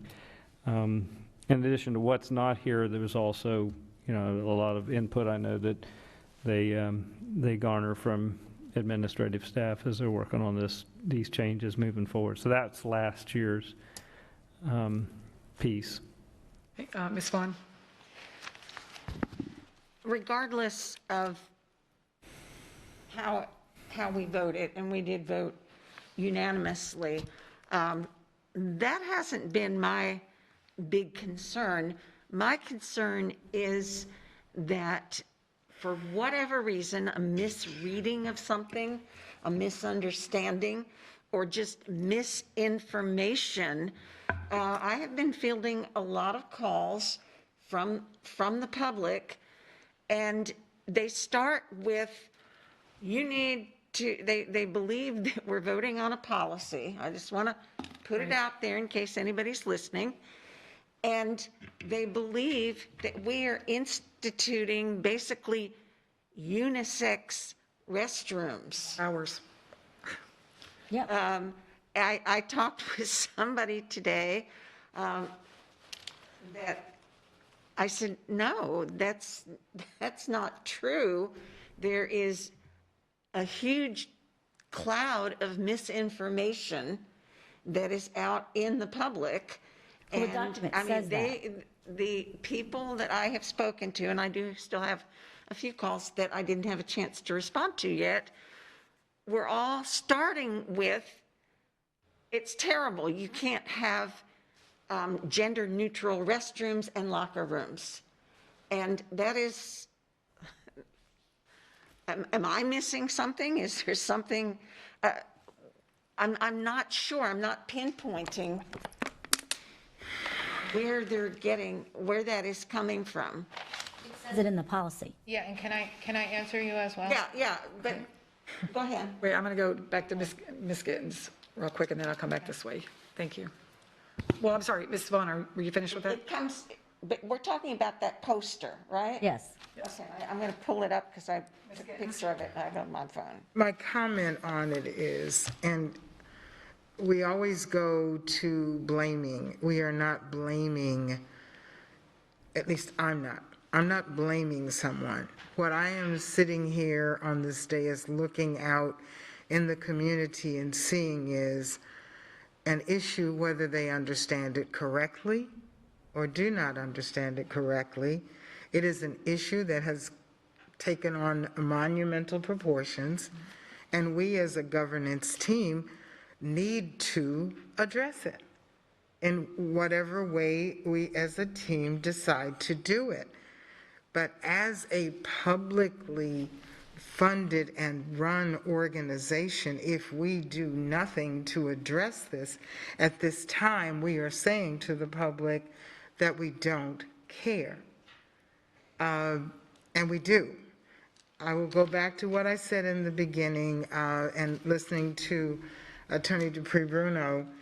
I was asking for a motion for reconsideration. However, if we at our next meeting have this on the agenda, I would be agreeable to add additional time.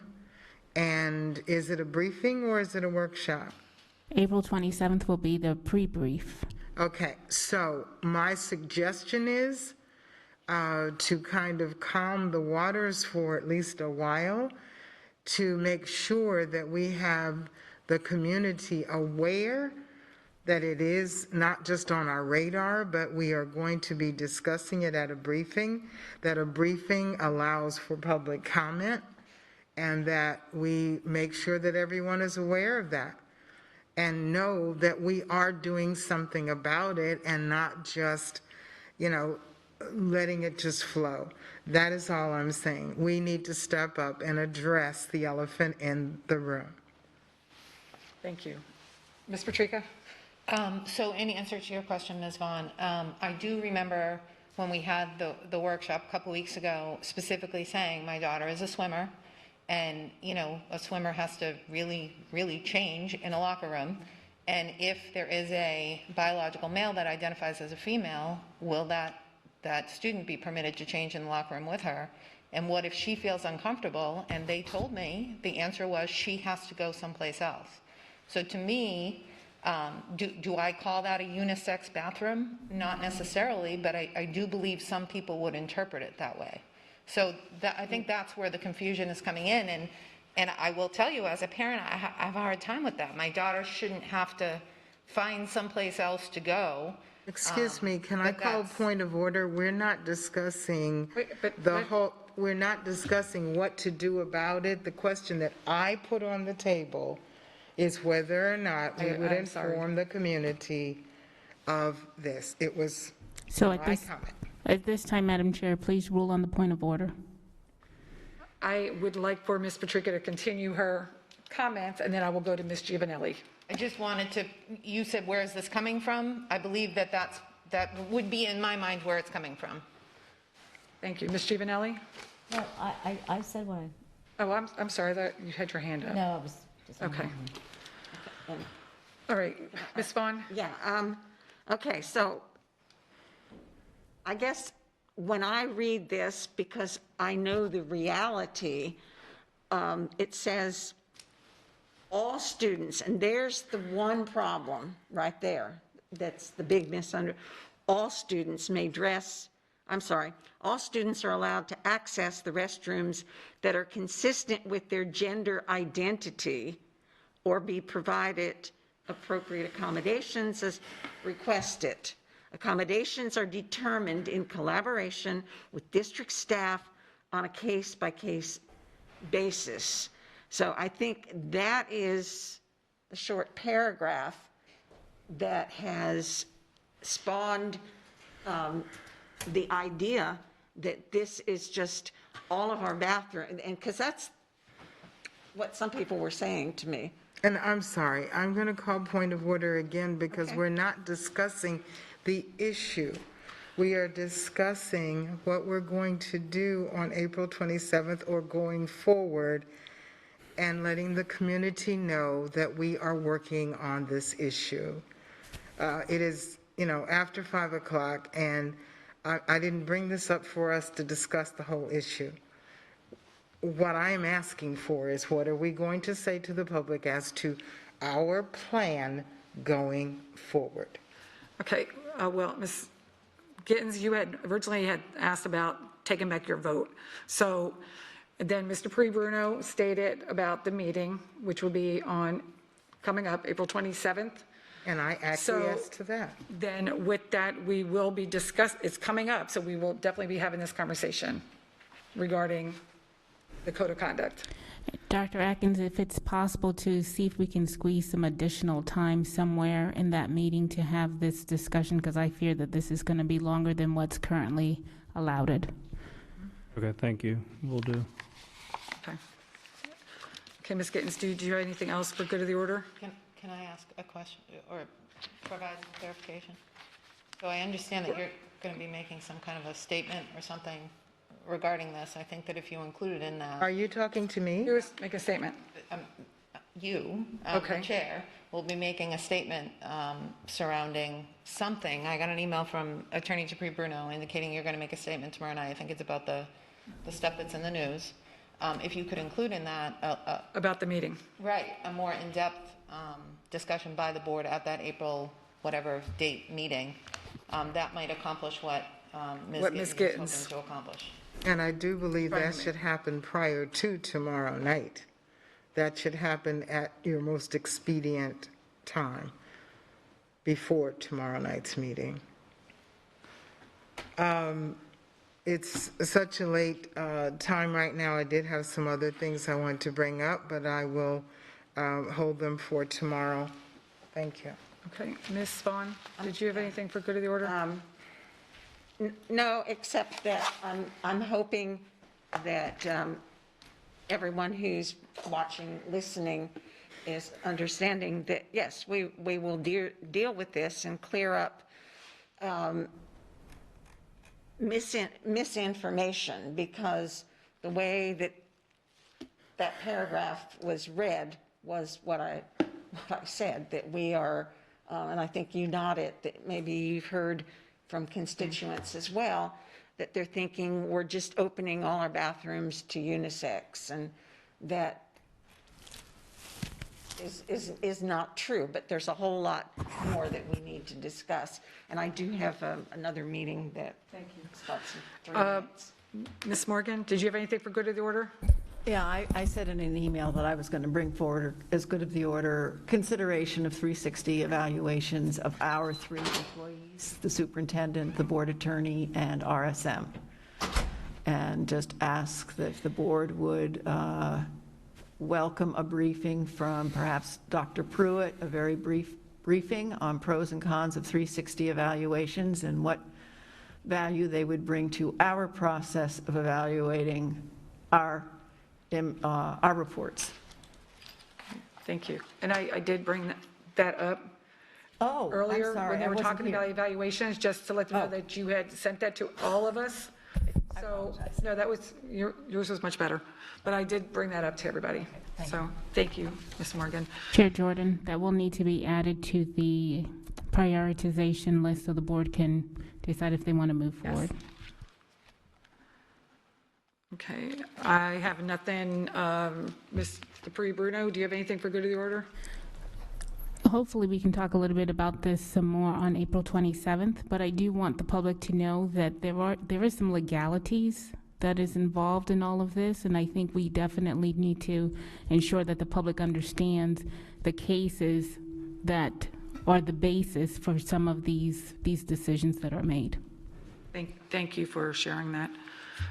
Dr. Atkins? Well, and along that same vein, I want to also assure the public, that I did check with staff, as it relates to the public concerns. We don't see this really going on in our buildings. We've always tried to address some of these individual concerns that students have with the students, with the parents, where appropriate. Schools have done a great job, I think, working through these issues. So some of these scenarios that are being painted, and I just checked, are you aware of any current situation out there in any of our schools? And the answer is no. So now I'm not, there may be one out there that they're not aware of, but I mean, they're anything that would be an issue would be escalated to their level, and they would be aware of it and let me know.